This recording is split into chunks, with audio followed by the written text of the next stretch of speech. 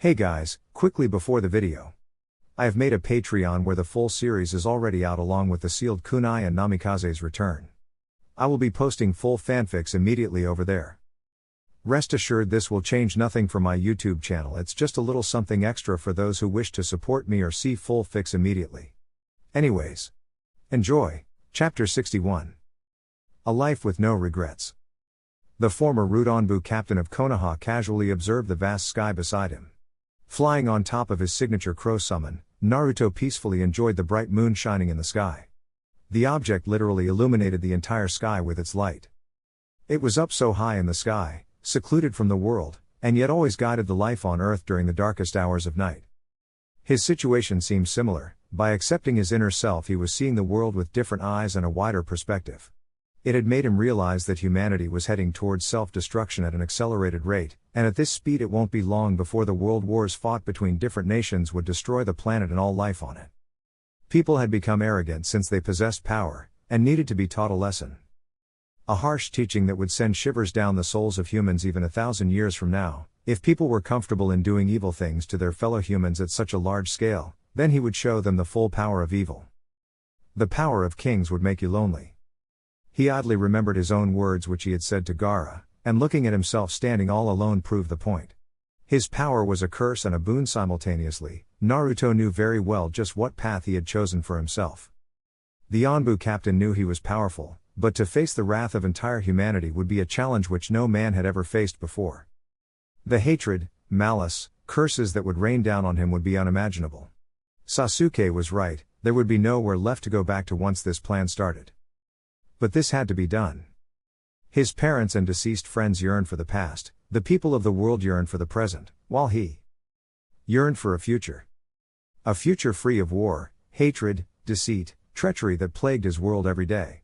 A future where young children are not taught to kill, a world where children can laugh, play instead of being taught to hate each other. He was not naive. He very well knew his plan would only bring peace for a millennium or two. As humans were never peaceful, and would find new reasons in order to wage wars. But even in that time, new Narutos and Sasukes will rise up. People who would bear the hatred and save humanity from itself, to make people understand how devastating war was. He actually missed the friendly fox which he had silenced with his visual powers. Kurama was a good friend, and even he accepted that the fox was only thinking about his well-being in a twisted way. But because Kurama was a friend, and a person close to his heart, was the reason he had to be silenced forever in the least painful way. The path he had chosen for himself was for him alone, the sin, the evil was his to bear. Kurama would hate him for doing what he did, and it would ultimately lessen the Bijuu's pain as he would know that he was forced to follow Naruto's will. That the boy who was his friend had turned evil, and was an enemy of the world. And this would be his final gift of mercy to his friend. Everything was now for Valkyrie. However, it was not going to be an easy task. Facing even one hidden village was a huge challenge. Destroying 5 of them along with the remaining smaller ones and their entire systems was a monumental task. He needed allies, powerful ones at that. Since he had subdued Kurama, the entire chakra of the Bijuu was now his to use. He was a chakra bomb, combine that with his variant skills. Then he was a one-man army itself, and if he even unleashed half of his clone powers, then it would be enough to level the battlefield for a few minutes. But why do so much hard work and stain your hands, when an even more easier way was available? Albeit a lot of shady work had to be done and months of preparation for that plan to be implemented successfully. Fortunately, he had a foundation ready to start his work. Grabbing his former Konoha headband, he looked at it one last time before throwing it down into the forest below him. Taking a deep breath, he closed his eyes. Memories of the past, whether they be good or bad, came back in his heart. His time with Kakashi, his former Konoha 11 group of friends, the happy times with Hiruzen, Konohamaru, and Miko, the training of Root with Shin, Sai, and many other friends and comrades. And most of all, the memories with Kurenai. With one final breath of resignation, he opened his eyes, which now regained their stoic, cold, uncaring gaze. Orphanage.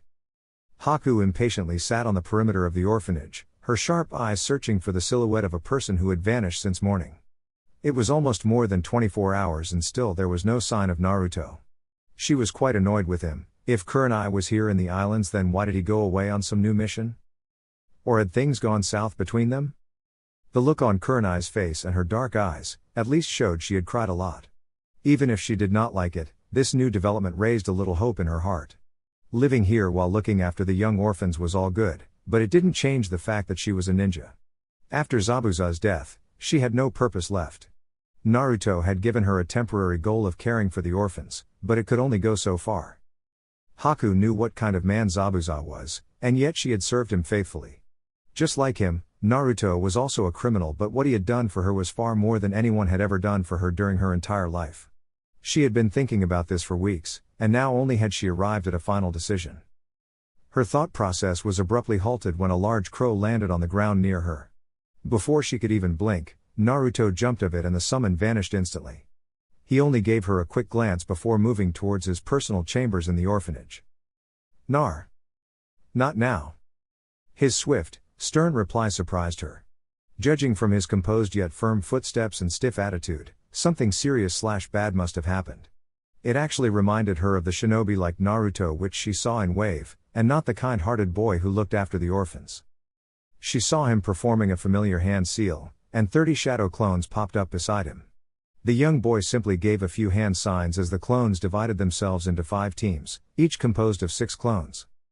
You all know what to do. Get to work, commanded Naruto. Haku was left speechless by this display of power. Despite being weakened, he could make 30 shadow clones? And watching those clones giving firm salutes, before disappearing in sunshines made her jaw drop. She really had underestimated his strength. Before she could get out of her stupor, he had already vanished within the closed quarters of his personal chambers. Damn, he worked fast. With Naruto. As soon as he stepped into the room, he sensed the presence of another entity. Analyzing the strange smell, and meat chakra radiating through this person left little doubt in his mind as to who he was. Get out here, Pakun, said Naruto sternly. The said surprised dog came out from the underneath of his bed. The creature just gave him a lazy stare. Guess even Kakashi's personal summon was like him. This is from you-know-who, instructed the tracker dog, gaining a nod from the blonde Anbu. Is that all? Asked Naruto seriously. Yup. Then our business here is finished. Have a safe journey, replied Naruto curtly, as Pakun merely smirked. As soon as the ninja dog vanished with a puff of smoke, the remaining energy vanished from Naruto's body as he crashed on an armchair. A small trickle of blood escaped from his lips, reminding him of the disease that was still active within him, just another thing that he needed to solve before moving forward.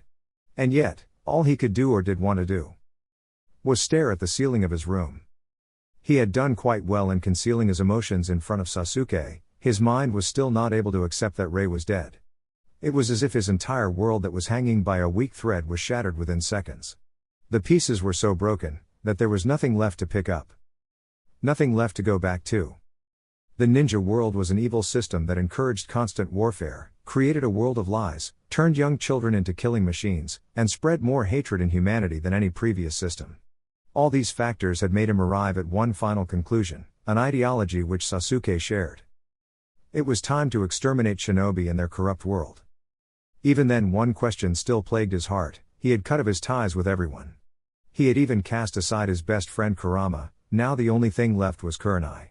He knew very well where her loyalties lay. Despite knowing the truth, her heart still beat for Konoha. She would try her very best to make him forgive the village and go back, and he might even do it for her sake. But Shin, Sai, Rei, his root comrades, he could not let their deaths be for nothing. If he ever had a child of his own, which would never become a reality now, he would never wish for that innocent life to come into such an evil world. For years, he had protected this orphanage from Danzo's clutches. One could even say, he was far more loyal to the children here than Konoha itself. And to see those very same children whom he had protected for so long, being forcefully turned into ninjas or get involved into the unstoppable violence of their world was a dream which he never wanted to become a reality. Valkyrie was supposed to make a world where no more Narutos or Sasukes were born. It was all for the children who were the future of humanity, and he would protect them no matter what. Naruto. He was suddenly snapped out of his thoughts when he saw Haku standing at his doorsteps. He wanted to say her to leave him alone. But somehow, he simply didn't utter a single word, which only made her step inside and arrive beside him. She simply came forward and sat on the right arm of his chair. Both of them still didn't say anything, preferring the silence over any talk until. What am I to you, Haku? Asked Naruto sharply, surprising her completely. Haku was just about to give a vague answer, when she noticed his eyes on her. Unlike before, this time he looked deadly serious. There was something in that gaze that was compelling her to say the truth and nothing else. "I like you." He simply stared at her curiously while her cheeks blushed red. As far as he was concerned, there was nothing in him that could make him desirable for any woman/girl. Moron. Thought the QB bemusedly. Sure, Naruto had severed their connection, but it didn't stop him from feeling the emotions in the boy's heart. The Bijou was pissed beyond words. He was the only one in the world who had a rough guess as to what the boy was planning to do. Who in their right mind would think it was best to unleash the worst apocalypse on the world? And for what? Saving worthless humanity from destroying itself? But then again, all Uchihas were screwed up in the head. With his current container also falling in the same category, and yet Kurama could only sympathize with the path the boy had chosen. If Naruto had made up his mind, then there was nothing the Bijou could do. He cared slim to little about humanity, but if he could have one wish, then it would be getting his friend back. Maybe, one day Naruto could forgive him, or at the very least talk to him one last time. And why is that? As far as I can remember, I have a reputation of being a traitor, criminal, butcher, beast. Now, why in the seven hells would you even have a single feeling for such a man? "I was the one who killed Zabuza, didn't I?" asked Naruto curiously, and was intrigued when she rolled her eyes in exasperation. "You only see your mistakes, don't you? You're such a pessimist," chided Haku playfully.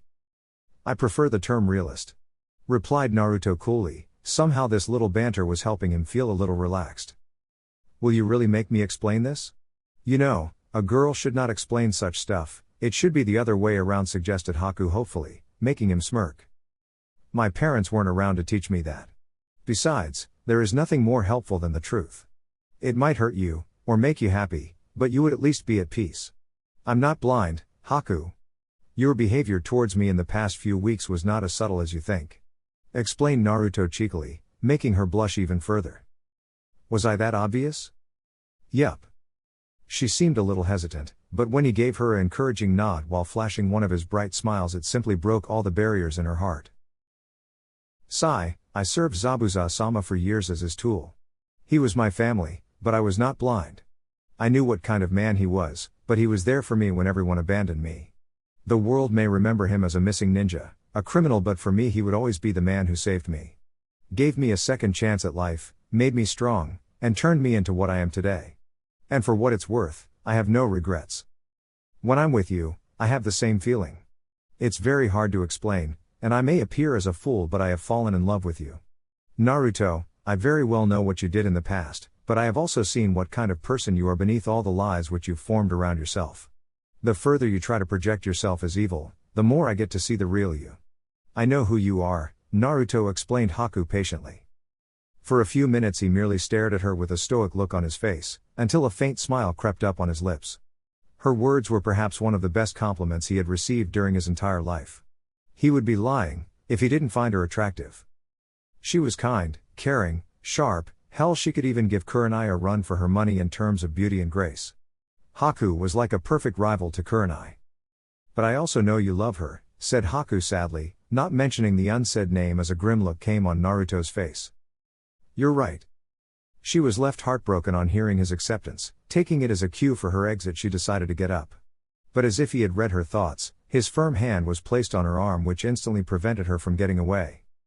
"But it also doesn't change the fact that we are not together anymore," said Naruto truthfully. If Haku was being honest with her feelings, then the very least he could do was reveal the truth to her. She seemed shocked on hearing those words as her eyes widened. Haku looked in his eyes and found no trace of lies, although he was certainly not happy with the turn of events. "Why?" asked Haku sympathetically. "She cannot follow the path which I have taken. Even if she could, I don't want that for her. Kurenai won't be Kurenai if I twisted her will for my sake. I loved her for what she is, and what she stood for, no matter how counterproductive it is to my plans. She was my first crush, first love, and in another life she might have been the woman with whom I would have spent my entire life. Hell, even now I so badly wish that it can be possible. But I have a far larger dream which needs to be fulfilled, no matter the cost. I have always loved her, Haku, and always will till the day I stop breathing. Yet, I can't be together with her anymore," explained Naruto honestly, making the girl beside him sad and happy at the same time. Sad that he still and would forever love Kurenai, and happy that he was really an honest guy who didn't cheat on a girl. Or try to manipulate their feelings for his benefit. This is my truth which I will take to my grave, if only for her happiness. Now, can you really have feelings for a guy who could probably never love you the way he loved his first love? Asked Naruto confidently. He was certain that he would have easily destroyed any feelings which she had for him. As a matter of fact, your admittance only made me love you even more, said Haku happily, a faint tear trickling down from her eye. Naruto was left speechless by her words. It was something which his young heart was simply not able to believe. How could someone love a person like him? He certainly didn't deserve such kindness, after all his failures and mistakes. What are you saying, Haku? Asked Naruto in shock. I know and understand that you will never love me or even see me with the same eyes like you did with Kurenai. She's something to you which I can never be in this life. Even then, I want to live a life with no regrets. That's why I want to walk by your side. You're precious to me, and I want to protect you no matter what. You may not love me yet, but I still want to fight for you. I want to make your dream come true. With you I truly feel alive and needed in this dark world. Will you please let me be by your side? Asked Haku politely, with a warm smile arriving on her lips. She was surprised when a faint tear slipped from his eye as he stared at her in disbelief. How can you even promise such a thing after everything I've done? Asked Naruto hesitantly. This girl was. Because I love you. For the first time in his miserable life, Naruto felt something which he never thought he would experience after his actions. Here was someone, a sweet girl who actually loved someone like him. Right there, his respect and feelings for her increased by a great extent. He simply didn't deserve someone like her. Yet, he could see how much he was important to her. He was her reason for living, her will to survive in this cruel world, someone who had brought light and happiness in her life, given her a chance to redeem herself.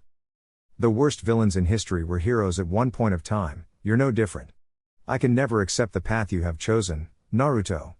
But it would be a lie if I said that I didn't care about you, even after everything you've done and will do in the near future. Damn it, your reason for changing this world justifies your actions to some extent. Naruto, what is your true goal? What will you achieve with all of this? Is Valkyrie the promised land for which you've fought your entire life? Thought Kurama worriedly. Looking at the boy right now reminded Kurama of the man who began this storm 15 years ago. The fox had been long around to know a few things about that boy, the one who too rebelled against the system of shinobi. One who fell prey to the dark side just like Naruto. The only difference was that Naruto still retained a part of his humanity. The question was, for how long? Perhaps it was a sign of good luck from Kami that there was someone like Haku who was willing to follow him, and be his light inside the darkness which he had chosen for himself. The Bijou was quite unnerved when he heard Sasuke's desire to do whatever it takes to win. That boy was certainly a hardliner, and knowing Naruto's soft spot for that Uchiha, he would have unanimously bowed to Sasuke's demands. But with Haku, Naruto could still be himself even if a little. He may perhaps not have any friends left, but with this girl he would not suffer the pain of loneliness again. Her newly rising role in Naruto's life also gave Kurama hope, that perhaps one day Naruto could feel the need of his fox friend again. Until then he would wait in the shadows, watching over the boy. Hoping his desire to change the world does not come at a high price. Kurama was relieved when a serene smile came on Naruto's face as he flashed one of his brightest smiles to the sweet girl before him, who was now one of his close friends and one who had a not-so-obvious crush/love on him. Haku, thank you. Few hours later. A mad chuckle escaped from Naruto's lips as he read the letter which Kakashi had sent for him. So Princess Karen had finally started having doubts that her master, Danzo, was missing or perhaps dead. She was also in on the rebellion and seizure of power in Konoha, and since she didn't receive any word from a single root operative over these weeks, she would have assumed they had failed and were eliminated. Only one person had the power to stop the rebellion so quickly, and it was him. And Karen knew this. So, he was not only a witness who knew a lot about her dark secrets but was also a shield that was protecting Hiruzen Sarutobi. This offer of pardoning all his crimes in return for selling out Hiruzen seemed quite good. But just like her, he too had a personal grudge to settle. The nightmare of his 30 soldiers being killed in Operation Thunderstorm still plagued him till this day, the way Isane and her squad died trying to overthrow Danzo. They were his subordinates, his soldiers who were his responsibility. An eye for an eye. Karen was directly responsible for the death of his subordinates, for her selfish ambitions of killing her own brother and gaining a reason to invade Land of Woods. 30 young children had to die. And if there was something which he hated, was the senseless killing of young children. So, she had finally decided to sink her claws into the affairs of the village. It only further strengthened his resolve to destroy this corrupt world and create a far better system in its place. Since Karen so badly wanted to dominate everything, even his fate, it was time to give her a taste of her own medicine. Her dream was to create an empire, with Fire Country ruling over the entire world. What better way of revenge could be than stealing that dream, while making the bitch pay for her crimes? He would make Danzo's brutal death seem merciful in comparison to what sickly ways he was going to use to torment her before silencing her forever. Activating his Mangekyo, an evil grin crept up on his face. Karen, you truly like playing the devil. Then, it's time to show you what a true devil is. Chapter 62. Declaration of War. Tsunade was just performing her regular routine of developing the cure, while on the other side of the room Nono seemed to be working on the last stages of the new set of eyes which were meant to be transplanted into Naruto. She had to admit, at first glance the sweet nun didn't seem like a ninja to her. The Senju heir was in for quite a shock, when she discovered that not only was the woman the best medic of Root, but had also worked under Orochimaru for a few years when he was still loyal to the village. To think her ex-teammate was also a part of Root in the past. That explained her mastery in modifications like cloning, genetic mutation, cell growth, organ production, and so much more. That sly Naruto. Not only had he provided a safe haven for the orphan children, but also secured a prodigy like Nono as his backup. While she may not be as good as a healer like Tsunade, her abilities as a scientist were quite formidable. It only proved to her that Naruto always had a backup plan, no matter what. A trait of a good ninja, and one which any Anbu captain worth his salt should have. Is it a good time? She was quite surprised when the person of her thoughts stepped inside the small lab. Her gaze shifted to her blonde relative who was dressed in a strange outfit. Instead of wearing his usual Anbu outfit or mission gear, he was wearing a dark black shirt that fully covered his arms. The symbol of the Uchiha clan could be seen embedded on its back. Below he could be seen wearing plain blue-colored pants, and instead of his regular combat boots, there were a pair of sandals. But that was not the surprising part. What intrigued Tsunade was the cloak that he was wearing. To the naked human eye and even to trained ninjas, it may appear as just a plain dark black colored cloak with high collars. But to a Sanin like her, nothing was invisible. As such, she could see the camouflage swastika symbol implanted on the chest portion of the cloak. On the backside there was a camouflage design in the form of an eagle which had spread its wings. His large sword was strapped across his waist, ready to be unleashed at a moment's notice. Strangely, he had no pockets for storing any kunai, shuriken, or exploding tags. But he did have a strange seals on his wrists. And now came the real surprise. For the first time since she had seen the boy, never once had he taken off his face mask. Now the mysterious object was missing, and was instead replaced by a red-colored scarf that was hanging around his neck loosely while concealing the lower portion of his face right up till the nose. His long silky blonde hair were now freely falling over his face, effectively covering his left eye, while a few loose strands were also falling over the right one. There was no Konoha headband on his forehead or anywhere else. "Naruto?" asked Tsunade in surprise. The said boy merely smirked on seeing the gobsmacked expressions etched across the two ladies' faces. He idly gave himself a short pat on his shoulder for achieving the desired result. He was awesome. "Like the new look?" questioned the smiling Anbu captain. Before Nono could even think of a proper answer, Tsunade beat her to the punch. "Hell yeah, this is way better than those lame Anbu outfits and even more lamer mission gears of yours," exclaimed Tsunade boisterously, which resulted into Naruto face palming hard on the floor. Nono even heard the boy say they were not lame, just different, which only made her chuckle. Picking himself of the floor, he turned his gaze towards his teacher and long-time accomplice. Due to years of knowing him, Nono didn't need to ask a single question as to why he was here. "The clone eye is ready, and the same can be said for the original which you borrowed from Danzo. Do you want to start the operation soon? You will have to rest for a week after that, and you won't be able to open the blindfolds I'll place on you. New eyes after operation can tend to be extremely sensitive, and this pair is quite special. It took me months to prepare them and a lot of money. So I'm not letting you screw up anything, am I clear?" asked Nono sternly, her voice sounding like a mother scolding her child. In return, Naruto flashed her one of his bright eye smiles. He really seemed quite happy these days. Whether it was real or he was faking it, the action certainly eased Nono and Tsunade's concern for him.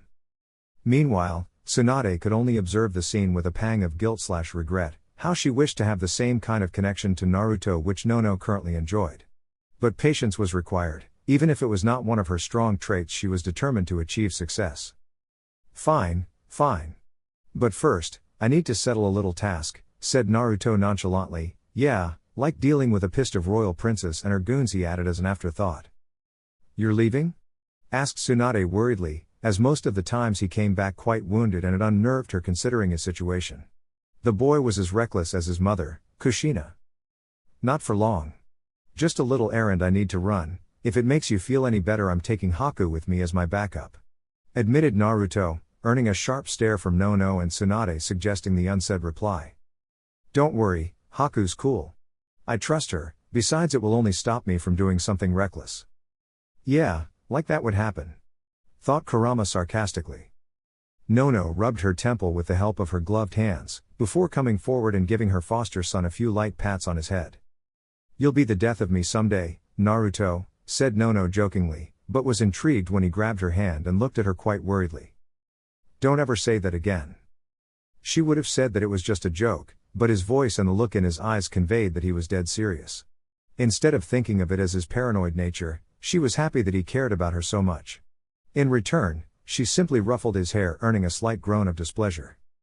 Aw, you're so cute, Naru-chan. Team. No need to be so grumpy, you're such a baby. A light cough interrupted their little banter as both of them sheepishly noticed that there was another person standing in the room.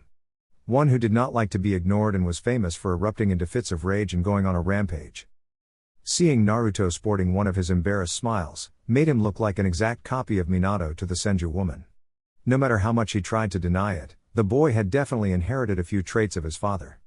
His handsome looks and charming smiles being one of them. Oops. Nono merely rolled her eyes on seeing Naruto's childish response, while muttering a silent moron. The cure's ready and I can start healing you with it. Although it would take a couple of sessions for the virus to be completely neutralized and removed from your system. Naruto, I am not gonna lie, this operation can also kill you. This cure contains the cells of Hashirama Senju in it. Konoha had once tried to implant these cells into its shinobi in order to manifest my deceased grandfather's Makuten, but it was a complete failure, and most of the people died or were paralyzed, or simply lost their minds, explained Tsunade seriously, as he merely smirked. It'll work like a charm, said Naruto confidently. How can you be so sure? Asked Nono curiously. Because I did some research of my own. And if the information is correct, then I am one of the few people in the world who can survive such a fusion. I am related to both Uchiha and Senju, and if it fails then I'm dead either way. We don't have a choice, said Naruto flatly. But Tsunade was stopped when he placed a reassuring hand on her shoulder and gave her an encouraging smile. Damn it, he had to stop doing it. That stuff was so working on her. You're the best medic and finest kunoichi in the world, I have full faith in your abilities, reassured Naruto happily, making her smile as she gracefully accepted the praise showered on her. It did feel nice to be acknowledged for her skills and appreciated for all the hard work she had put in. She was intrigued when he gave a short glance at Nono, and without another word the woman left the room in order to give them some privacy. That woman was quite smart and understood Naruto easily. I know I've not been around much, and we haven't talked much. I need to talk to you about something important. Is it okay with you if we can have such discussion after I return? Asked Naruto politely, which only made Tsunade smile as he was finally taking initiative in building a rapport between them. Sure, I look forward to it. Replied Tsunade happily. Tsunade was surprised when he took out a bottle of sake that he had been hiding within his cloak. Judging from the widening of her eyes and the excited grin coming on her face was enough to show that she liked the newly revealed drink of the gods. Well, I'm not too much of a drinker, so I don't know if it's good or not. But the bartender did say that this was the best brand he had. It's not much, but please accept this as a small gift for everything you've done for me, Tsunade-sama, said Naruto gratefully. Never in his entire life had he seen a woman who was so excited to see an alcoholic drink, and Tsunade accepted his gift quite eagerly. She was staring at the bottle for an entire minute, like it was made of pure gold, which only made him chuckle. His laugh only reminded her that he was there too. Oh, where were her manners? But was it good to offer Naruto a drink when he was merely 15? Fuck it, he was Anbu captain. No worry over getting drunk a little, it'll only relieve some of his stress. Although Naruto had easily read her thoughts from the expressions on her face, and decided to explain something. We'll have a drink when we have successfully completed my surgery. This bottle is only for you, I have a spare for our little celebration later. explained Naruto calmly. You know, you're as charming as your father. Suan cursed herself when she saw the happy expression instantly vanishing from his eyes and was replaced by a stoic gaze. She could literally feel the air in the lab turning cold. The pressure in the room rose, reminding her that she may be a Sannin, but Naruto was also an S-rank ninja. A dangerous one at that. And she had just pressed a sensitive issue. Way to go, Tsuan. Cursed the blonde Sannin. I'll see you later. With his swift, cool answer he quickly exited from the room, leaving behind a frustrated Tsunade, who was quite furious at herself. Outside the room, Haku was currently leaning against the wall, and had heard the entire conversation. She was also wearing the same uniform as Naruto, so gathering these supplies was the reason he had sent his shadow clones yesterday all over the island. While also getting a gift for Tsunade. He was so caring about others that were close to his heart, which only reminded her how much she loved him. She could clearly see in his eyes that things like love and affections were far from his primary goals. He was living for his dream, and she intended to make it a reality. No matter what it was, that was her only goal now. You ready? The ice user was brought out of her thoughts when she saw Naruto standing beside her, a serious expression visible in his eyes. Yeah, let's get this over with, said Haku casually, as he raised one of his eyebrows. You do know we're getting into something dangerous, right? Asked Naruto doubtfully, but she simply rolled her eyes. I've been a missing ninja for a far longer time than you. I know how this works. Answered the girl flatly. He merely stared at her for a few seconds before giving an affirmative nod. Without another word he started walking towards the exit of the orphanage while she followed behind him. Naruto, what is the reason behind this new uniform of ours? This thing's draining my chakra, said Haku seriously, as she pointed her finger at the swastika symbol on her cloak. These are custom-made cloaks, and they're not draining your chakra. Rather they are storing it. It's not just a symbol but a hidden seal that stores chakra. One of the biggest drawbacks during long-drawn battles is when a ninja runs out of their chakra. If that happens, this seal will replenish your supplies back to its full capacity. But you have to regularly feed your chakra to keep it full and working. Explained Naruto briefly, as she stared at her new uniform in an entirely different manner. But it also raised another question. Where did you get this? The black market is a very resourceful place if you have the right contacts and ample amounts of money. Both of which I possess. These sure didn't come cheap, so look after it carefully. Any more questions? Asked Naruto patiently, as she blushed a little on being treated like a little girl. But didn't say anything as he was simply answering her questions and advising her to value the new tools given to her. Reaching outside, he stopped in the open field before performing a series of hand seals at a speed which was far faster than Haku's very own. When he was finished he slammed his hand on the ground, and there was a large puff of smoke, after which a large crow appeared in front of them. Let's roll. 4 hours later, near Kaminehima Pass. As I thought. Haku didn't understand why he said that. Both of them were currently seated atop the summoned crow and were flying at least a few hundred feet high in the air. Naruto had clasped both of his hands together and seemed to be concentrating profusely. Was he a censor as well? Haku, it seems Fire Nation is hell-bent on finishing me off. There are at least 400 to 500 enemy forces down there, more than half of them are ninjas. While the rest seem to have strong energy in them, stated Naruto cryptically. But weren't you supposed to make a deal with some princess which can allow you to go back to Konoha? Asked Haku curiously. He had barely explained a few points of this mission and that was it. She didn't feel the need to know more when he said that it could prove to be too dangerous for her, if she knew more than necessary. The only thing she was concerned with was his safety, that's all.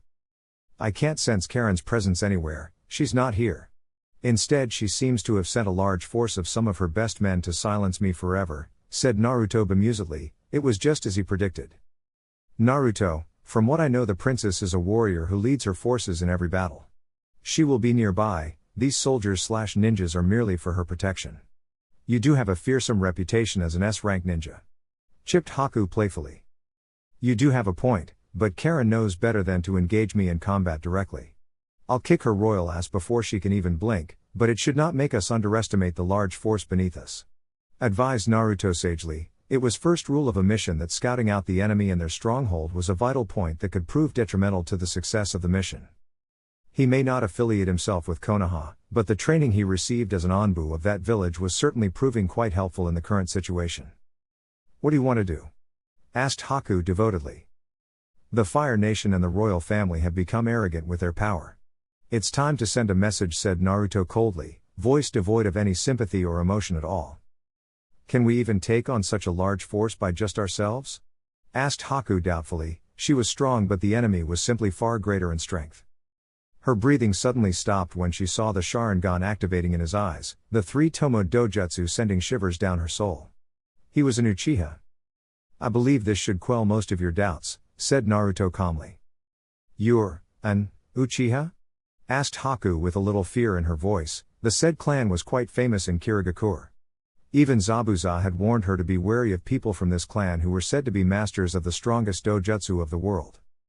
It also explained how Naruto was able to take on so many Anbu when he defected from Konoha. His chilling gaze was still fixed on her, and he leaked some pressure in order to get her back to her senses.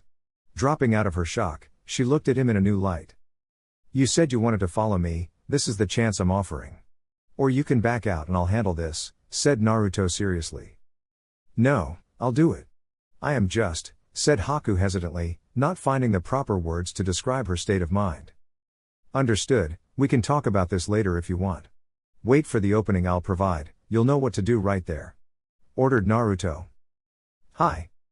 With one last nod, he surprisingly jumped off the bird. Haku quickly looked down in fear only to see him freely falling towards the ground. Falling from such a height would kill him. What the hell was he thinking? She lowered the crow a little and was further surprised when he simply slid across a tree trunk when he reached the ground, and with one flip he was back in the open field that was Kaminehima Pass. And not a second later, he was surrounded by a large force of 500 enemy soldiers. What the hell are you, Naruto? Thought Haku in fear. With Naruto. The hundreds of soldiers that were currently surrounding him were all glaring at him murderously. Their eyes filled with hatred and venom, so they were quite motivated. They were further infuriated when Naruto merely chuckled a bit. So, I guess your coward princess wet her panties. Commented the Uchiha distastefully. Several of them tightly gripped their weapons on his aggressive remark, some of them were even about to retort back at him when their eyes landed on his Sharingan. Right then, he unleashed a massive amount of killing intent that made many of the enemy soldiers take a step back in fear. Naruto closed his eyes for one last time, resigning to his fate as this was the moment that would change the world forever. For Valkyrie. He saw a bulky commander dressed in samurai armor ordering his men to charge towards him. Several ninjas and royal guards jumped right on top of him but were surprised when he simply vanished in a flock of crows. Where is he? Check your corners. A low whistle interrupted the baffled soldiers and they saw Naruto appearing high in the sky. How he managed to reach that position was another question that plagued their mind. But it was already too late by the time they looked up. The reason was the several senbon which Naruto had fired towards them at a rapid pace, while also performing a series of hand seals. Senbon Kage Bunshin no Jutsu, Senbon Shadow Clone Technique.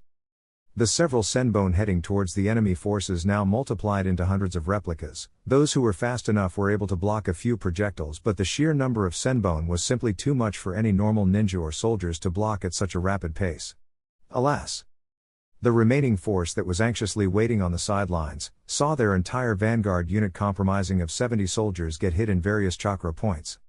And like flies the men started dropping on the ground. The enemy commander grit his teeth in anger, and made a signal. Archers. 2 entire squads of the Royal Army's archers stepped forward and marked their weapons at Naruto, who was now falling back towards the ground. Fire! Naruto's Sharingan spotted quite a lot of deadly arrows flying straight towards him. The amount of speed and precision of this attack was quite formidable. Just when the projectiles were about to hit his body, he performed another hand seal. Kawarimi no Jutsu, Substitution Technique. Quickly replacing his body with a large chunk of wood, he evaded the projectiles. In mid-flight he saw a few sensors pointing the enemy force's location, and saw a rather large platoon heading towards him. Unsealing a series of smoke bombs from his hidden pocket within his cloak, he quickly threw them in his defense. The huge explosion of smoke did well in stopping the enemy's charge towards his position. Using the momentary advantage he rapidly shunshined into the thick wooden forest area. Taking refuge on top of a large tree branch, he carefully observed their movements. It wouldn't be long before the enemy sensors pinpointed his location, and he would rather prefer not to use his Mangekyo and other large destructive powers. He had an ulterior motive which had to be fulfilled from this battle. Even the 70-something enemy whom he had hit, were not dead but simply knocked out cold. When facing overwhelming enemy force, diversion tactics and stalling are the best options, thought Naruto tactfully. With a plan forming in his mind, he crossed his fingers and created 7 shadow clones. All of whom shared the same look as him, and knowing the plan which he had formed in order to deal with the enemy force. It was vital that he prevented the ninjas from using any kind of ninjutsu, or more dangerous taijutsu. His skills in physical combat had surely improved, but against a fully trained taijutsu specialist, he could be facing quite a problem. If not for his Sharingan advantage, he would probably never pass the root trials due to his low skill in that art. But he did make up for this deficiency with his ninjutsu, genjutsu and kenjutsu skills.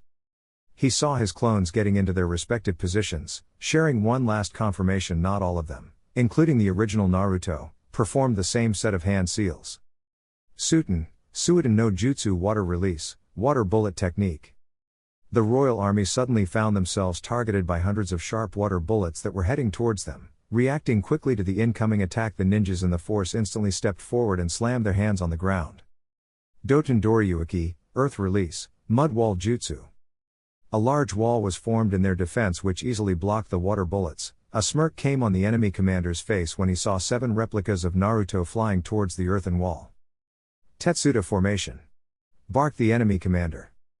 His soldiers quickly jumped on top of the earth wall, and with great precision launched a volley of spears, arrows, kunai, shuriken straight towards the clone squad. The enemy was quite surprised when a smirk appeared on the faces of the clones. Bunshine Daibakua, clone great explosion. Unanimously the clones blew themselves up, creating a large explosion, generating a powerful shock wave which not only sent the weapons heading towards them in different directions, but also made the enemy soldiers who had fired them and were standing on top of the earth wall crashing towards the ground. The sound of chirping birds echoed across the entire area, and from midst the smoke screen created by the explosion emerged the real Naruto, hands glowing with a strange electricity as he smashed his lethal attack straight through the earthen wall, shattering a large portion of it to pieces. The shocked enemy forces, who had yet to recover from the impact of the explosion and its successive shock wave, found themselves facing the real Naruto. A few soldiers tried to move in order to stop the blonde devil, but he had already waved his electrified right hand in the air. Chidori Senbon. With the help of his precise Sharingan, Naruto fired hundreds of electrified Senbon-type attacks over the entire front line of the enemy force. Due to being in close range, many of the ninjas were directly hit by the attacks in their chakra points, making them collapse on the ground. The few who did manage to use their weapons as shields against his new version of Chidori were in for quite a shock when his attack tore apart those weapons before hitting vital chakra points. Not giving them a chance to launch a counterattack, he quickly made a handstand with the entire weight of his body lying on his right hand, while the left hand freely flowed in the air. I bet you haven't faced shock combat in your lives, too bad for you, thought Naruto deviously. Chidori Nagashi, Chidori current. In a radius of 700 meters in every direction, sharp electric current lit up the already wet soil, acting as its conductor. The enemy commander now understood why he had fired those water bullets at them. He and a few sharp warriors saw what Naruto was about to do and jumped high in the air.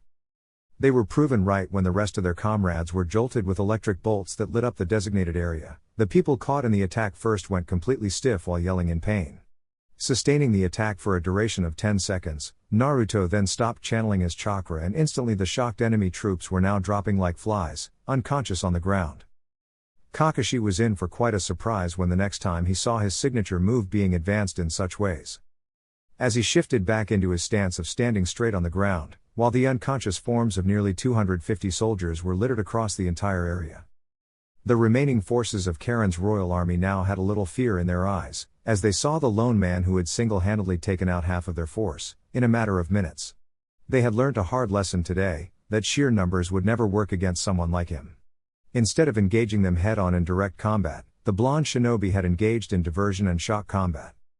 The enemy commander was a tall man, having a large mustache. His dark brown hair were tied in a long ponytail. His large form combined with his samurai armor was enough to intimidate many warriors, but even he felt himself losing a little confidence when facing someone like this boy. He has effectively stopped us from using any ninjutsu against him. The entire area is now filled with the unconscious forms of my soldiers. If we attack with large, destructive attacks, my unconscious men will get caught in the crossfire. I barely have any Genjutsu users left. We can only engage him in close quarter combat. Let's hope our overwhelming numbers would allow us a momentary advantage, thought the enemy commander tactfully.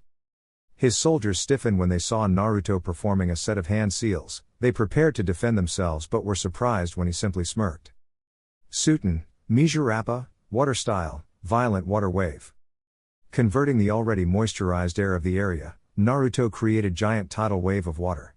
But instead of firing it at the enemy forces, he shifted his aim and fired it high in the air like a rising fountain. The attack simply rose higher and higher in the air, and just as he predicted, the enemy had seized this slight advantage by considering he misfired the jutsu, and were now charging towards him. Only if they knew that it was over. With Haku, the former Kiri ninja could only stare in disbelief as she saw Naruto fighting against his opponents. A new fear also rose in her heart when she saw what Naruto was truly made up of. She knew he was strong, but his sheer intelligence was equal in terms of an Anbu captain or even higher. Instead of relying in brute force, he fought smartly with quite brilliant tactics. Now she understood how Zabuza got defeated. She doubted he had even used more than 5% of his power, and this was his abilities while being weakened? So, he really could back up his status as an S-rank ninja, after all. You'll know what to do when the time is right. Haku remembered his words, and seeing the rising fountain in the sky, was her cue to step in and finish the fight.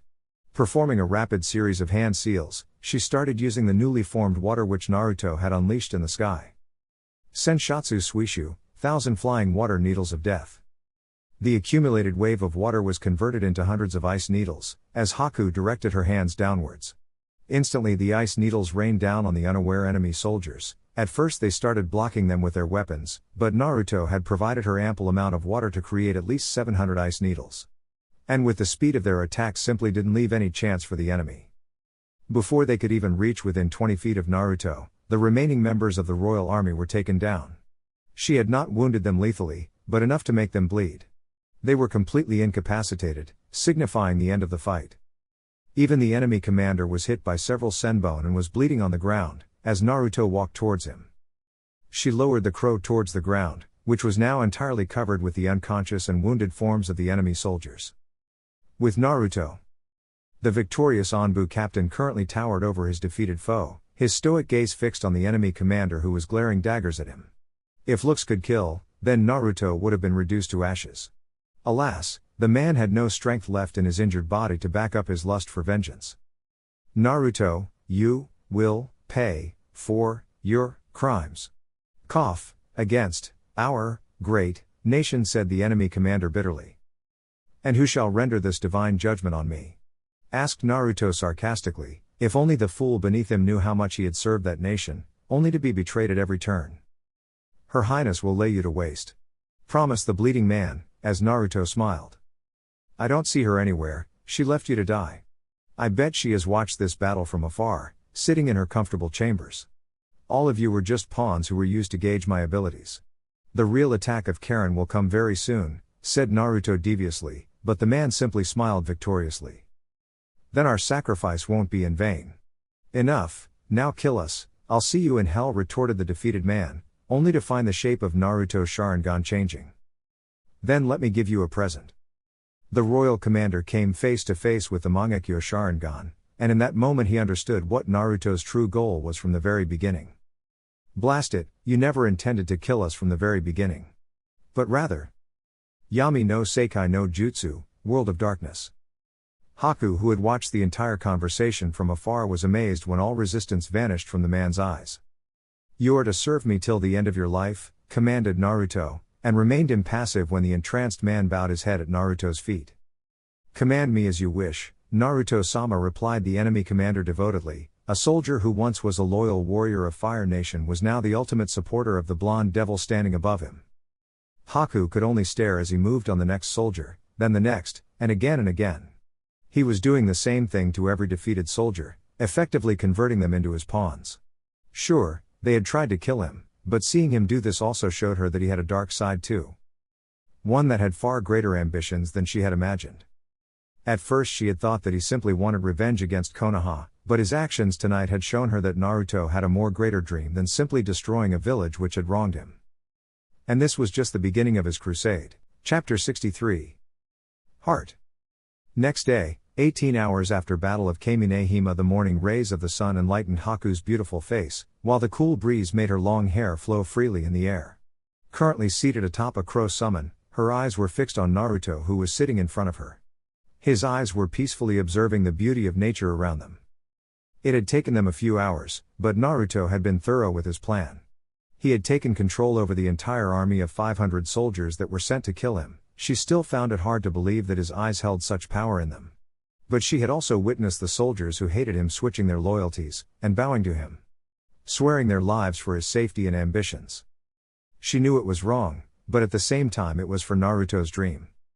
"You have to find your own answer, Haku," said Naruto knowingly, breaking her chain of thoughts. She looked at him for a few seconds, before a tired sigh escaped from her lips. All of this was simply too much for her to accept in such a short amount of time. "Was this the reason you brought me with you? To make me see what your true plan is?"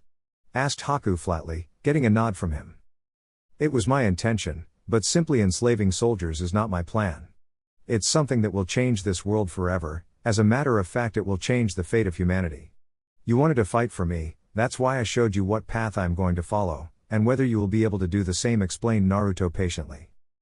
"And if I refuse? Will you do the same thing to me as you did with those men?" asked Haku directly, her eyes looking straight in his own.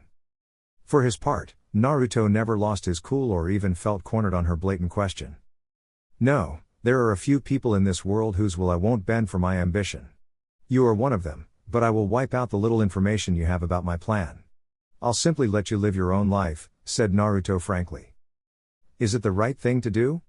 questioned Haku doubtfully. "There is no right or wrong in this world. What's correct for me may be incorrect for me. The only thing that is true in this world is wish," said Naruto calmly.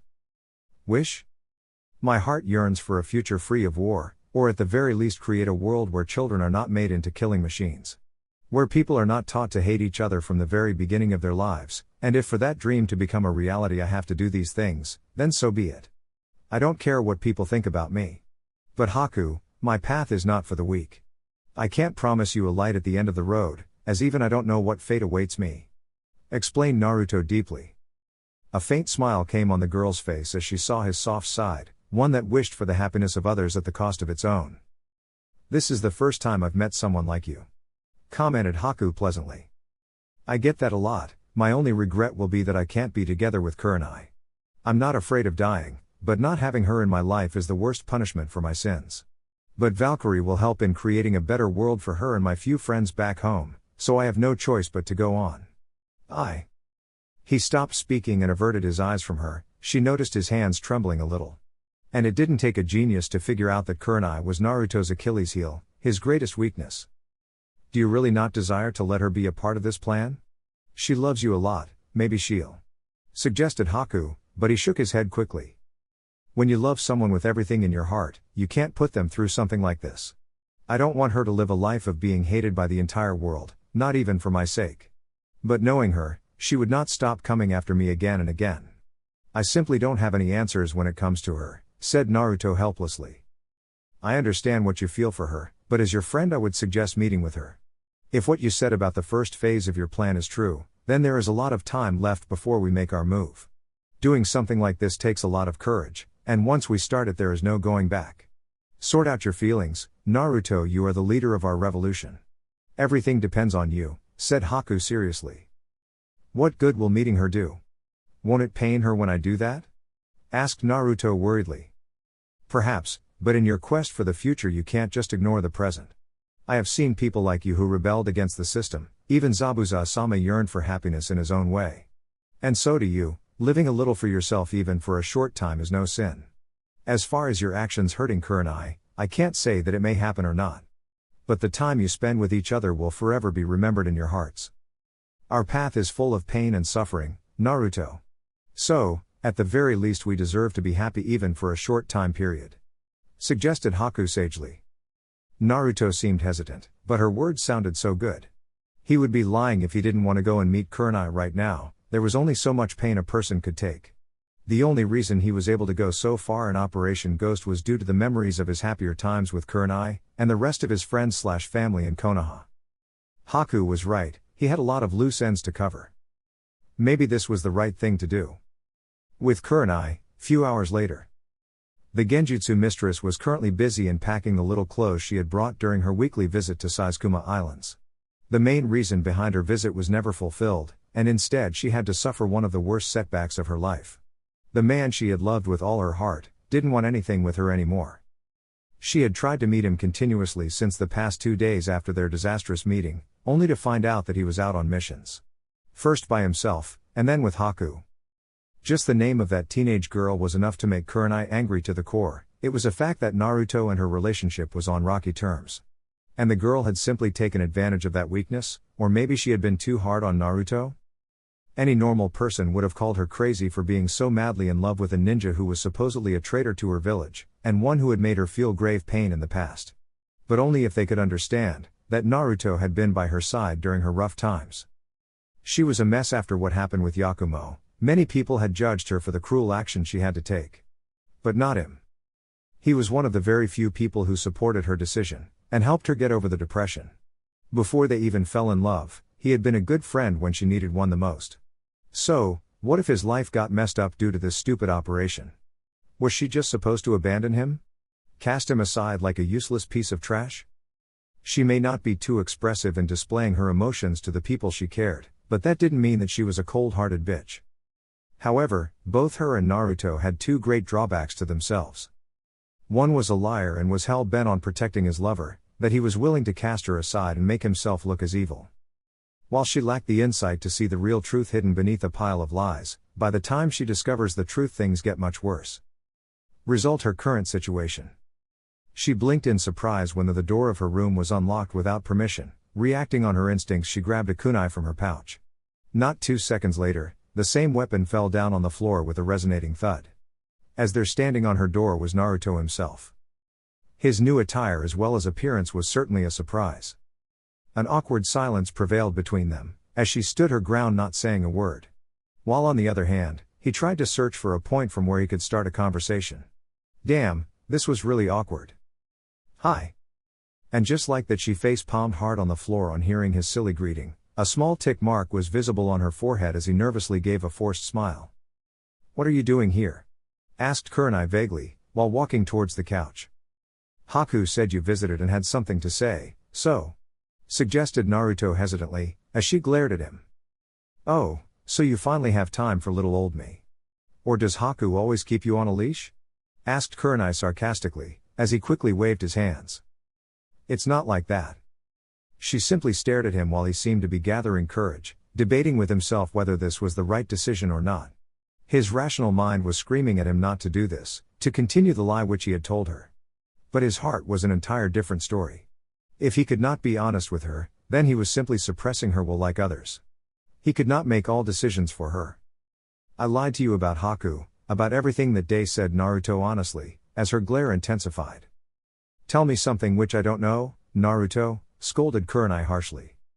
She was further irritated when he didn't say anything, and just stood there like a child who was being scolded by a parent.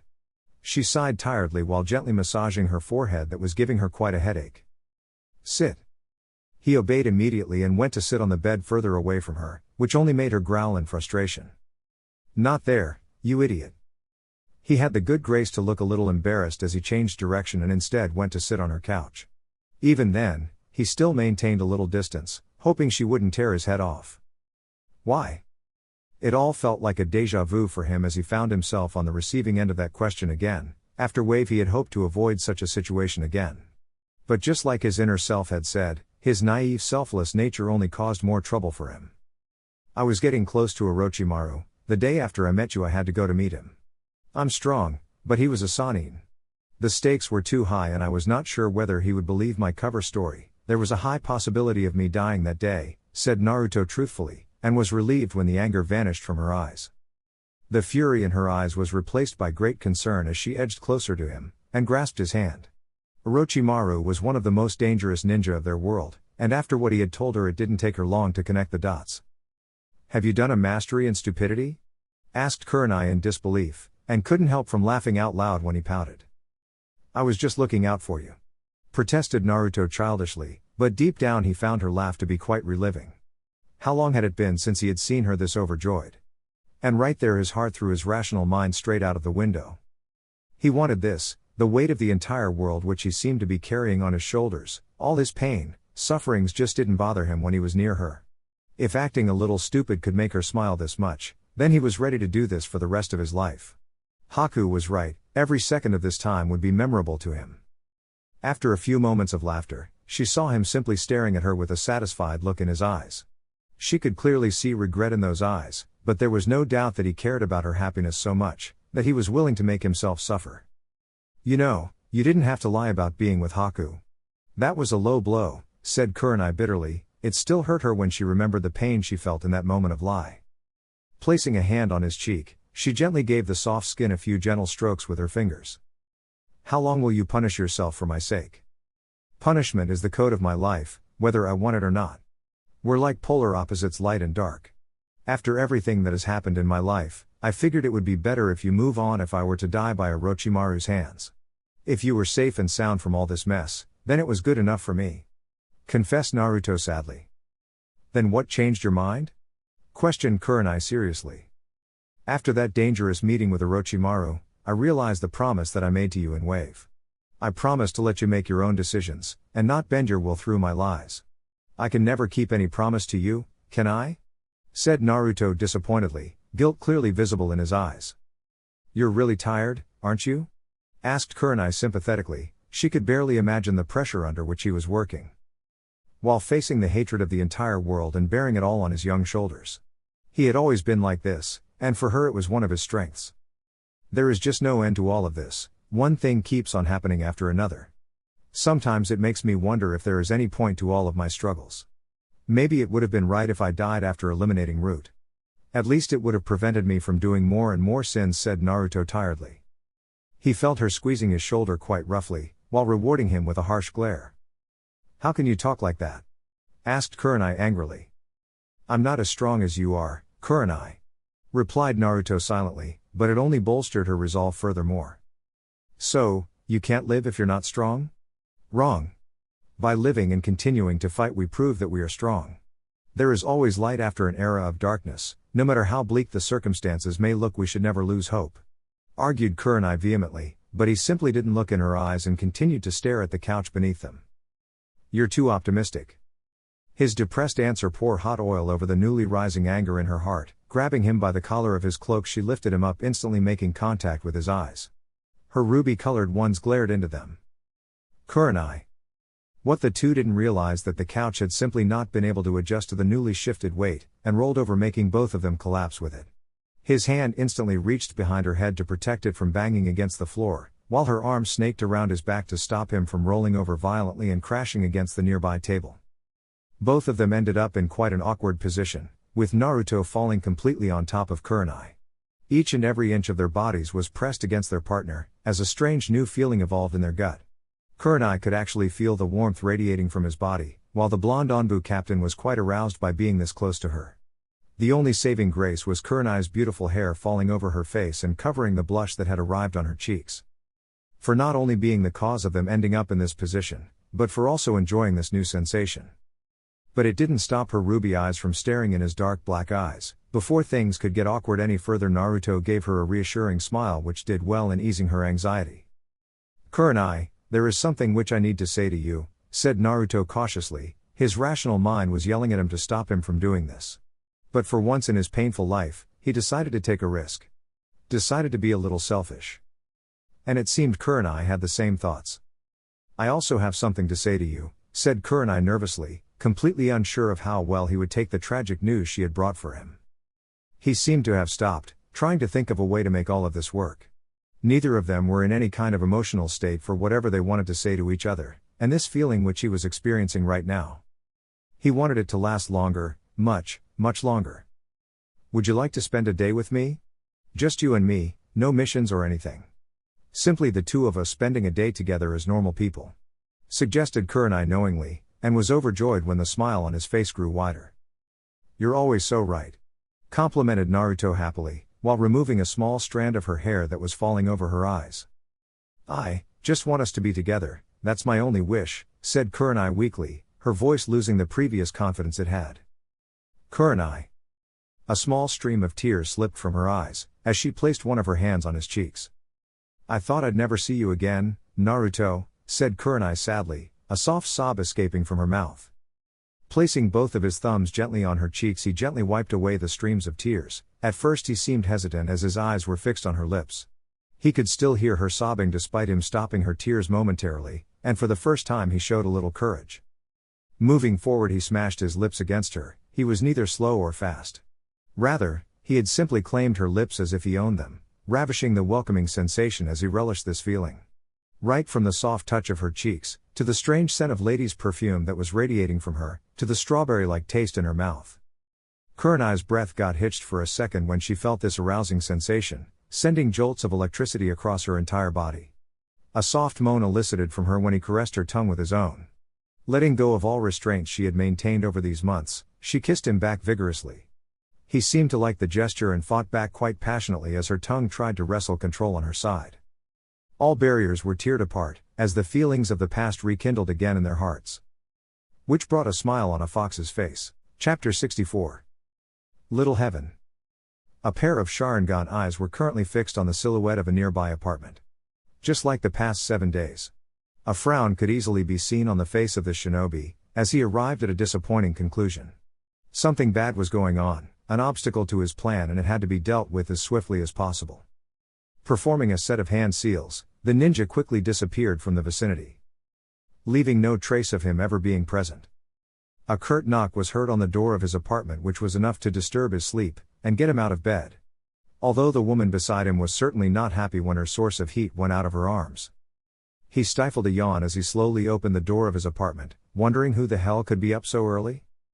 He certainly feared it was not a man dressed in a green-colored jumpsuit. Huh? Kakashi was visibly surprised when, instead of Guy, he saw a very familiar but least expected person standing on his doorstep. Sasuke? Asked Kakashi in surprise, getting a nod from the young Uchiha. Kakashi figured it was the boy's way of saying good morning. By now everyone knew Sasuke was not a person who liked to talk much. He rather talked through his actions. You need something? Asked Kakashi lazily, while blocking a pillow thrown at him and Sasuke by a sleepy, disgruntled Anko. Sasuke simply arched a bemused eyebrow, but that expression vanished when he saw Kakashi narrowing his gaze. Geez, the guy was overprotective of his woman. Besides, it would be a cold day in hell before he ever felt anything remotely romantic for a sadistic bitch like Anko. He rather preferred someone more elegant. An Uchiha had certain standards to maintain, after all. Hello? Seeing Kakashi wave his hand in front of him was enough to disrupt his thought process, and he decided to get back to work. I'll make this simple so you can go back to her rather quickly. Where's Kurenai? Asked Sasuke directly, never mincing any words. For a minor second he saw surprise just about to appear in the copy ninja's eyes before he schooled his features. But Sasuke's eyes had seen enough to determine that Kakashi knew where she was. Why are you asking? Questioned Kakashi nonchalantly, asking as if it was the most simple question on earth. What do you need from her? At this hour in the morning? Retorted the copy ninja suspiciously, as Sasuke shrugged his shoulders. I need her help with my genjutsu. Since she's the captain of our force and part of my old team, I want her help. I wouldn't have bothered you guys if I knew where she was, but Kurenai's not at her home since the past few days. Is she on a mission? Because if she is, I'll just ask the Hokage and not bother you further, explained Sasuke coolly, never losing his composure despite Kakashi's firm gaze fixed on him. After all, he had just sent the ball back into Kakashi's court. He had already verified that Kurenai was out of Konoha, and neither was she on a mission. It only left a selected few outcomes, none of which were too acceptable to him, knowing she was someone's Achilles heel. Knowing lying would only raise further questions, Kakashi decided to play the impassive card. Maybe she went somewhere. You know, the force is on standby after our victory in Wave. Maybe she took some time off. Don't worry, she'll be here soon enough, said Kakashi vaguely. The 7-day window which he had arranged for Kurenai was ending today, and it won't be long before people started noticing. She was the captain of a fucking force, and a newly minted hero in the eyes of the public. Questions were soon going to fly. I see, I'll take my leave then. Sorry for disturbing you, said Sasuke calmly. I'll see you later, Sasuke, replied Kakashi with an eye smile, as he slowly shut the door.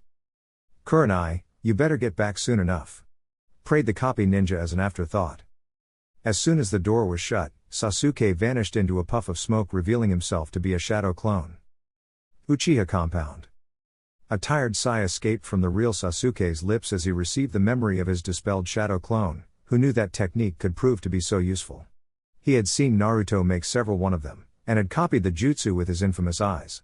The only thing he lacked was the chakra reserves, which he got when his Mangekyo activated, and put in weeks of training. He could now make at least 2 shadow clones. More with the help of energy pills. But right now his attention was only fixed on one thing. Kurenai Yuhi. He at least acknowledged that woman is someone who could be considered as a friend, but it would be a mistake to think he would spare her if she came in the way of Valkyrie. As a matter of fact, anyone who came in the way of Valkyrie would be dealt with mercilessly. For their plan to succeed, he needed Naruto. He needed his friend's powers. Naruto was the stronger one among them in terms of powers, but he was extremely vulnerable. He could be easily compromised if something was connected to Kurenai. He had thought about this for days, ever since both of them made a pledge to create a new world. And after a thorough analysis, he had arrived at a final conclusion. Kurenai Yuhi had to be put in the ground. She was an anomaly, an unpredictable weapon who was the biggest threat to Valkyrie. He didn't trust a word that came out of Kakashi's mouth. Something bad was going on. He could feel it in the air. Dressed in his clan's uniform, he put a dark hooded trench coat while placing a lethal crossbow on his back. He had a wild guess as to where she was right now. Saizukuma Island.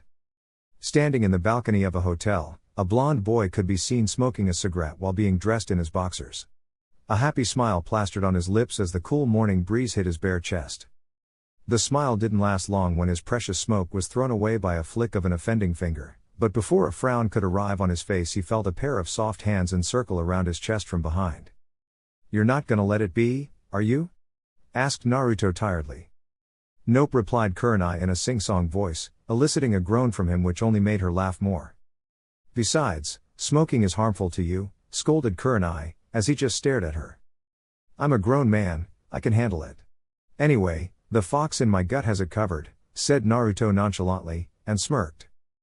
"I'm not your fucking servant," growled Kurama, but stopped when he realized that he technically was a slave right now. And it seemed Naruto knew it, resulting a smirk arriving on his lips. "Damn you, and your hip cool attitude," cursed the QB. Kurenai simply shook her head in exasperation. This was one of his habits she didn't like, but tolerated it to some extent, and since he was not lighting up another one she let it slide. "So, what you want to do today?" asked Naruto curiously, trying to divert her attention with a cheeky smile on his face. "Maybe a romantic movie, there's a good one in the theaters this week," said Kurenai excitedly, showing her childish side for the first time. Naruto resisted the urge to slam his head on the railing. The mere idea of something like that was repulsive to him. "Chicks," muttered Naruto knowingly. "Did you say something?" asked Kurenai curiously, as he quickly gave a false smile. Sure, why not?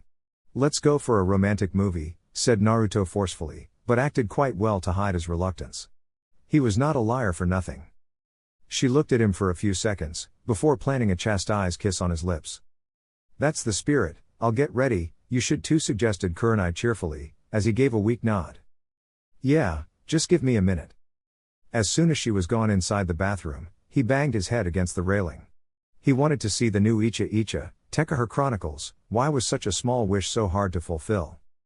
It actually made him miss the times when he went to see those movies with Kakashi, and was even sometimes joined by a disguised Hiruzen. Good times.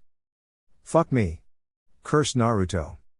Right there a small pool of poop landed on his nose, as the cackling of a crow could be heard in the sky. "Aho, idiot. Aho, idiot." Naruto was left dumbfounded, his mouth agape in shock before the pent-up frustration took its toll on him. "You've got to be fucking kidding me," screeched Naruto. And it was enough to bring a victorious smile back on Kurama's lips. The reaction of his container was too priceless. Few hours later. Coming out of a theater after watching the said movie, one could easily see a satisfied smile on Kurenai's face. She had loved the damn thing, while snuggling up to him the whole time. While Naruto had to do everything in his power, just not to get up from his seat and kill the writer who wrote the stupid shit called a story. And to his misfortune Kurenai noticed it, and pinched him lightly. "You didn't like it?" "It was so good," boasted Kurenai, as he just nodded. "No, it was good. lied Naruto, as she rolled her eyes. Come on, out with it, said Kurenai knowingly. She loved playing bossy and Naruto had practically given her free rein today. Oh, she was definitely going to enjoy this. After watching 3 hours of that frustrated movie, Naruto jumped on the chance to raise his displeasure. You call that a romance story? The girl with whom the hero ended up with barely had any development, hell they hardly had any screen time during the entire movie. Sure, she loved him, but where was the fucking romance in the entire movie?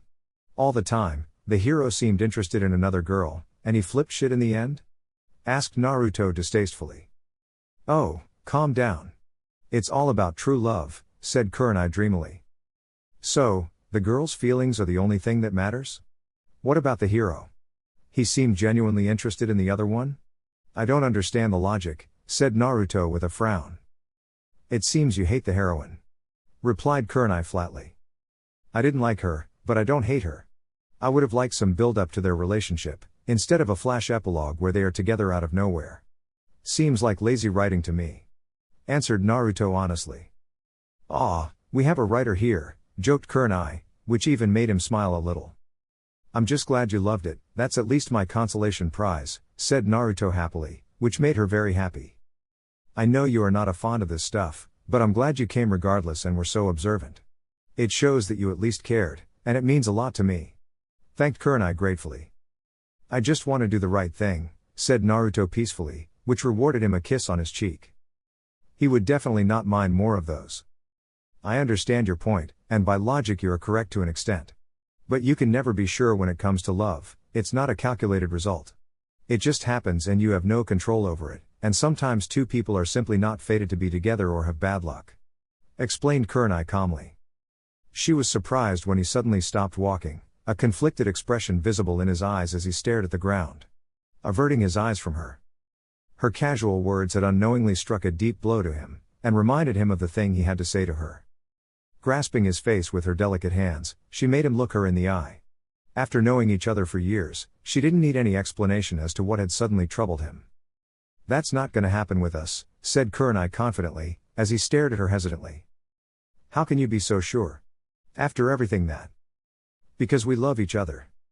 Her confident reply was the right thing which he needed, the little kick that had kept his hopes alive all this time. Besides, I'm a sucker for happy endings, I'll damn well make sure I have one. I promise you, said Kurenai challengingly, as he gave a happy nod in return. You sure? Asked Naruto teasingly, as she lightly punched his arm. Damn right I am, even if I have to drag your ass back from hell itself. Never doubt a woman's conviction, and certainly not of one who is in love, said Kurenai sagely, as he raised his hands in surrender. No argument there, Kurenai-sama, retorted the blonde boy, making her chuckle. I could definitely get used to that title, joked Kurenai. Aha! Both of them continued walking together, having their fun every now and then until Kurenai noticed a poster on a nearby wall. A wicked idea coming in her mind. She merely nudged Naruto, and his eyes practically popped out of his sockets when he saw that poster. Wanna go? Offered Kurenai with a smirk on her face. If he could bear a romantic movie, then she could also do this for him. She was surprised when he instantly grabbed her and planted a passionate kiss on her lips, completely uncaring about the bemused stares of the people near them. You're so awesome, Kurenai-chan. Town Square, few minutes later. When she had expected him to be excited on coming to a rock concert, she had not expected him to go batshit crazy. It was quite surprising and embarrassing for her to see him jumping like a kid who had arrived in the most awesome candy store. He was cheering, yelling in her opinion, jumping excitedly. Doing everything a young teenager his age was supposed to do instead of bearing the weight of the entire fucking world on his shoulders. It pleased her seeing him enjoy like this, it made her know more about his likes as well. The sound of a wild tone from the lead guitarist echoed through the entire stadium, and the crowd, including little old Naruto, screamed in joy. Woohoo! Kurenai had to place her fingers in her ears in order to prevent her from going deaf. How could someone enjoy this loud music? Duh, obviously the idiot beside her. Although it did irk her when she saw Naruto eyeing the female guitarist as if she was a goddamn princess. Listen to the music, Kurenai-chan. Have you heard anything so sweet? Asked Naruto a little too happily, as she narrowed her eyes at him. Jealousy evident in her eyes, she wanted him to only look at her like that. Oh, she could always use that. But for now, she would enjoy teasing him. "You know, if you two want to get a room just let me know, Naruto," said Kurenai sarcastically, expecting him to blush madly and start apologizing or explaining. Instead, Naruto looked at the female guitarist more passionately. Two could definitely play the game, and see who drops the ball. "Oh, don't listen to her, Akeno-chan," said Naruto teasingly, and turned his complete attention to the rock band. "Hey," yelled Kurenai indigently. She nearly lost her balance when Naruto swept her off from her feet and placed her on his shoulders, and it didn't take long for a rather embarrassed blush to come on her cheeks. "How long is this concert?" asked Naruto loudly, the music of the band getting louder and louder. "2 motherfucking hours," screeched Kurenai, as her ears nearly went deaf. "Highway to hell. Highway to hell." The lead singer Akeno and her support started singing loudly, with Naruto following right behind while bouncing up and down. Completely forgetting that Kurenai was seated on his shoulders. So, she did the only thing she could. "I'm gonna kill you motherfucker Naruto." 2 hours later. Oops. Naruto barely evaded the punch which a disheveled Kurenai sent his way. Her hair were a mess. The charming Masakura makeup of hers was completely ruined, and what was most dangerous was her hand that was painfully grabbing her sore ass. Oh, he was so dead. "Oops? You call that a fucking oops?" yelled Kurenai madly, while sending a plastic bottle at his head. And he was evading everything she sent his way, which was only serving to increase her fury. Kurama and the tourists on the island were chuckling hilariously as the couple ran through the streets and alleys. Well, Naruto was doing the running part with Kurenai hot in pursuit. Now with a rather large stick in her only free hand. "Kurenai-chan, calm down. I'll massage your ass for you," yelled Naruto thoughtlessly. He was definitely shell-shocked when he looked back again, only to see not only Kurenai but a horde of rather pissed off women with similar sticks in their hands running towards him. And they were getting danger close. "I'll shove this stick so far up your ass, where even the sun won't shine," promised Kurenai murderously. "Hell yeah. Shanaro." "I'm so dead," muttered Naruto worriedly, until an idea came in his mind. Kurenai and her newly established woman brigade were surprised when Naruto stopped running, and turned towards them. Hands raised in the air as a sign of surrender. "Hey, are you ladies part of a woman's right agency or something?" asked Naruto dumbly, as Kurama face-palmed inside his cage. "Hell yeah, you pervert!" screeched the so-called leader, with Kurenai giving him an evil glare promising a lot of pain. Until... "Look, there goes Masashi Kishimoto, the publisher of Icha series," said Naruto victoriously, and pointed his finger at the famous personality. Who was strangely signing autographs demanded by men, made him wonder about the man's tastes. Naruto laughed hysterically when the woman brigade instantly turned their predatory gaze upon the infamous publisher of Jiraiya's books. The man had the sense to start running, although Naruto doubted Kishi would be escaping from this one unscathed. "Hey, I did give him a head start. Although I do wonder if Jiraiya won't kill me," mused Naruto. And right at the same time, outside of a hot springs in Konoha, a Sanin loudly sneezed. Which in turn, gave away his secret position used for peeping on women. Talk about coincidence at best, both publisher and writer running for their lives. Made you wonder about the fate of the next novel. "I'm awesome," proclaimed Naruto proudly. He freezed when Kurenai grabbed his ear. Damn it, he forgot about her. "I beg to differ, and so do they," said Kurenai very sweetly, as Naruto fearfully looked back. Only to find almost every man in the entire island standing behind him, glaring daggers at him with their murderous eyes. "Fuck, save me," thought Naruto comically. The only thing he received was the snoozing sound of the Kyuubi peacefully sleeping inside his cage. Kurenai simply turned towards the mob of men, while pointing a finger towards the cornered Naruto. "Sick boys. No. Island entrance." Standing atop the gates, was a tall man wearing a rather large trench coat. A crossbow visible on his back, as he stared at the large island in front of him. His Mangekyo trying to search for his target. It's time to end this. Chapter 65. The choices we make.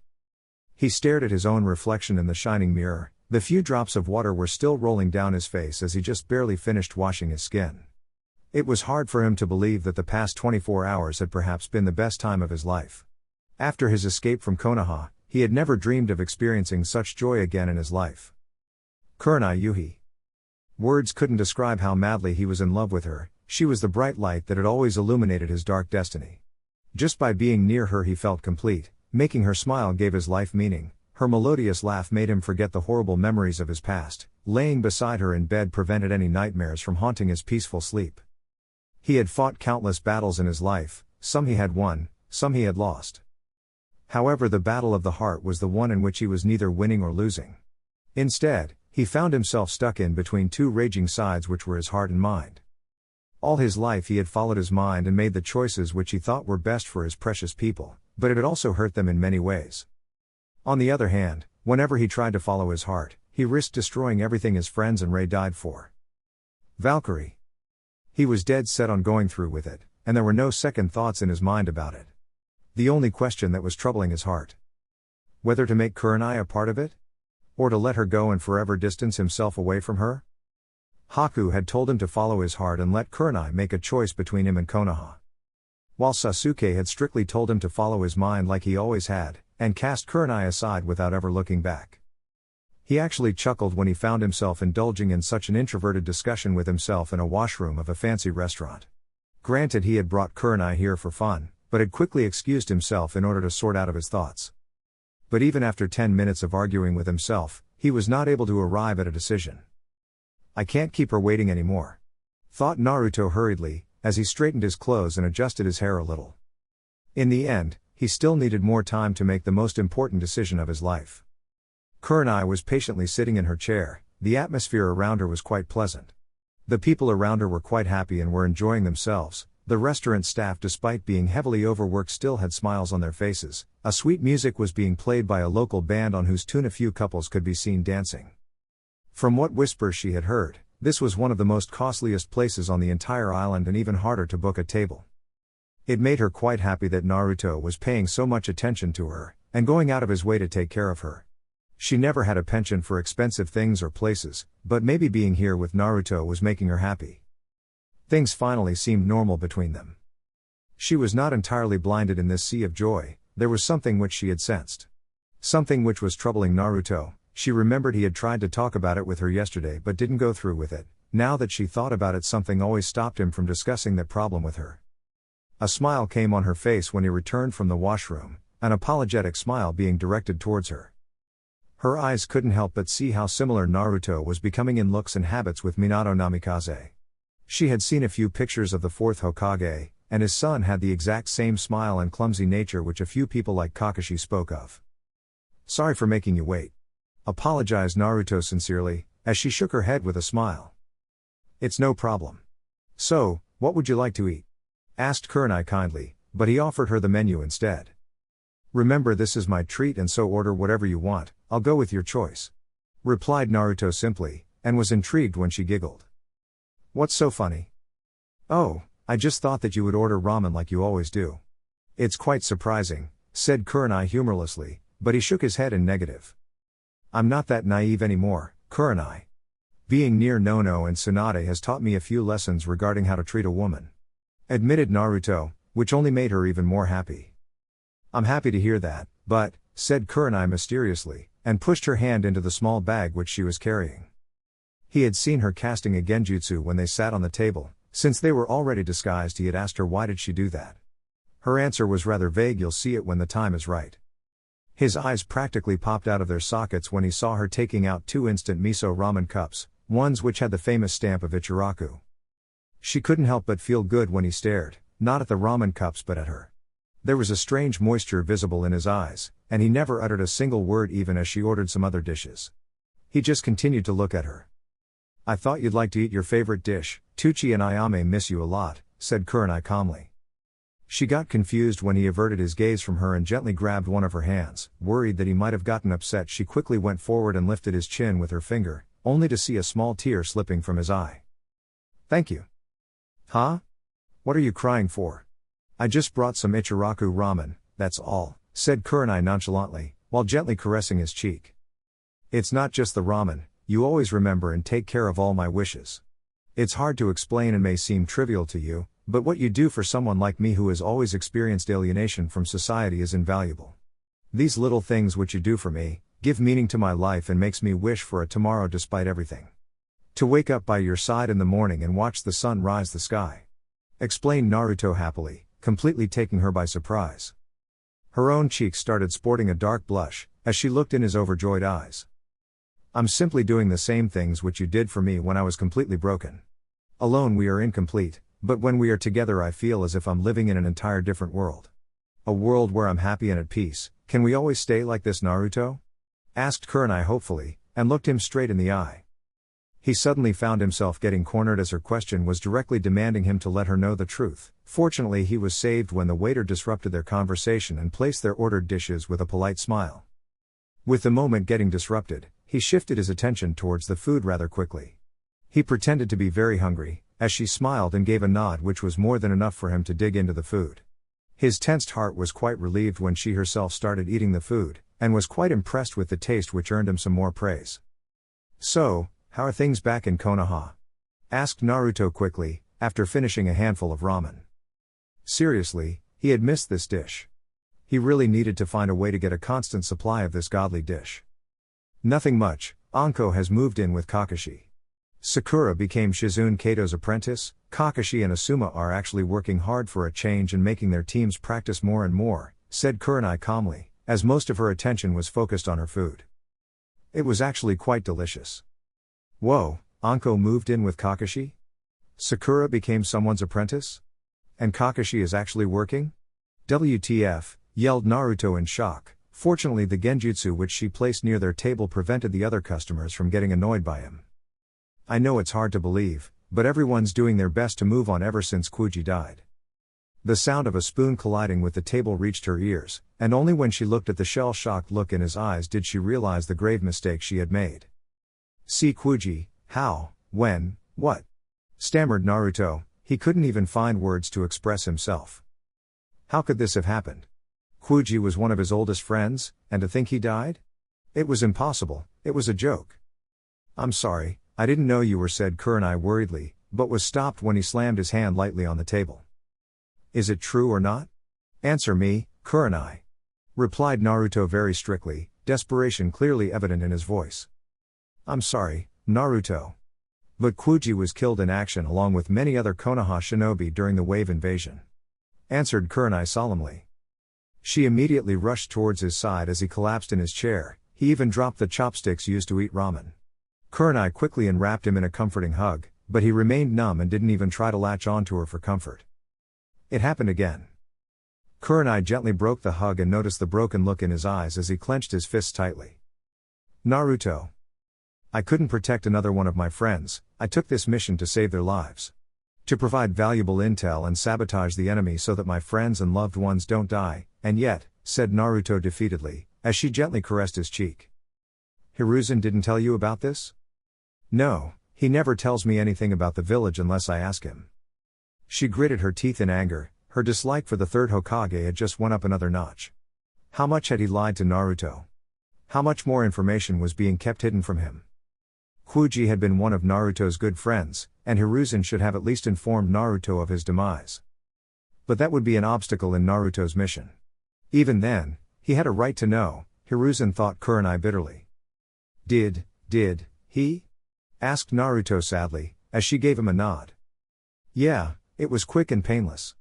Kuji died an honorable death, said Kurenai sympathetically. However, she was violently shocked when his mangekyo flared instantly, a sea of anger and hatred visible in his powerful eyes. There is no honor in dying.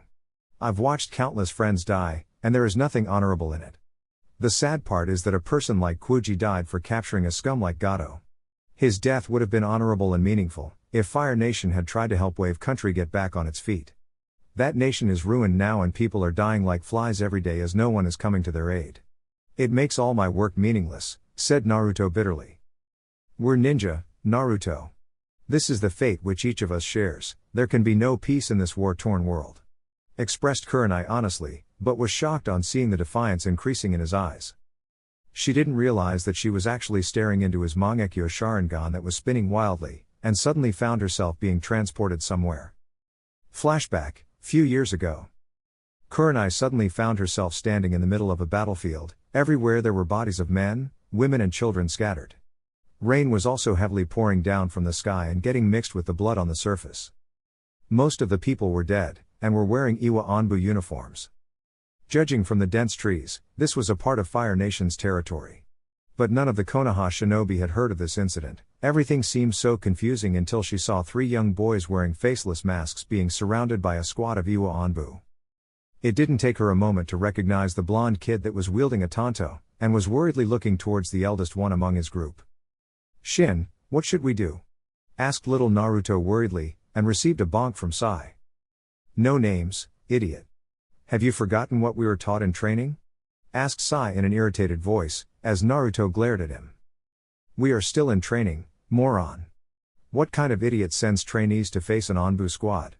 seethed Naruto, instantly silencing his friend. "You two stay back, I'll handle them," said Shin calmly, and shot a glare towards a protesting Naruto. Kurenai was left speechless when Shin, who was barely 1 or 2 years older than his teammates, quickly killed the 5 Iwa Anbu after a fierce kenjutsu battle. She also counted the 20 other bodies that were lying around. A few of them had faceless masks like Naruto.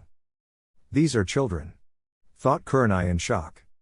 She saw one of the kids was still alive and coughing up blood. Was this the kind of training Naruto went through in Root? Naruto, Shin and Sai quickly came running towards the injured girl who had a stab wound in her chest and was slowly fading into darkness. "Squad, leader."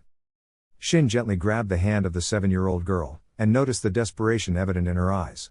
All of them were trained to some extent in healing arts, but even a novice like him could see that there was nothing he could do for the girl. And it seemed she knew it too. "Psycho," said Shin gently, as Sai continued to send medical chakra to her wound in order to make her end peaceful. "Was I useful, too, Konoha?" asked Psycho tiredly, as Shin caressed her cheek. "You did great, and your sacrifice will be remembered. Psycho, your spirit will stay with us and give us strength. I swear to you, one day we will bring peace to this violent world," promised Shin. "She's gone." Shin looked towards Sai and then towards the girl who had her eyes closed and a small smile was visible on her lips. "Squad leader, we are forbidden from expressing emotions. I'll dispose of her body," said Sai flatly, but Naruto grabbed his shoulder. "We will bury her and our comrades," argued Naruto defiantly. "The protocol states to burn our bodies and spread the ash in the air. We are Anbu, disposable assets of Konoha. Don't forget your place, one day we shall share the same end," answered Sai bluntly, as Naruto took a few steps back. Kurenai saw the pain and helplessness in Naruto's young eyes as he saw the bodies of many of his comrades, the ones he had trained with for months. His eyes then shifted towards his shaking hands as he collapsed on his knees. "The basic training is over. You 3 will advance towards the advanced course now," announced a new voice. Kurenai turned around and saw Danzo Shimura standing on top of a large tree, his cold eyes observing the 3 survivors of his organization. "Danzo-sama, this was an act of war. Iwa must be made to pay for such a transgression," suggested Shin calmly, as he bowed before the supreme leader of Root. The said man merely shook his head as a small smirk came on his face. "These were not Iwa Anbu, cadet. These were simply prisoners whom had escaped from the Konoha Central Prison and whom I captured for this exercise. A real Anbu is something else. It would be futile to waste resources after those assets who are not even able to take out low Chunin level criminals," said Danzo stoically, and pointed towards the deceased Root child soldiers. "So, this was a test? A test?" asked an infuriated Naruto. The next second he was knocked unconscious by Sai, who bowed in front of Danzo. "He's not in the right state, Danzo-sama. We will recondition him and present ourselves for advanced training on your command," replied Sai obediently, receiving a silent, thankful nod from Shin. Danzo observed the 3 children with a critical gaze, but when Shin and Sai didn't flinch, he gave a nod and disappeared from the battle arena. "You saved him, Sai," said Shin, thankfully, making the pale-skinned boy sigh. Kurenai couldn't believe what she just saw. There were rumors that Root had performed many bad things to young kids during its tenure in the Third Great Ninja War. Naruto had even told her that he was forced to kill his best friend as a final test. Shin, was that the same boy which she just saw? Her eyes saw the 3 children now sitting on the edge of a small lake. Shin and Sai were throwing rocks into the water while Naruto was dead silent. "Did you mean it?" Everyone was surprised when they heard those words from the silent boy. Shin looked towards his friend only to see him staring in his eyes. "Yes, I believe one day we will achieve peace not just for Konoha but for the entire world. It may seem impossible now and many people won't agree with us, but if we keep trying then one day we shall succeed. Explained Shin patiently, while ruffling Naruto's silky hair earning a glare from the boy. I don't know, Shin. But I have your back. Replied Sai flatly. How? We can barely defend ourselves against criminals? How can you even dream of such an absurd thing like peace? Asked Naruto angrily, the pain of losing his comrades evident in his eyes. While power is necessary, you need to have faith in your dream. And I can't achieve my dream without your help, Naruto, said Shin kindly, surprising the little boy. Me? Asked Naruto in surprise, as even Sai was intrigued and watched the conversation with more interest. You're strong. I don't know why, but I have a feeling that one day the power which you possess shall help in guiding this chaotic world towards a better future. Don't lose faith, said Shin encouragingly, diffusing the pent-up anger in the little boy's heart. Why do you want to bring peace for the whole world? Can't we just get it for ourselves? Why is it even important? Asked Naruto curiously, his innocent eyes clearly staring into his hero's eyes. He has a point, Shin, you're stronger than us. Our trainee comrades respect and adore you, logically you are the bridge that is guiding us towards a better future. Suggested Sai calmly, his sense of logic overriding his emotional thoughts. Kurenai noticed the elder boy staring at Naruto for a few seconds, a knowing smile could be seen on his lips. It was as if he knew something, the other two kids didn't. I am merely a pillar that supports this dream, my town was destroyed by rogue ninjas. My people and family were killed, I hated the entire world for what happened with me. I wanted nothing more than to destroy every other village when Danzo-sama recruited me. A heart full of hatred, that was the old me. But being here in Root, I learned that pain is same for everyone. Our nation has also committed grave atrocities on our neighbors, and they retaliated in kind. This world is caught in a cycle of vengeance and only the dead have seen the end of this war, that's why I want to change it. It's what I want with all my heart, explained Shin patiently, and saw young Naruto listening to each and every word. They saw Naruto's eyes fixed towards his trembling hands. The fox hates me, it says it will kill everyone I love. That it will take over my body one day. Admitted Naruto nervously, as Sai grabbed his hand. The fourth Hokage's seal is perfect, that beast is telling lies. He's not in charge of your body, it's you, reassured Sai seriously. I want to support you, Shin Niazan. But I don't know if I can control this power you speak of, it's scary, said Naruto worriedly, as the older boy smiled and grabbed his other hand. Don't worry, you have us. Me and Sai will help you control this power, for as long as it takes, said Shin confidently, as a relieved smile came on the blonde's face. Promise? Yeah, I promise. A young boy dressed in Anbu uniform was currently laying flowers on a grave, a small cross was stabbed into the ground with the name Shin written on it. The falcon-masked boy was idly staring at the ground. Shin, you broke our promise, said Naruto sadly, as his fists clenched tightly. Kurenai didn't know what was going on, but if these were the memories of his life en route then she had made a grave mistake in understanding him. Looking back now, she could clearly understand why he turned out like this. I can control my power now, but it also took your life. He knelt down and picked up a handful of sand from the grave, and looked at it with determination. Danzo is planning something big, I don't know what it is. But I will keep our promise, I will bring the peace you wanted, there won't be any more sacrifices like you guys. Promise, Naruto. Flashback end. He backed away on realizing that she had been caught in the spell of his eyes unknowingly, which in turn had made her witness the same memories which were being remembered by him. And in that moment he knew that her entire outlook towards him had changed. But she didn't need to know about that pain any further, so he quickly picked up his chopsticks and gave her a fake smile which Sai used to show sometimes. Ah, the food's getting cold. I'm so hungry. Lied Naruto, and tried to pick up his ramen. If only he knew that his lie was not going to work this time, as she forcefully grabbed his hand and made him put the chopsticks back on the table. Kurenai-chan. Was all that true? Asked Kurenai silently, with her head bowed towards the floor. He didn't know what was going through her heart, nor could he see her face.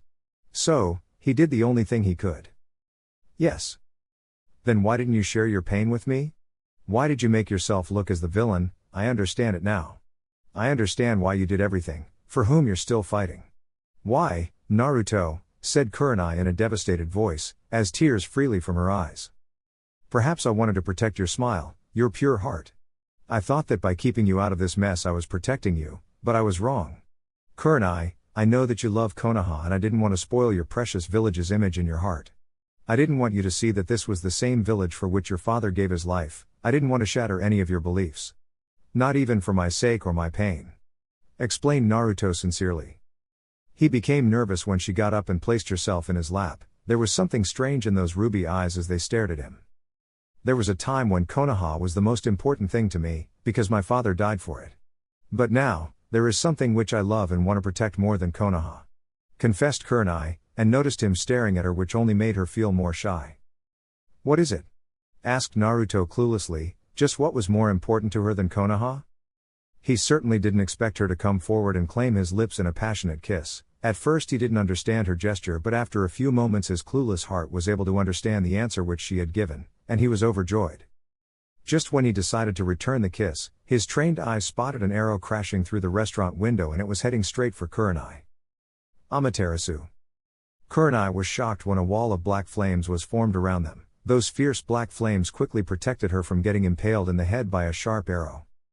The entire place erupted into chaos as the frightened civilians started rushing towards the exit. Another round of arrows came into the restaurant, but all of them were only directed towards her. Her hands quickly went towards her kunai pouch, but the arrows were too close. Again those black flames came to her defense, and she saw they were being controlled by Naruto himself. Everything went fine as those incoming projectiles were destroyed, but the very next second Naruto felt flat on the ground and vomited a handful of blood. His right eye was just as bad, and was crying tears of blood. He was panting harshly, as the pain in his chest was getting stronger than ever. Naruto. Kuso, to think it's getting worse at a time like this. Thought Naruto painfully, as he tried to get back on his feet. He was forcefully stopped in his efforts, when she made him take cover behind a table. Her worried eyes saw the condition in which he was in, and quickly made him lose strength by putting a finger on his forehead. His entire body suddenly felt very heavy, and he couldn't move. Stay right here, I'll take care of the attacker, said Kurenai calmly. No, we move as a team, replied Naruto stubbornly, as she smiled a little. You're in no condition to fight, let me handle this situation. I'm a ninja, Naruto. You protected me all your life with everything you had, so please let me protect you too. I love you and I won't let anyone harm you. Promised Kurenai fiercely. Silencing him with a quick kiss on his forehead, she dashed out of the broken window and he didn't know why, but he felt quite scared. Why was he having this uncomfortable feeling in his heart? I have to move. When Kurenai had exited from the restaurant, she had expected to go on a wild search for the attacker, as they must have surely made a run after their failed assassination attempt. She was proven dead wrong, when a man dressed in a trench coat and dark pants was waiting for her on top of a large building. The crossbow idly lying in one of his hands. His face was covered by a scary demon mask, a sword was also visible on his back. Instead of running away, he was simply standing calmly in his position. If you want to fight, then let's have it. Thought Kurenai furiously. Making a quick dash, she hopped from building to building and soon reached the terrace on which the mysterious man was waiting for her. A cold gust of wind blew across the area, her eyes widened in fear when she saw a pair of Mangekyo eyes. An Uchiha, said Kurenai in shock. Yuhi Kurenai, we finally meet. Replied the man calmly, as she grabbed her kunai tightly. Who are you? Asked Kurenai cautiously. Sasuke is still in the village, Naruto is here with me. Could it be Itachi Uchiha? Thought Kurenai nervously, because if the last prediction was true then she was as good as dead. Sure, she was strong and one of the best fighters in Konoha. But none of her skills even came close to defeat Itachi Uchiha, the man who killed the most powerful clan in the world on his own. Who I am doesn't matter, the only thing I want is the accomplishment of my goal. An ambition in which you are proving to be an obstacle, declared the man dangerously, his dark Mangekyo shining brightly in the silent night. What? I won't let you jeopardize my plan, nor the dreams of the future which I am going to build. Promised the Uchiha. Kurenai quickly decided to end his speech by firing a hail of kunai at him, but before the weapons could reach the man she performed 2 hand seals. Genjutsu Kai. Surprise was easily visible in her opponent's eyes, when the kunai transformed into their true form, which were giant demon shuriken. Impressive deception, but, said the Uchiha. She gritted her teeth in frustration when the man also vanished, proving himself to be an illusion. Quickly grabbing another kunai, she turned around and parried a blow that would have swiped her head off from the neck. Remembering Guy's advice regarding fights with Uchiha, she never looked into his eyes and instead focused on his feet. "So, you know the little secret when fighting with dojutsu users?" complimented the Uchiha. His eyes narrowed dangerously when a swirl of flower petals started floating around them, and he suddenly found himself feeling quite sleepy. His momentarily slip earned him a devastating round kick on his chest which cracked one of his ribs. As he sailed with the blow of that impact, she quickly jumped towards him and sent a hook towards his face. He rapidly brought his hands forward and formed an X-shaped defense, a good move as her mighty punch sent him pummeling into the terrace floor. If that blow had connected with his mask, then not only would it be shattered but many of his bones would break easily. Deciding to take the advantage, she followed through with a series of hand seals while gathering a considerable amount of chakra. Suiten, Mizurappa, Water Style, Violent Water Wave. A large wave of water was fired from her mouth and now it was descending upon her opponent, ready to splash his brains across the floor. But it seemed he had other plans. Katen, Goenka Fire Release, Great Flame Flower. A large wall of flames were launched by the Uchiha in his defense as both fire and water attacks collided with each other, instantly shrouding the nearby area in the newly formed mist. His eyes widened in shock when Kurenai's attack overpowered his flames. Just how much chakra was she using in that attack? Fortunately, his fire flames had destroyed most of the power of her attack, and he was able to save himself from being crushed by the water attack. Now the entire terrace was covered in a small puddle of water. She quickly landed on the watery surface, her dangerous ruby eyes sending chills down her opponent's heart. "You've made a mistake by attacking me at a very wrong time," said Kurenai furiously, righteous feminine fury burning in her heart. The Uchiha spotted her performing hand seals but didn't know what jutsu she was performing, and moved to copy her but she was already done with her preparations. Kawara Shuriken Tal Shuriken. She smirked when his eyes widened in shock as one by one each and every tile on the terrace floor started rising. A devious smirk came on her face as she directed her finger towards him. "Face this," declared Kurenai murderously. He quickly took out a couple of exploding tags from the pockets of his trench coat, and jumped high in the air. His sharp eyes easily predicted the trajectory of the tiles that were heading towards him, as he shifted himself in the air. Now in an upside-down stance, he started descending towards the ground firing his exploding tags wildly in the air. Boom! The resounding blast easily blasted away the tiles which were about to kill him, and the few that did come close were teared apart by his punches. He gracefully landed on the ground but could not understand why she still had that smirk on her face, even when her precious attack failed to kill him. "You're fast," said Kurenai seriously, as she unsealed her sword from a scroll that was hidden inside her clothes.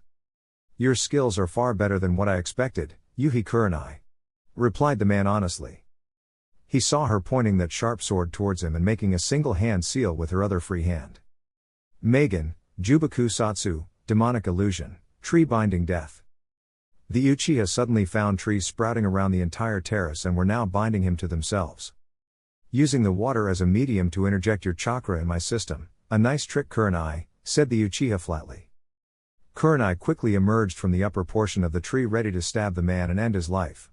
She was violently shocked when she coughed up blood instead. The illusion instantly disappeared and she found herself sailing across the terrace courtesy of a powerful kick of her opponent. Her eyes then picked up what the man had done to safeguard himself. To think, he is continuously stabbing a kunai across a part of his hand.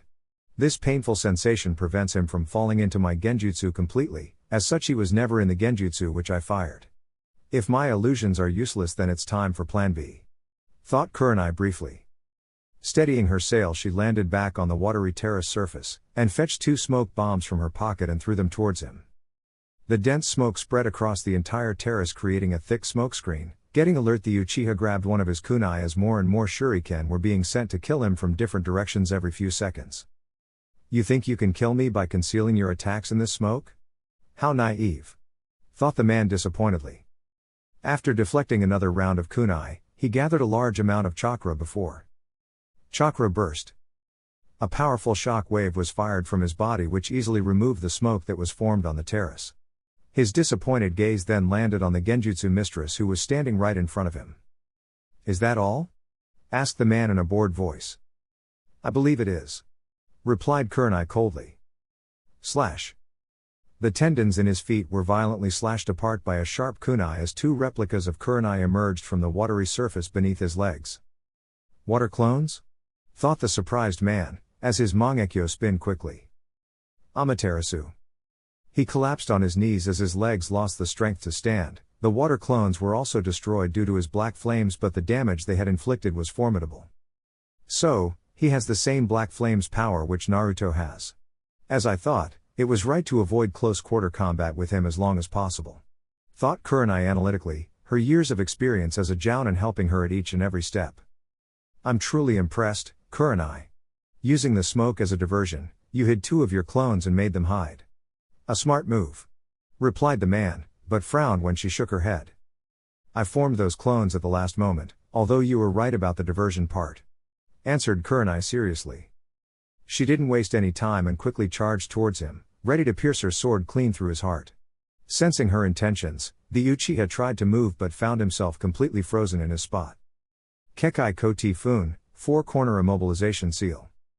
Kurenai's ice-cold voice, along with her killing intent, made him nervous for the first time. His eyes quickly spanned all around and saw black marks floating in the water. Following their trail, he saw those marks were joining together in a single pattern to form 4 chains connected to his legs, and their other end were located in 4 different corners of the terrace where seals were placed. You used that smoke diversion to run around the terrace and silently place these seals, while firing shuriken towards me at the same time. Then using those clones you injured my legs, disabling my ability to stand and fight, and now that I can't move any of my limbs, my body is frozen. Thought the Uchiha in surprise. Yuhi Kurenai, you are a skilled ninja. Complimented the man honestly. Kurenai quickly jumped towards her immobile opponent, her sword now being pointed towards the man's heart. Slash. Naruto could barely see anything from his right eye. Using Amaterasu so suddenly without any kind of planning took a major toll on his already deteriorating eyes.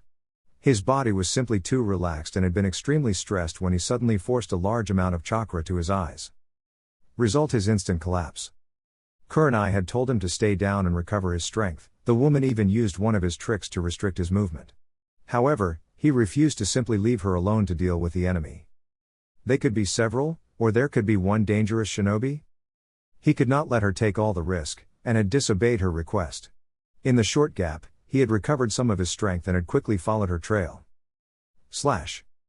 His sharp ears picked up a piercing sound, and he quickly jumped over the terrace where he felt Kurenai and someone else's chakra signature. His heart stopped when he saw a sword piercing Kurenai's chest. Blood quickly erupted from her chest and from her mouth as shock was clearly visible on her face. Cough. I ran the simulations again and again. What are you? Asked Kurenai painfully. You should have stayed down, Yuhi Kurenai, said the man darkly, as he pulled back the sword from her chest. Her legs lost strength, and her hands trembled as they were now covered in the blood which was seeping out from the hole in her heart. Her vision darkened as she collapsed face down on the watery surface, and the last thing she saw was Naruto's entire body getting covered in Kyuubi chakra. The man turned towards his right and saw Naruto's murderous gaze being fixed on him. It's time we have a talk, Uchiha Naruto. Kasama, Chapter 66. A choice. Unbearable rage erupted inside his heart. He was severely weak and this anger had made his vision even more hazy. He could barely make out his surroundings. Pain, anger, sadness overloaded his heart. He could not even think straight. All he could see was Kurenai dying on the ground, and a man holding a blood-stained sword. He could hear faint cries of the Kyuubi calling out to him, but they were nothing more than silent echoes. He was going mad. Really mad. Violent earthquakes shook the entire island. The building on which they were standing started cracking violently as 3 tails of Kyuubi chakra erupted behind him. His Mangekyo Sharingan was sporting a blood-crazy look. I'm gonna kill you. Promised Naruto, as his fingernails grew wider and longer turning into claws. The demon-masked Uchiha narrowed his eyes dangerously when the 4th tail emerged behind Naruto, and as it lashed with its brethren 3 full buildings got destroyed in a flash. He truly is a powerhouse. Thought the Uchiha quickly. He swiftly raised his hands and twisted his fingers making a snapping noise. Immediately Naruto was surrounded by several shinobi dressed in shady uniforms. Time seemed to slow down, his body felt extremely heavy. It was as if his hands and legs were suddenly wrapped in lead, even the Kyuubi chakra was not helping in increasing his power. In front of him, he saw the Uchiha standing there but the distance seemed like a mile. Let's have a dance, said the Uchiha calmly. He signaled his henchmen and they wordlessly leapt towards Naruto who had his bow down, Just when the enemies zeroed in on him, a soul-terrifying roar was blasted from his mouth that sent everyone tumbling hundreds of feet away. The Uchiha in front of him merely raised an eyebrow while sticking to the roof with the help of his chakra. Alas, his men were not so lucky and were sent crashing in different parts of the island. He flicked his hands and another 50 men dressed in the same shady uniform rose from beneath the roof, as an angry snarl escaped from Naruto's mouth. Naruto madly launched himself at the new enemies, ripping them apart with his bare hands, sending flesh and gore spiraling everywhere. Within minutes, the zombie-like soldiers were murdered and he glared at the Uchiha in front of him. "That would be enough for now, Captain Naruto Uchiha," said the man calmly. "Just shut up and die," said Naruto angrily, and ran towards the man. To his surprise, the same strange effect happened. He was charging towards the man at monstrous speed, and yet he kept getting further away from his target. The Uchiha was merely standing in his spot, and yet a cold gust of wind flew past him, unleashing a torrent of blood as a sword had slashed clean across his chest. Turning around, he saw the man was now standing behind his back, holding the blood-stained sword that now had his blood. He never even saw the guy move. Before the Kyuubi chakra could start healing the grave wound, the man gave a crushing kick, breaking Naruto's ankle, making him collapse flat on the floor. With blinding speed, he slapped a seal on Naruto's forehead, and within seconds the Kyuubi chakra receded back inside the boy's body, leaving him completely exhausted. "There's no need for unnecessary violence. I'm more interested in talking with you," said the man calmly, as Naruto spit at his demon mask. "You, hurt, Kurenai-chan," groaned Naruto murderously. His glare would have terrified a grown-up elephant, but the man in front of him simply smiled. It was as if he was dealing with a child. "Did I?" He flicked his finger again, and Naruto saw Kurenai's dead body disappearing in front of him. Instead, he found her unconscious form resting idly in a corner of the roof. Her body spotted minor injuries, but she was still breathing. Shocked, he looked towards the mysterious person, who merely gave him a knowing look. "Now can we talk? Your girlfriend's safe for now, so you can relax," comforted the man. "Who are you?" asked Naruto hesitantly. Under normal circumstances, it wouldn't have mattered. But since it's you, I'll make an exception. Call me Tobi." "Tobi? What's an Uchiha doing here?" "Itachi killed everyone except Sasuke," said Naruto confusedly, as Tobi glanced at the sky. "Oh, I wonder about that. We live in a world of lies and deception. I thought you would understand this after everything you went through in Root," said Tobi suggestively, as Naruto's eyes widened. There were not more than a handful of people who knew about his true identity, and most of them were dead. "Who are you?" "I'm a rogue ninja, not some fake-ass captain," pretended Naruto, as the man laughed. It was not mocking in nature, instead it was more like his answer amused Tobi. He merely shook his head as he helped Naruto get back on his feet. "I know everything about you, Naruto. I've watched you for years," confessed Tobi, as Naruto narrowed his eyes in suspicion. "Is that so?" asked Naruto sharply. "You don't believe me? Well, let me prove a few things. You're from the 11th Division of Anbu Forces, joined Root at 8, made captain by 10. Danzo made you kill a guy called Shin as a part of your final test. Shin was your best friend and hero.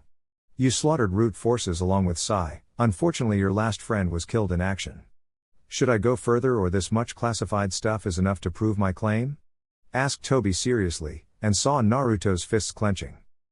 He raised a finger towards the boy as a warning sign.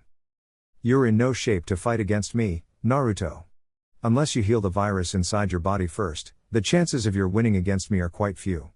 Consider my advice, at least for her sake," said Tobi patiently, and pointed his finger towards the sleeping Kurenai. Naruto flinched when he understood the situation. Even now he could feel the power radiating from Tobi. It was almost equal or even greater than his own. Protecting Kurenai and dealing with Tobi would be a losing battle, not to forget how many other minions he could have hiding near them.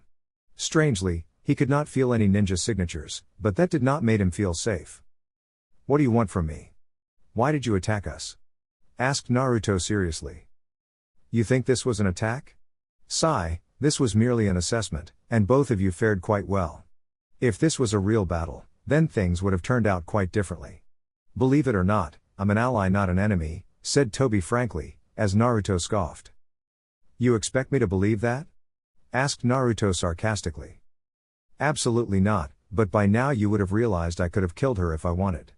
Alas, my intention is not to harm her, although she is a threat to my plans," said Tobi bluntly. I don't understand, said Naruto flatly. I share the same goal as you, although I don't pronounce it by the name of Valkyrie, said Toby calmly, and smiled when Naruto went stiff. The Anbu captain simply gazed at the man in front of him, Naruto's dark eyes boring into the mysterious person's very soul. There are secrets which you don't know about, Naruto. Just like you, I was once a soldier of Konoha and a former Root operative. Confessed Toby, as Naruto's eyes went wide in shock. I killed everyone, there's no way he could be. Thought Naruto in denial, and Toby saw the disbelief evident in the boy's eyes. You have it all figured out, don't you? Itachi thinks he killed my entire clan, you think you killed everyone in Root. But, both of you are wrong, the fact that I am here is a proof of it, said Toby seriously. There's no such thing as Root. Lied Naruto, his years of training as a captain kicking him. You're a true Anbu, denial is the best form of deception. We could spend days arguing our points and we would be at a stalemate. The thing I'm interested is the revolution you and Sasuke Uchiha are about to start. I want to be a part of it. Suggested Toby. And why the hell should I even trust anything you say? Asked Naruto sarcastically. Frankly, you need my help. You cannot fight against the entire world on your own, you'll need a massive army even to challenge Konoha. Explained Toby. Naruto simply chose to remain silent, and observed the man in front of him. I know you don't truly intend to destroy the village, the reason I wish to join you is because you fight for a cause and not just for vengeance. Your true goal would relieve this corrupt ninja world from all its problems, there could truly be peace, said Toby hopefully. And why would you want that? Asked Naruto curiously. My clan was slaughtered for a temporary peace, and the sad part is I supported the village in the eradication of the Uchiha clan. The problem lied not with the clan or the village, it was directly connected to this chaotic world. I was too young to understand that, but now I do, stated Toby remorsefully. Wait, you supported the decision to exterminate your own clan? Asked Naruto in shock, and saw Toby's fists clenching tightly. A mistake that will haunt me forever, at least the children didn't deserve to die. You hate what Root did to children, and now that I look back in the name of protecting Konoha several innocent Uchiha children were murdered in cold blood, despite not having anything to do with the civil war, said Toby sadly. I was supposed to die years ago, and yet I survived. Perhaps this is my curse for the sins I committed, but I want to make things right before I die. Valkyrie can bring true peace, but I need you for it, said Toby frankly. Me? Asked Naruto curiously, he had heard Sasuke saying the same thing. Only a person having both Uchiha and Senju blood can accomplish Valkyrie, I'm incomplete and so is Sasuke. You're the only one who can bring change, but for that you'll have to make sacrifices. Hard choices. Advised Toby sagely, his voice displaying years of maturity. Naruto hesitantly glanced towards Kurenai, as the hidden meaning behind Toby's words only highlighted the concern that plagued his heart. The reason I attacked you was to show the kind of life you would drag Kurenai in when you start Valkyrie. The entire world will turn against you, they will curse you, hunt you down until they kill you or you defeat them. Regardless of how powerful you are, Kurenai would always be in danger. And deep down you know this too. Explained Toby patiently, as Naruto's fists clenched tightly.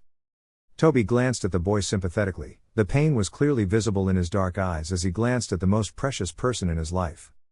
A person who can't sacrifice something can't hope for bringing any change, either for himself or the world. You can take the easy way out, go back to the village. Forget everything that happened and live happily with Kurenai. But it would make the death of your comrades meaningless, the cycle of chaos and hatred will continue to plague this world. Or do the right thing. Accept the role which destiny has chosen for you, and use your powers to guide the world towards true peace. A path of pain, suffering, isolation. Perhaps Kurenai will side with you if you request her, but would that be the correct choice? She loves you more than anything and will side with you, but at the same time she would have to betray her village, her friends, her ideals, turn her back on everything she stood for all her life. Everything depends on your choices. Explained Toby seriously. Looking into Naruto's eyes showed him that he knew this, and was struggling desperately between his mind and heart. He patted the motionless boy on his back, before turning around and started to walk away. Toby stepped towards the edge of the roof and casted one last glance towards the boy. Kurenai won't remember anything about this little encounter, I've made sure of that. It would be nice if you refrained from mentioning any of this to her. Warned Toby. Was Naruto's only reply. We'll meet again someday. Before Naruto could blink, the strange man vanished in the wind. Naruto's lonely eyes looked at the bright moon in the sky, the cool breeze slowly floating his silky hair in the air. The past few weeks had been quite harsh for a giant nine-tailed fox. Losing his best friend had hit him hard, every moment reminded him of the grave mistake he committed. Watching Naruto walk alone pained him, he could see everything yet could do nothing to help the boy. Naruto's control over him prevented Kurama from beginning a conversation, but he knew the boy was still listening. At least he hoped so. He was definitely surprised when he saw the same boy standing in front of his cage. Last time, his eyes had anger and hurt due to the betrayal. But now... "Kyubi, hope you're doing well?" asked Naruto calmly, although Kurama didn't miss the subtle jab. "How rare, you're worried about me," retorted the fox sarcastically, as Naruto got a faint smile on his lips. "Well, you're my power battery. Gotta make sure you're up to the task," replied Naruto coolly, as Kurama's eyebrows twitched. "Sneaky brat." Naruto merely shook his head as he started walking around the sewer, as Kurama's eyes continued to follow his every movement. "You're really going forward with it, aren't you?" asked Kurama calmly. "Yes." "And Kurenai?" questioned Kurama seriously, as Naruto stopped walking.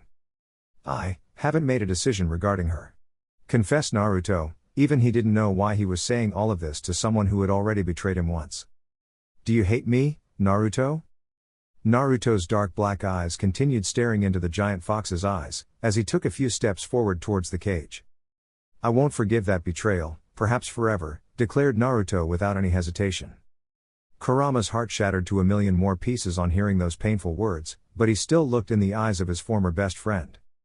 "Yet, I need to find the answers to my own life," answered Naruto frankly, as Kurama lowered his gaze towards the ground. "My existence in your life has always brought misery. If only I was not sealed into you, then none of this would have happened," said Kurama sadly, but was surprised when Naruto shook his head. "My life was never normal due to you, and yet it was due to your powers that I was able to do the things I wanted to do. You just helped me take the first steps, after that everything I did lies on my own shoulders," said Naruto honestly, as Kurama looked at him in shock.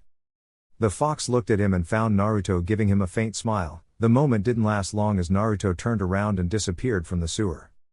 "Take care, Kyubi." Kurama remained frozen in his spot, his mind was getting overloaded with so many thoughts and emotions. What did Naruto mean? What was that smile? What did his last words signify for their broken friendship? He didn't have the answers to any of those questions, and yet one fact was proved to him tonight.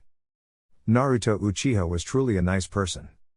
Kurenai slowly opened her eyes and the first thing she noticed was being tucked in a bed, with warm covers protecting her entire body. She sneaked underneath and saw herself wearing a soft silky red nightie. The material was thin and the whole thing looked a little bit small on her, but that only served to show more of her body as her two nipples were clearly visible underneath the fabric. Her cheeks flushed. She tried to remember the past few hours and was overjoyed on remembering her dinner date with Naruto. Everything had went so well until she drank a little too much. Talk about embarrassing. She couldn't even imagine how disappointed Naruto would be with her for ruining their perfect day.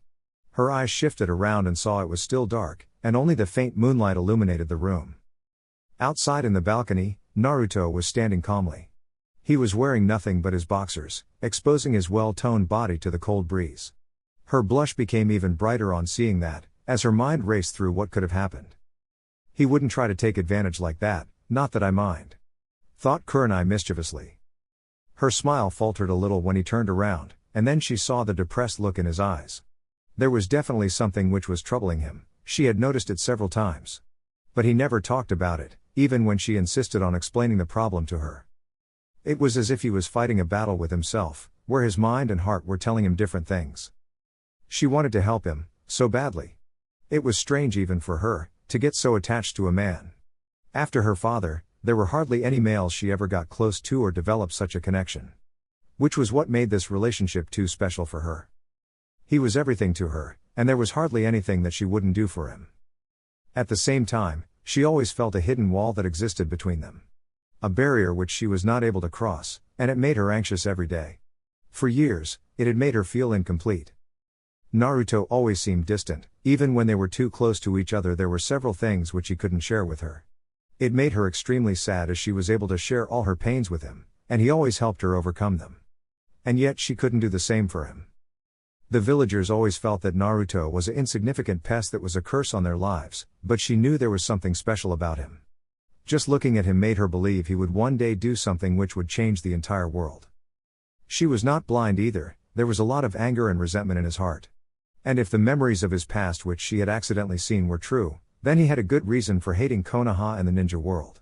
He was also getting quite aggressive, more radical. She had seen it with her eyes. Kurenai quickly slept back when he started walking back towards the bed. Her eyes were closed yet she felt him getting inside the bed. She subtly inched closer and placed her head on top of his warm chest, and her legs entwined themselves with his legs. She heard him smile faintly, as he put his arm around her waist and snuggled her closer to him, happily offering the warmth radiating from his body. After a few moments, she heard his breath slowing down and slowly opened her eyes. His eyes were closed and his handsome face glowed brightly in the moonlight. A loose strand of his golden hair was falling over his eyes which she gently tucked behind with her delicate finger.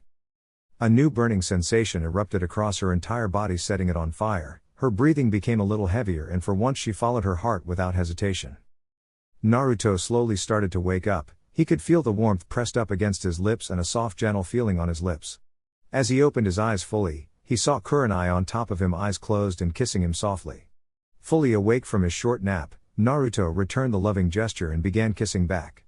Kurenai continued the kiss for a few more seconds before she stopped and pulled herself a little back, allowing him to see her.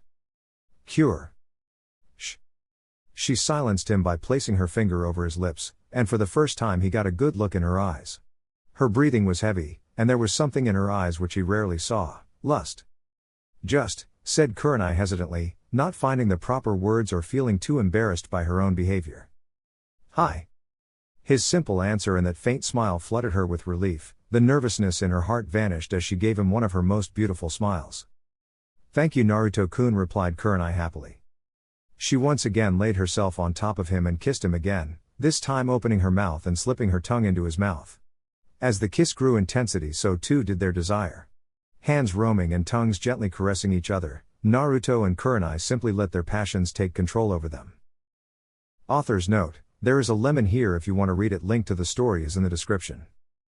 Naruto, she whispered softly, as the rays of the moonlight shone into the small bedroom. Yes?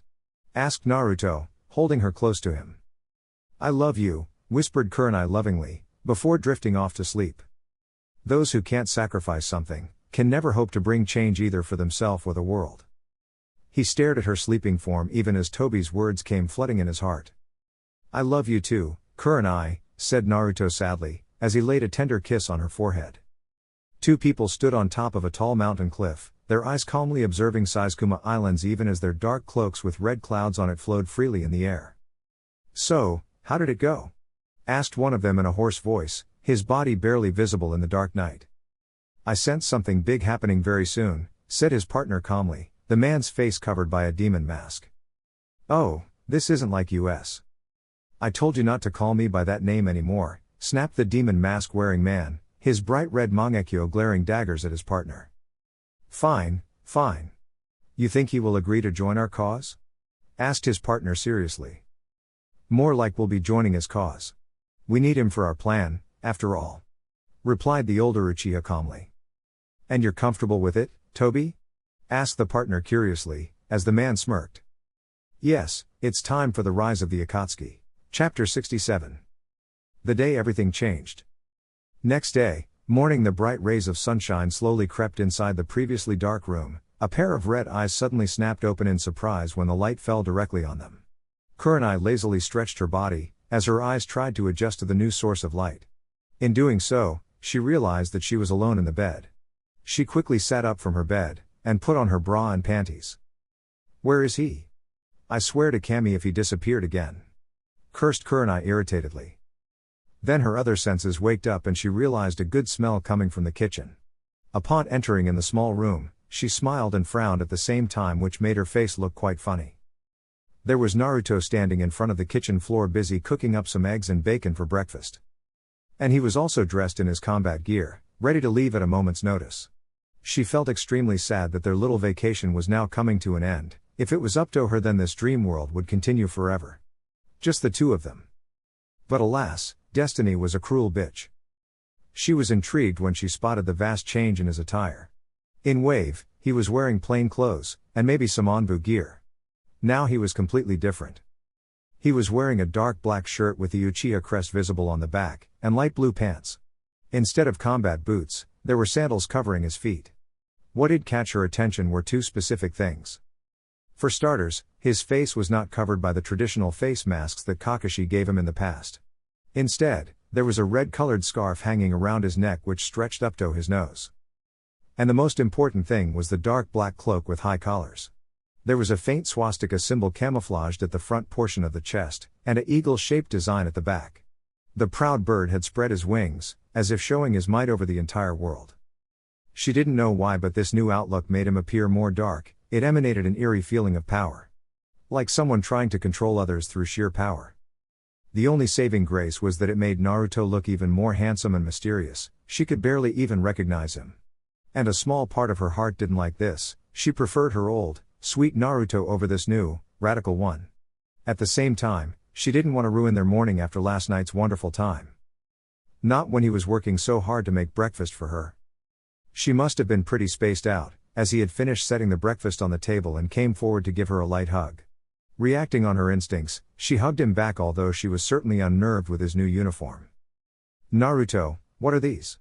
asked Kurenai hesitantly. She cursed herself for asking the question. Damn human curiosity. She flinched when he broke the hug, and although he had a faint smile on his face, she didn't miss the ice-cold expression in his eyes. Was it him or the clothes were making him look more intimidating? "Oh, they're a gift," answered Naruto carefully. "I see," replied Kurenai hesitantly, ending the conversation. She wanted to ask so many more questions, but the cold look in his eyes flat out denied any kind of further conversation on this topic. His behavior did surprise her. Usually he agreed with anything she asked. But there were times when Naruto proved his masculinity ego. This was one of them. And she simply didn't want any quarrel over a stupid clothes. What more could they be? "I've prepared breakfast. Let's eat, you must be hungry," said Naruto calmly, although his frosty tone was a clear hint that he didn't appreciate her view regarding his new uniform. He was miffed, but didn't raise any defensive argument. Why was he so protective over his uniform? It was as if they were a symbol as to who he was. "Men," thought Kurenai tiredly, and simply sat down on the table. "Please eat." His calm yet strong voice snapped her out of her thoughts again, and she quickly diverted her attention to the breakfast. Why was she getting intimidated from his stare? She took the first bite and couldn't help but smile in delight when the taste was perfect, even better than her own cooking. Her curious eyes shifted towards him, and it seemed he already knew what she was going to ask. Root never differentiated between boys and girls. Everyone learned cooking skills, homemaking skills for infiltration and seduction missions. Answered Naruto without any hesitation. "Seduction?" asked Kurenai irritatedly, but he shrugged nonchalantly. "Part of the job, nothing else. Fooling noble women is a lot easier than you think," said Naruto calmly, and saw her eyebrows twitching. "And how many seduction missions have you been on?" spat Kurenai. Even the thought of Naruto touching any other women boiled her blood. She was a ninja, but fortunately she had not been assigned any such missions till date. She could try to make herself accept that part of his life, but it would always trouble her. She had nearly blasted out at Haku when Naruto had lied that they were in a relationship. "Classified," replied Naruto flatly. "What kind of answer is that? Root's over, you can tell me about your past. I barely even know what you went through in Root," argued Kurenai defensively, her grip on the spoon tightening with every passing second. "Regular ninja like you won't understand, and neither should you try to. Anbu life is none of your business," said Naruto coldly, as she slammed the spoon on the table. "It is my business, I need to know." "No. Naruto. This discussion is over, you already know more than enough. Like I said, regular ninja have no right to know classified information," said Naruto icily, and saw her fists clenching tightly. "Regular ninja?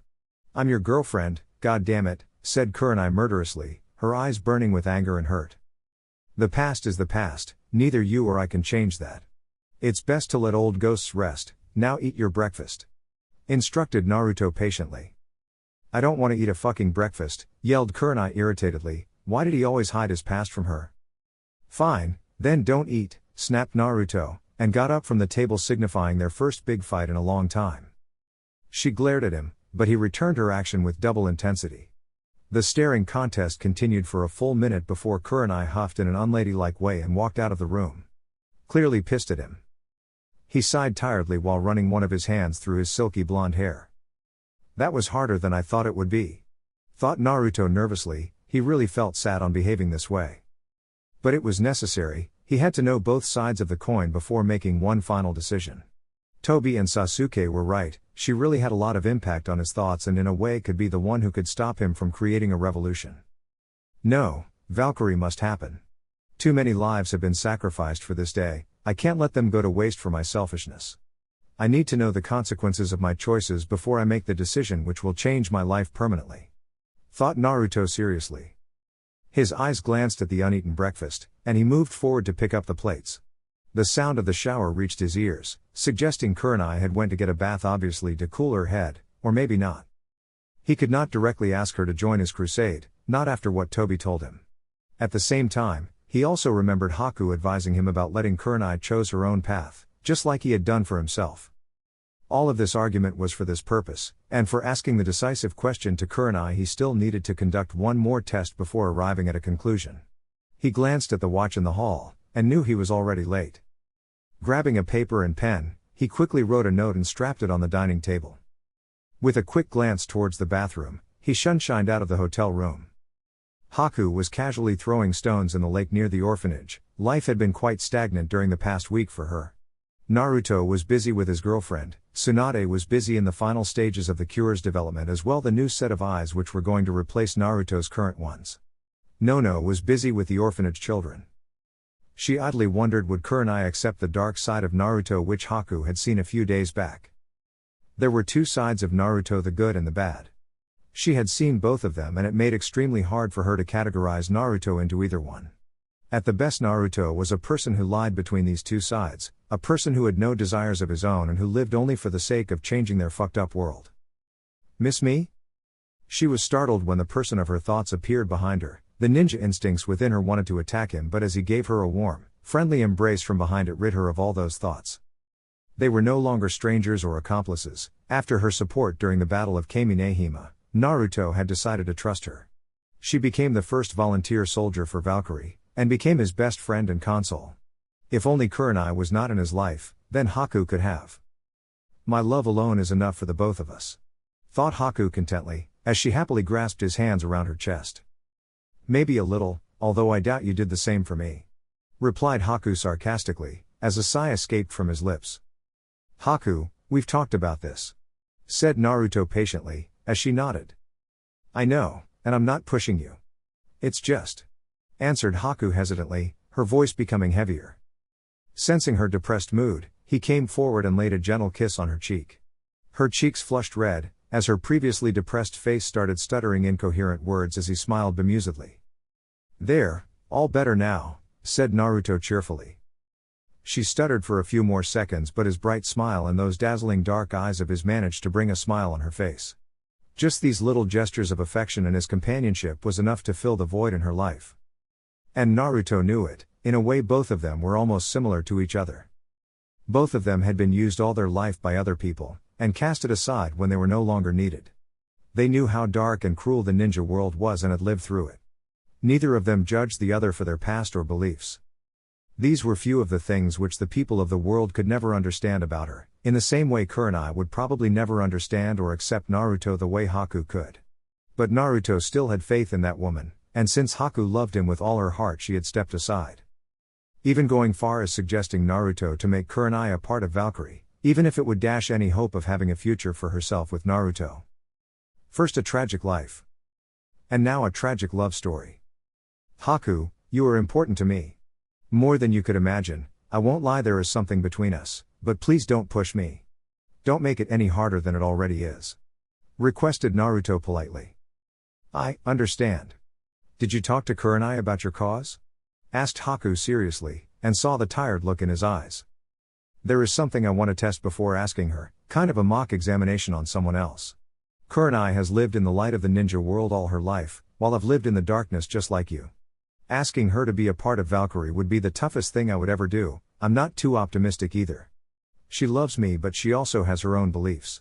I explained Naruto briefly, although she didn't miss the worried look in his eyes. He really wanted Kurenai to be by his side, at the same time a part of him didn't, for the path he had chosen was not a noble or righteous one. You want to prepare yourself for her wrath, scorn, disgust if she refuses to join you. You want to prepare for the worst, but who is similar to Kurenai? One who is close to you and can be useful for our cause? Asked Haku kindly. You know whom, said Naruto cryptically, as her eyes widened in surprise. Naruto, you can't be serious. What if she refuses? In your current state, if she chooses to silence you, then it will be a gruesome battle. I'm good and will defend you to my last breath, but she's a monster. Warned Haku urgently, as he nodded gravely. There is no choice, I have to do this. What about the children of the orphanage? Many of them are quite good at medical ninjutsu and genjutsu, they were quite excellent. Suggested Haku, and saw his sharp eyes glaring at her. We will leave the orphanage alone, I will not have any child take part in this. They deserve a free life, away from the violence and bloodshed of the ninja world. I won't let the past repeat, and not become like him, spat Naruto disgustedly. Haku was surprised on discovering this side of him. Whoever this unknown person was, Naruto loathed him from the bottom of his heart. The look in his eyes burned with anger and resentment towards this person. I understand, I was just trying to portray a logical scenario, said Haku defensively, as his glare softened. Please, don't try mentioning any children for Valkyrie. More than enough children are already being killed in the ninja world. Requested Naruto sadly. Hi. He rummaged through his pockets and brought out a slip of paper, which had quite a lot of things written on it. He then handed it to her. Haku, it's time to start, Valkyrie, said Naruto seriously, as her eyes hardened with burning resolve. This was the moment she was waiting for, to prove herself to him. To be the one who supported him no matter the odds.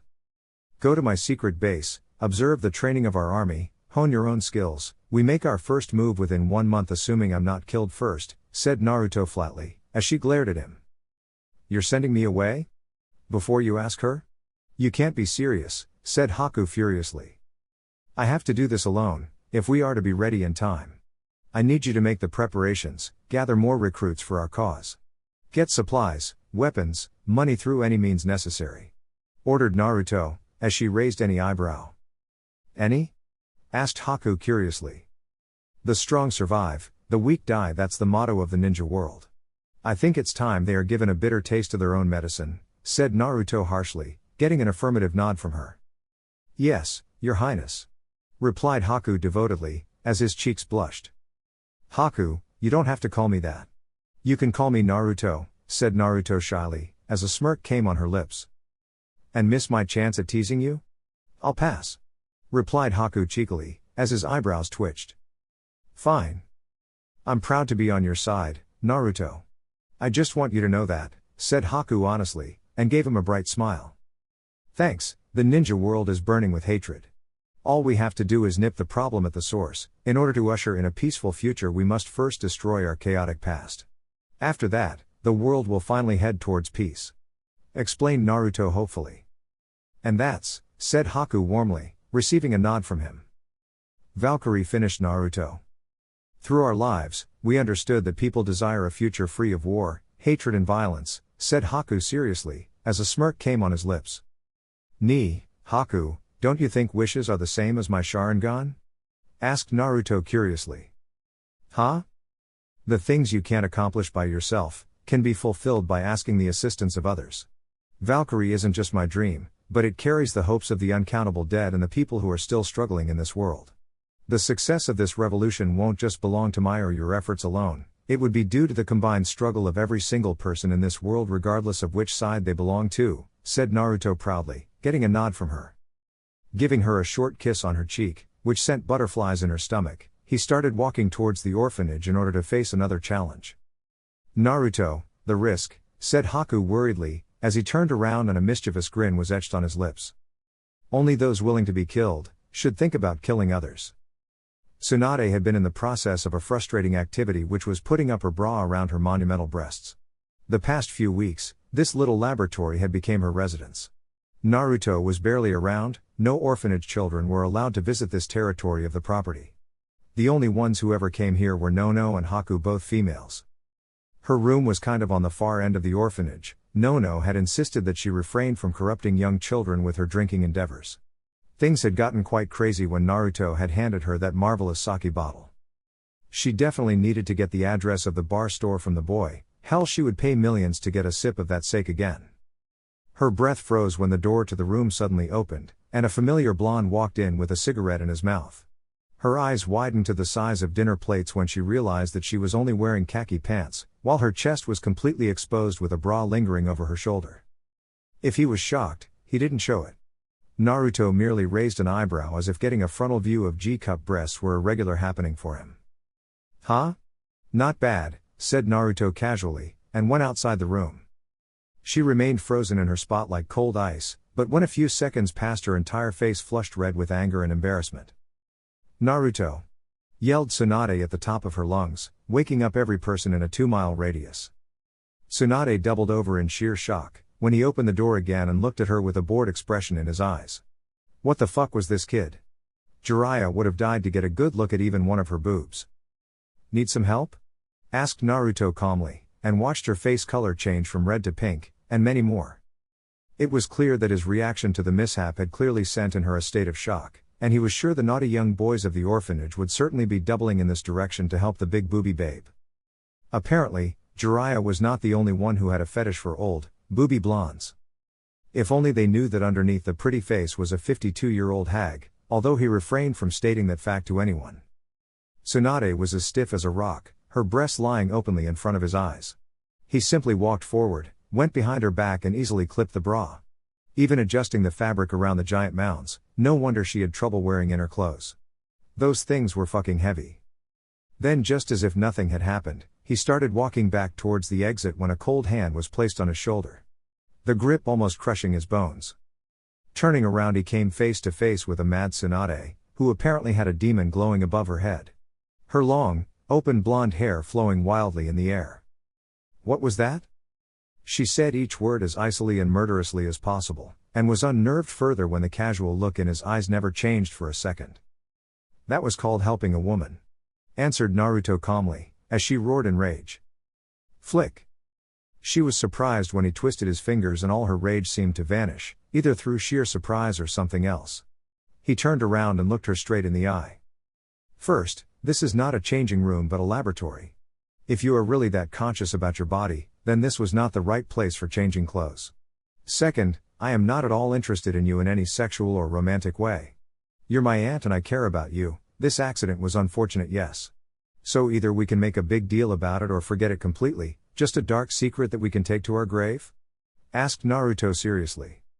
How can you be so calm after, said Tsunade in disbelief. She expected the boy to grovel at her feet for mercy like Jiraiya or even run away like her old teammate.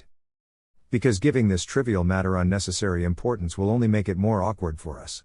This is not the first time I've seen a woman's beauty, and I never intended to let this event happen. Still, if it's not enough and if I've hurt your sentiments, then I apologize from the bottom of my heart, said Naruto sincerely, and gave her a short bow too. Tsunade was stunned. She wanted to pummel the boy into the ground, but the way he had explained the accident and his actions made it impossible for her to lay any punishment on him. He had not only pointed out her own fault, apologized even if this accident was just an unfortunate event. He really was a crude strategist, a man who knew what he was doing and had plans within plans. A true mastermind. She could now understand why Hiruzen feared Naruto, as if he was a time bomb waiting to go off. Naruto not only possessed power but more than that, he had a brilliant mind, one which was more smarter than his own father Minato. Don't do it again, said Tsunade hesitantly. She had to be the responsible adult since he had already apologized. Damn that, sneaky brat. She was thankful to Kami for once that Jiraiya didn't have such tactful mind when it came to women, or else that old pervert would have actually escaped unharmed when he had peeked on her years ago in a hot spring. That thought alone made her shiver. He got up again and flashed her one of the most impressive smiles she had ever seen. Add that to his mysterious uniform, it actually made her blush a little. No wonder young girls like Haku and Kurenai had fallen for him.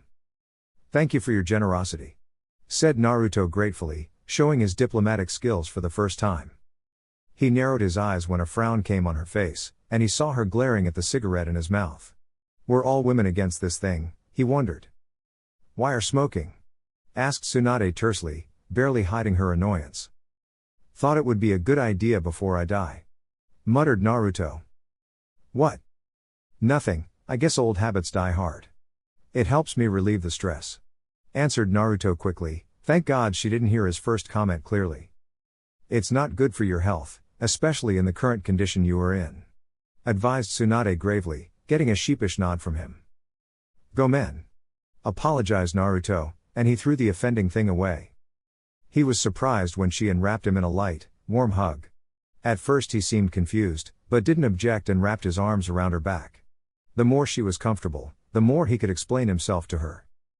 It's good to see you again. Although the circumstances should have been different, said Tsunade calmly, losing her previously accumulated anger. Likewise. I'm sorry for not spending some time with you, despite you doing so much for me. It's not much, but I really appreciate everything you've done for me. Replied Naruto sincerely.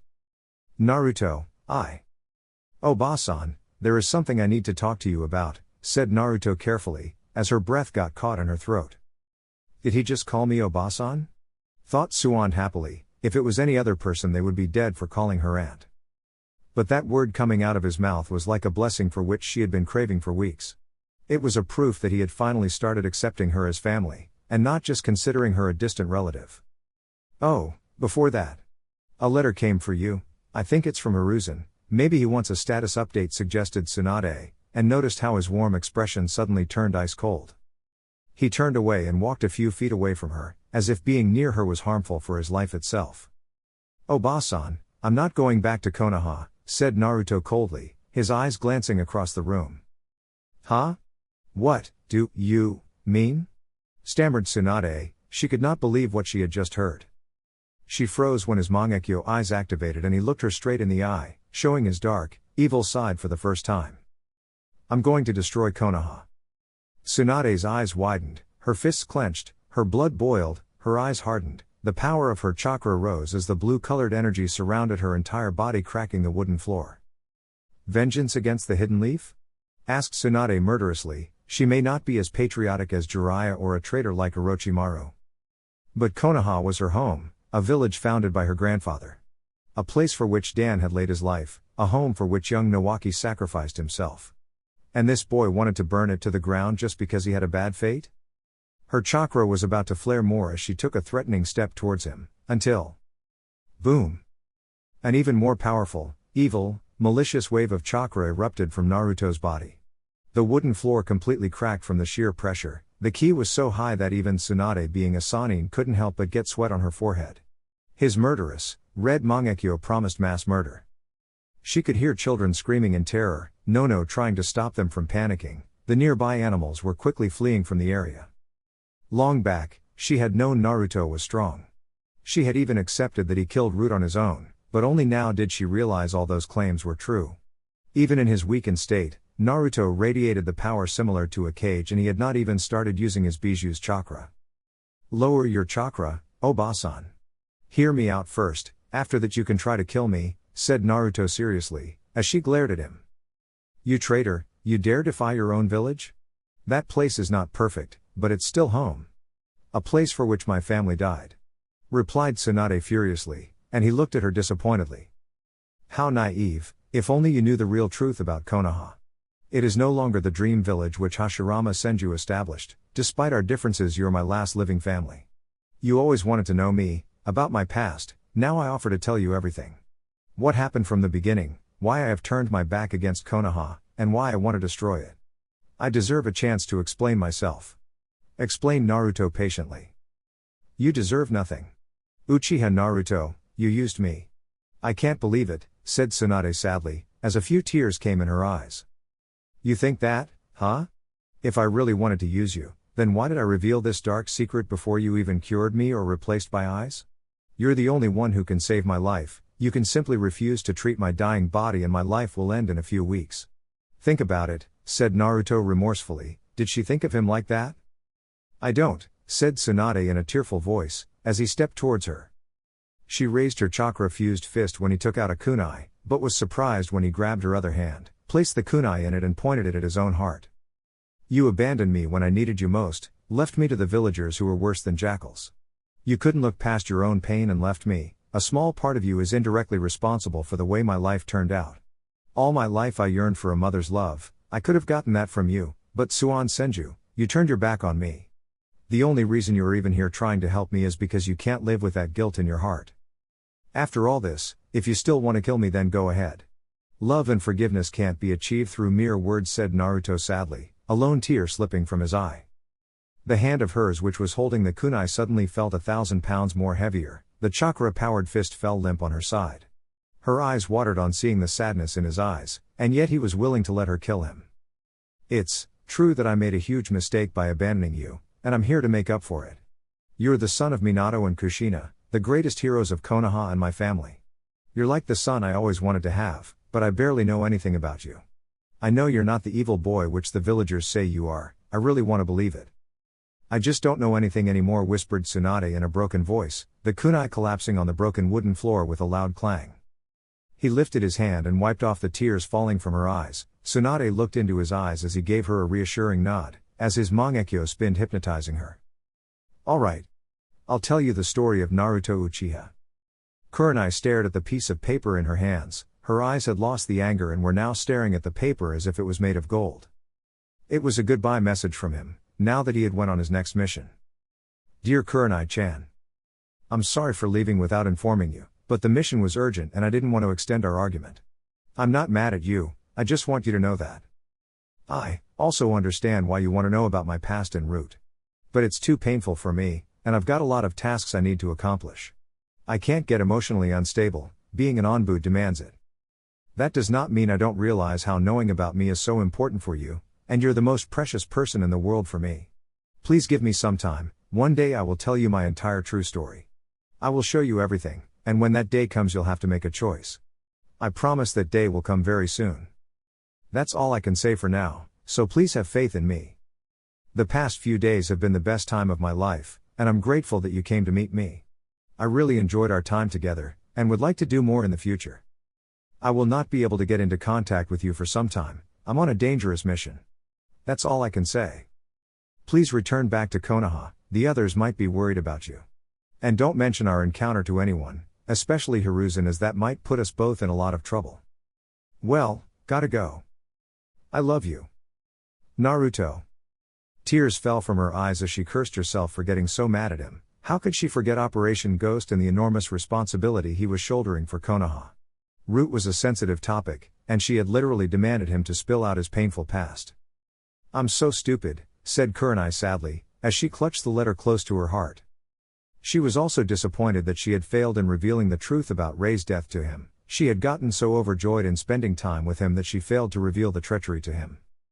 Maybe she had intentionally not told him the truth. Would he start hating the village for this betrayal? Would he abandon her? These questions really troubled her, and were perhaps the reason she was not able to tell him. But now, after he had promised to reveal his entire truth to her, she could not lie anymore. I promise you, the day you reveal your truth to me I will reveal Konoha's treachery to you. Please be safe. Prayed Kurenai. And what choice was he talking about? She didn't know. The only thing she knew was that she was madly in love with Naruto Uchiha, even more than before. Tsunade lay frozen in horror as the pair of mangekyo stopped spinning. Her cheeks were puffy and red, dark circles had formed beneath her eyes due to the enormous tears that had fallen from her eyes. If not for Naruto's firm hand holding her shoulder, she would have collapsed. The amount of information she had learned was making her head explode. Naruto had revealed everything to her. Everything. His childhood when he was constantly abused by the villagers, his loneliness, the little bond he formed with Kakashi, the first encounter with Root and his first kill, meeting Kurenai, meeting Danzo, joining Danzo and Root, his friendship with Shin, Sai and the countless young children in Root, that monstrous training. The final test where Shin died for Naruto's sake, the countless dirty Black Ops missions which Naruto performed for Konoha, how callously his friends were killed for the politics of Fire Nation, the truth of the Uchiha massacre and how Konoha had first isolated the Uchiha, and when they ran out of patience, the village turned Itachi against his own clan. The Root coup, him begging Hiruzen to let him save the village from civil war, his old life with his classmates, Anko, and how he fell in love with Kurenai. The Root massacre where he had cried tears of blood and lost his last best friend, Sai, and killed Danzo. And most of all lost Rei, his own clone daughter. After that he had explained everything he had done as a part of Operation Ghost, how Hiruzen, Itachi and Kyuubi had plotted and succeeded in wiping every single memory of Rei, How Princess Kallen had tried to silence him despite him being a loyal soldier of Konoha, Orochimaru's offer. And what Valkyrie truly was. She could not even look straight in his eyes. She had always imagined he was a poor child who was simply forced to massacre Root.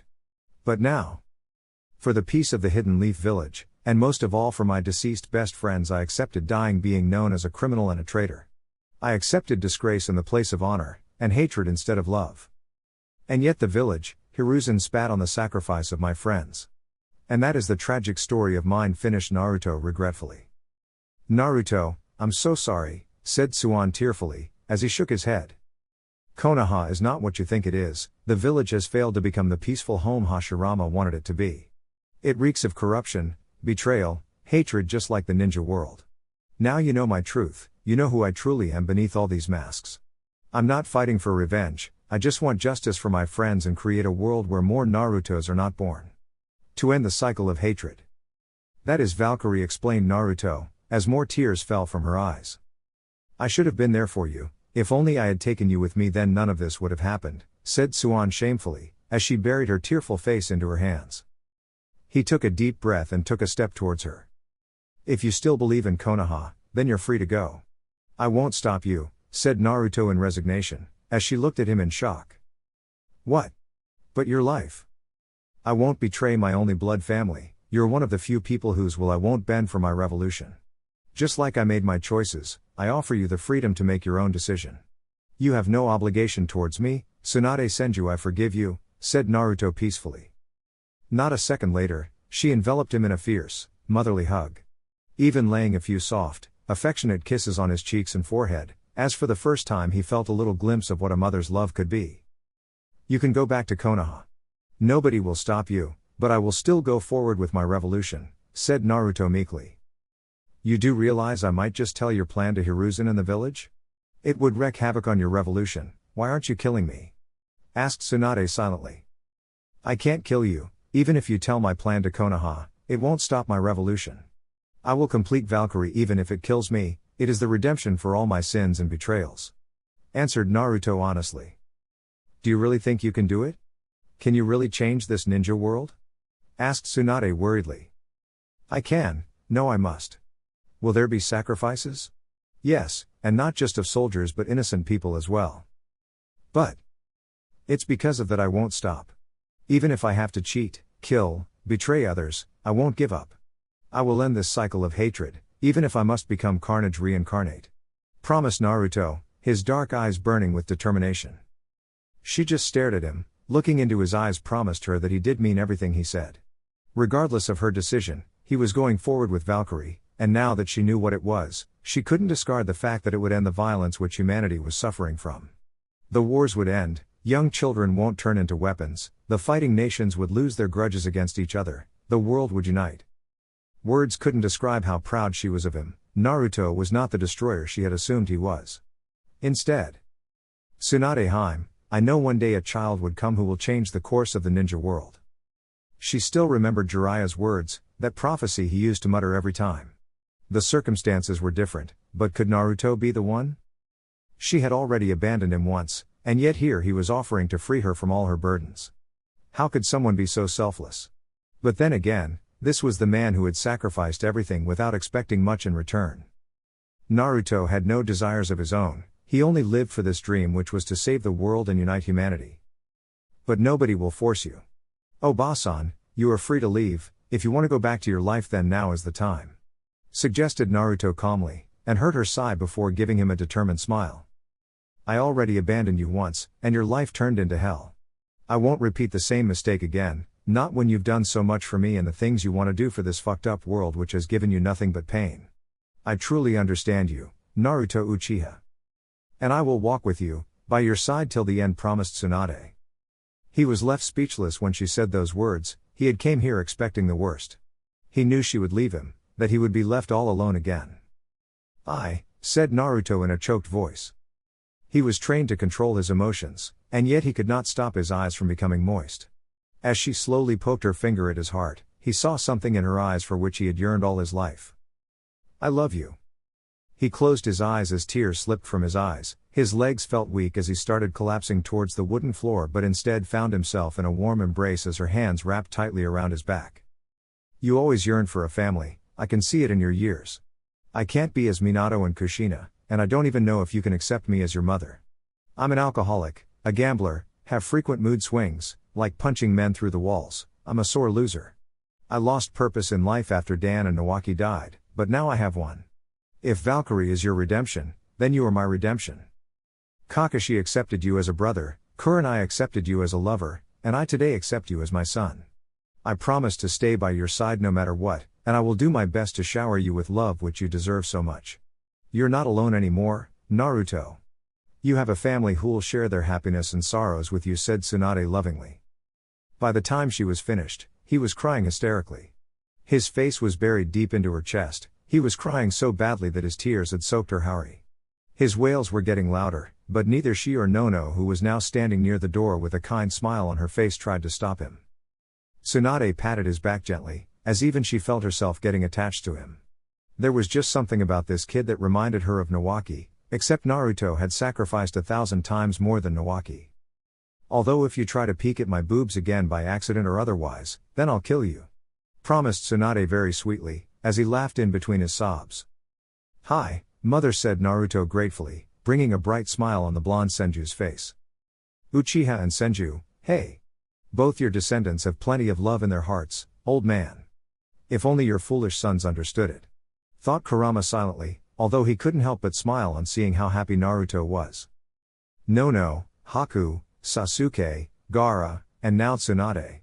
One by one, these people were slowly starting to fill the hole in his heart which was created by the horrible ninja world. And in the fox's eyes, if any human deserved happiness more than others, then it was Naruto Uchiha. Only a person who faced isolation all his/her life could understand what Naruto was feeling right now, and nobody understood it better than Kurama, who had faced the same pain for centuries. Maybe, just maybe, he could also hope to get his best friend and family back one day. The fox saw Nono coming beside Naruto and resting her hand on his shoulder, flashing him one of her gentle smiles. Well, you wanted a mother? You have two now, and we definitely don't want an unhealthy son, said Nono happily, getting a nod from Tsunade. Get ready, brat. Because you're undergoing the longest operation and medical treatment of your life, boasted Tsunade proudly. And all Naruto could do in this moment was mutter the one word, which was always on a certain Nara's lips. Troublesome. 3 weeks later. Orochimaru was currently not happy. The subject lying on his experiment table was another failure. His plans to destroy Konoha were currently at a stalemate since the Kyuubi brat had not joined them yet. Should he have tried to steal the forbidden scroll from Naruto during their meeting? No, the boy was too smart and sneaky. Orochimaru just had to be a little more patient. He had nearly perfected the most powerful jutsu in the world, but to make it undefeatable he needed the forbidden scroll. In a far corner of the room, Kabuto was glancing at a report in his hands. Something about logistics. Orochimaru-sama, when are you going to teach me that thing? Asked Kabuto quietly, although the Sannin didn't miss the irritation in his apprentice's eyes. Patience, Kabuto. Science requires time, replied Orochimaru calmly. Boom. They were surprised when a violent blast rocked their entire base. Kabuto quickly ran towards a table and activated several screens showing video footages of every corner of the base. Orochimaru narrowed his eyes dangerously when every single corner of his base was being raided by soldiers. Hundreds of them. It was a bloody invasion force, who were killing every single defender who tried to stop them. No prisoners, no mercy. Just one look at the enemy soldiers was enough to send a cold chill down any normal person's spine. All the enemy soldiers were dressed in crisp black full-sleeve shirts and dark black pants. They were wearing strong combat boots. Every soldier's face was covered by black-colored gas masks with 2 breathing holes on each side of the face. The death masks had 2 large eye spots on it which glowed bright red in color. It was as if the warriors were raised from hell and their demonic red eyes were glaring at their enemies. The most noticeable feature was the proud red armband with a swastika symbol on it. Every soldier was wearing a metallic helmet on which was the symbol of a proud eagle which had spread its wings widely.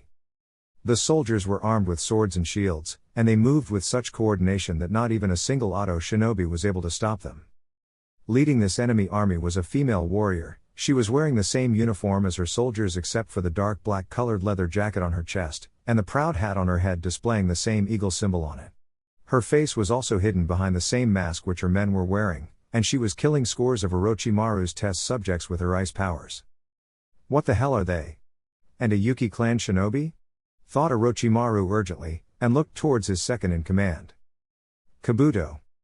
The boy didn't need any more instruction, as he grabbed his battle gear and charged out of the room in order to stop this deadly army. If there was anyone who could stop them, then it was that boy. Meanwhile, Orochimaru started destroying important data files. What are these monsters? Asked the Sannin furiously. The First Reich. The temperature of the room turned icy cold, as the snake Sannin turned around to came face to face with a single shinobi who was standing on the doors of the exit. The entire corridor behind him was filled with bodies of Auto shinobi, who had horrified looks in their eyes as if they had seen a demon. And they were right. For the warrior was dressed in the same uniform as the invading army. He was wearing a dark black jacket with the swastika symbol on it, and dark pants with combat boots on his bottom. A sharp, blood-stained sword was resting in his hands. His face was covered by a gas death mask, and he was wearing the same officer's hat with the eagle symbol on top. However, the most terrifying thing about him was not his intimidating uniform, or the blood-stained sword, but the murderous pair of Mangekyo eyes that were the shape of thunderbolts, as if lightning was permanently embedded in those eyes. Orochimaru could literally feel the monstrous power emanating from those eyes. One glance at them and the scientist in him knew they were no regular Mangekyo eyes.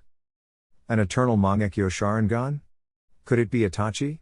Thought Orochimaru cautiously, as that boy was the only one who got so close to killing him during their past encounter. But the person standing before him made that Uchiha seem weak. Orochimaru could sense the endless chakra in this person's body.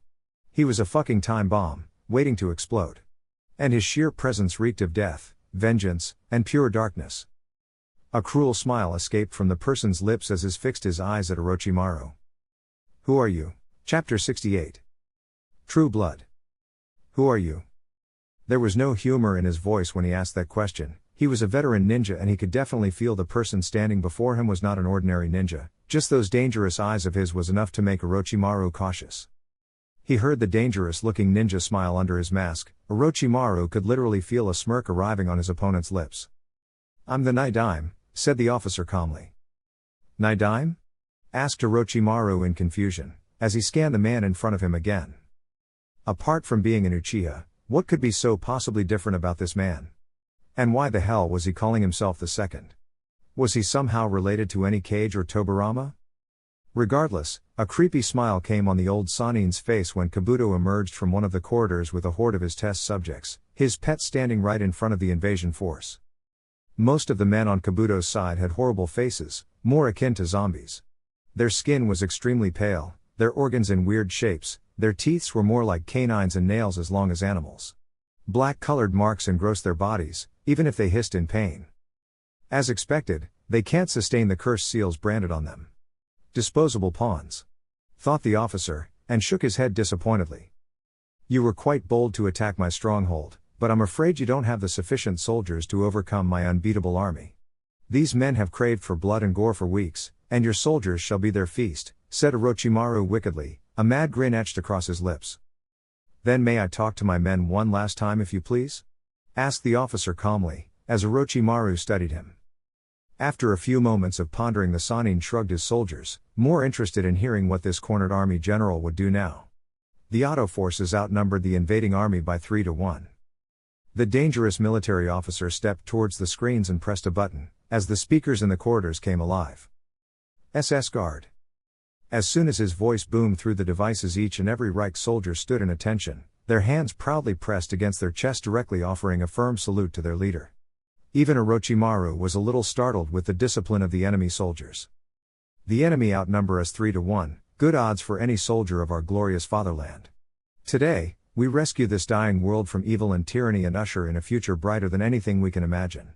To victory, yelled the officer passionately. Ahu! Ahu! Ahu! 500 roars echoed at once, a volley of swords and shield raised high in the air as the army pointed their weapons confidently towards the large horde of deformed monsters. A strong defensive line was formed with the lady officer at front. For Caesar, yelled the girl proudly. The SS guard stood confidently beside each other, every soldier supporting the man in front of him and the brothers on his sides. No fear. No hesitation. Their eyes yearning for the blood of the now nervous monsters in front of them, their swords and spears anxious to taste more monster blood. Orochimaru gritted his teeth when the man known as Caesar turned towards him, and despite the mask he could feel the confident smile arriving on the man's lips. "You see, old friend, I brought more soldiers than you," said Caesar proudly. "Have we met before?" asked Orochimaru suspiciously, and literally froze when Caesar unveiled his mask a little. "You," said Orochimaru in horror, "how is this possible?" This. Naruto Uchiha, pleased to meet you," introduced Naruto confidently, as Orochimaru laughed madly. "Interesting developments. I never could have guessed in my wildest dreams that you could be a descendant of the elite Uchiha clan. You are not even worthy of having a Sharingan, your skills are moderate at best. Tell me, where did you got those eyes from?" asked Orochimaru bemusedly, but Naruto simply shrugged nonchalantly. "Your pride and overconfidence in your skills will spell your end today, but don't worry, I'll accomplish your little wish of destroying a certain village," said Naruto confidently. "Oh, so you are enemy of Konoha. Then why not join me? I'm sure we can use those eyes of yours." Slam. He spat a mouthful of blood as a devastating kick was planted straight on his chest, crushing each and every one of his lungs while sending him sailing straight through the roof, creating a giant hole in the ceiling. As he crashed on the barren grass above his base, he tried to digest what just hit him. It was a bright flash. A dark black-colored flash. His attacker also emerged from the ceiling and was now standing in front of him. The murderous death mask now did manage to send a threatening message to the injured Sannin. "I'm disappointed, Orochimaru. You truly do not live up to your reputation, or does your frail body not support you any longer?" taunted Naruto, and for a moment he saw the man flinching. He focused his eyes more closely and what he saw made him want to throw up instantly. A creepy smile came on the scientist's face as he got back on his feet. His previously twisted torso slowly realigned itself, the broken bones mending at an unnatural speed. "You freak!" cursed Naruto furiously, making the Sannin laugh. "Now, you see the power of science. I underestimated you, boy. However, you're still far too young to defeat me. I'm a Sannin. I've already sent distress signals to all my nearby bases.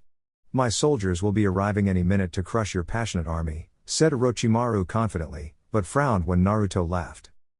"I wouldn't be so sure about that. Last I remember I unleashed a certain blonde monster on your bases.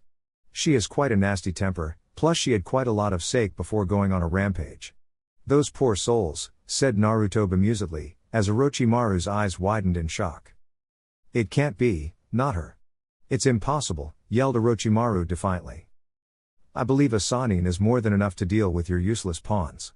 As for you, I'll show you what a true master of the Sharingan can do," said Naruto furiously. "Is that so?" asked Orochimaru sinisterly, as ki started erupting from his body. "By the time I'm done with you, I'll make you experience every single agony you made your victims go through. This will be my tribute to Anko, whose life was ruined due to your heinous crimes," said Naruto bitterly. The mere thought of the pain this man made that woman go through boiled his blood.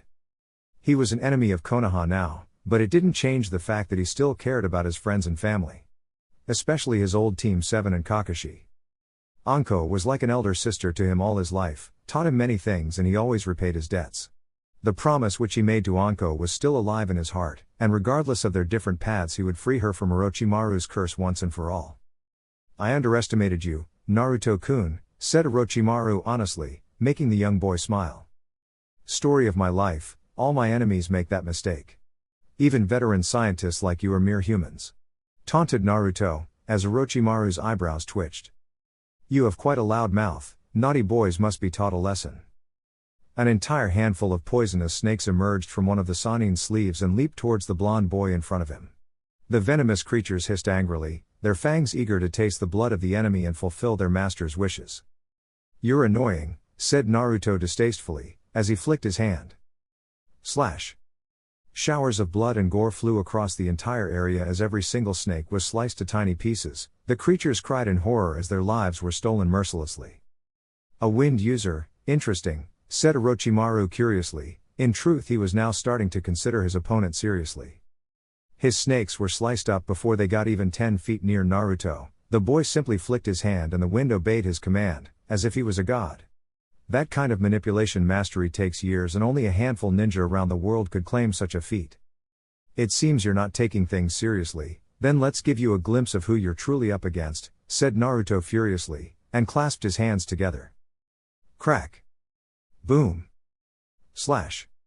Grass splintered, trees were sliced apart, boulders crumbling to little stones, unfortunate birds and animals suffocating due to the monstrous pressure and collapsing dead to the ground like flies. The entire dense forest rumbled with the power radiating from the boy's body.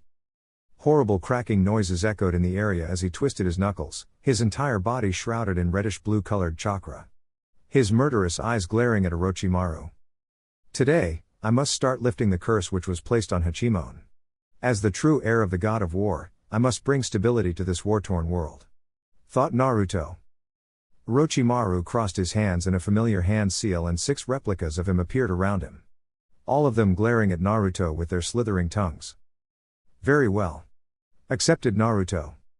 Surprisingly, the boy sheathed his sword and was now standing in front of 6 vicious clones of the snake Sannin.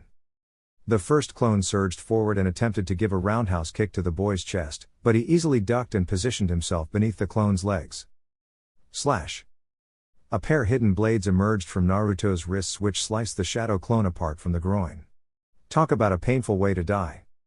2 more clones surrounded the boy and launched twin kicks from both sides. Naruto quickly jumped in the air overlapping the incoming strikes. He pointed one finger towards each clone. Fuuten Kazikiri, wind release, wind cutter jutsu. Sharp blades of wind circled around the 2 surprised Orochimaru clones. The shock in their eyes had not even registered properly before their bodies were sliced up to tiny little pieces, as they finally blew up in smoke. Orochimaru saw Naruto landing back on the ground, and in a dark black flash he appeared right in between the remaining 3 shadow clones. Everything after that would have been a blur for even a Jounin-level ninja, but the Sannin had fought many powerful warriors in his life. He had even fought alongside Minato Namikaze on a few occasions, and as scary as it was to admit his son was equally fast. His taijutsu lacks power, but totally relies on speed and quick reflexes. It's my heavy style, curse you Anko. Thought Orochimaru bitterly, as he understood why Anko was so close to this boy's heart. His ex-student had helped in covering this boy's weakness. He doubted Naruto could survive a pure taijutsu battle with Jiraiya or Guy, but what good was the physical power of those 2 ninja if they barely even saw this blonde monster? His own eyes could barely keep up with the boy's speed. The poor shadow clones didn't even realize the numerous strikes they suffered from Naruto's hidden blades, as they exploded in smoke. As the last clone got destroyed, Orochimaru saw Naruto's hidden blades retracting back beneath his wrists. This boy was a pure assassin, quick, clean and thorough. Minato's Hirashin allowed him to transport from one place to another through the seals on his 3-pronged kunai, but Naruto does not know it nor does he display any ability of that jutsu. Yet, his speed is frightening. He seems to be making short transportation, instead of longer ones like his father. That's the only possible reason for his speed. Thought Orochimaru smartly, as Naruto smiled. Is your observation complete now, Orochimaru? Shall we start? Asked Naruto patiently. If you knew I was gaining information on you through my clones, then why purposefully show it to me? Even for you it is a foolish move to show your hidden jutsu which is enhancing your speed. Answered Orochimaru disappointedly. You think this was a jutsu? And here I thought you had good observation skills. Taunted Naruto, as Orochimaru's eyes widened. That was pure speed? Maybe, maybe not, said Naruto mysteriously, a smirk etched on his lips. Without a warning, he performed a set of hand seals at blinding speed as Orochimaru did the same. The 2 warriors finally accepting the death match between them. Kaden, Gokakyu no Jutsu Fire Style, Fireball Jutsu. Suten Daibakufu no Jutsu Water Release Great Water Vortex Technique. Naruto fired a giant burning fireball as Orochimaru launched a swirling vortex of water. Both the attacks collided head-on with sheer force and started their efforts to overwhelm each other. The Sannin narrowed his eyes when a lone shuriken came clean through the fighting attacks. Shuriken Cage Bunshine no Jutsu Shuriken Shadow Clone Technique. The single weapon multiplied into 100 more shuriken as Naruto's voice echoed through the valley. Surprise clearly came on Orochimaru's face, as there was only one person in the world who had mastered this jutsu to this level. Sarutobi-sensei, you taught this brat one of your prized jutsu? Thought Orochimaru irritatedly, just how many more people had trained this boy in various ninja arts? He took out a kunai from his pouch and started deflecting the hail of shuriken with mesmerizing speed, proving his title of Sannin. Not even a single weapon was able to create a single scratch on his body. Orochimaru quickly ducked just as a sword swinged above his head, a clear decapitation strike from the back which would have cut his head off. Twisting his body, he swirled around and stabbed his kunai clean through a shocked Naruto's heart. "Game over, Naruto-kun," said Orochimaru wickedly. The Otokage frowned when Naruto's body started dispersing in a flock of crows, and only then did the Sannin realize what was happening. Boom! The crows exploded themselves in a suicidal move, engulfing everything in a raging inferno in a 30-meter radius. Naruto calmly stood in the middle of a burnt field, his eyes focused on his right side. "You can come out now," said Naruto patiently, and right on cue Orochimaru rose from the ground like a zombie. The Sannin was alive and was mostly unharmed, except for the burn marks on his right hand.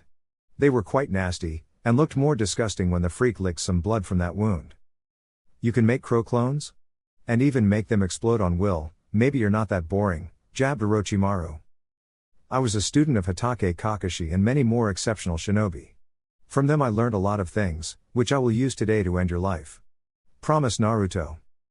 Bold words. Naruto instantly brought his arms above his head to form an X, as Orochimaru appeared above him and tried to smash his skull with a powerful kick. When the first strike was blocked, the Sannin did a flip and tried to stab Naruto from behind, but a quick elbow from the boy sent him sailing into a nearby tree. He was not given any time to recover as Naruto attempted to give a roundhouse kick on his chest, but Orochimaru caught the boy's leg. He tightened his grip with the intention of breaking the limb, but coughed up blood when a hidden blade emerged from Naruto's combat boots and stabbed him clean in the stomach. With a quick kick to the face with his free leg, Naruto backed away from Orochimaru, who was now glaring murderously at him. The wound on the man's stomach was leaking blood profusely, but he knew it was not enough to silence his opponent. He nearly puked when Orochimaru summoned a sword from inside his body, and he sensed Kurama trying hard to form a connection. However, the genjutsu which he had placed on the fox prevented the fox achieving success. "What is it, Kyuubi? I don't have time for your blabbering," said Naruto irritatedly. "Fine, that sword is the Kusanagi. Try not to get a single cut from that sword or you'll die from the worst poison, you dolt," barked Kurama. How dare the brat insult him when he was trying to help. "Understood." And just like that he cut off the connection, and he was sure a fox screamed angrily. Ignoring the beast inside of him, he took out his sword as Orochimaru charged towards him.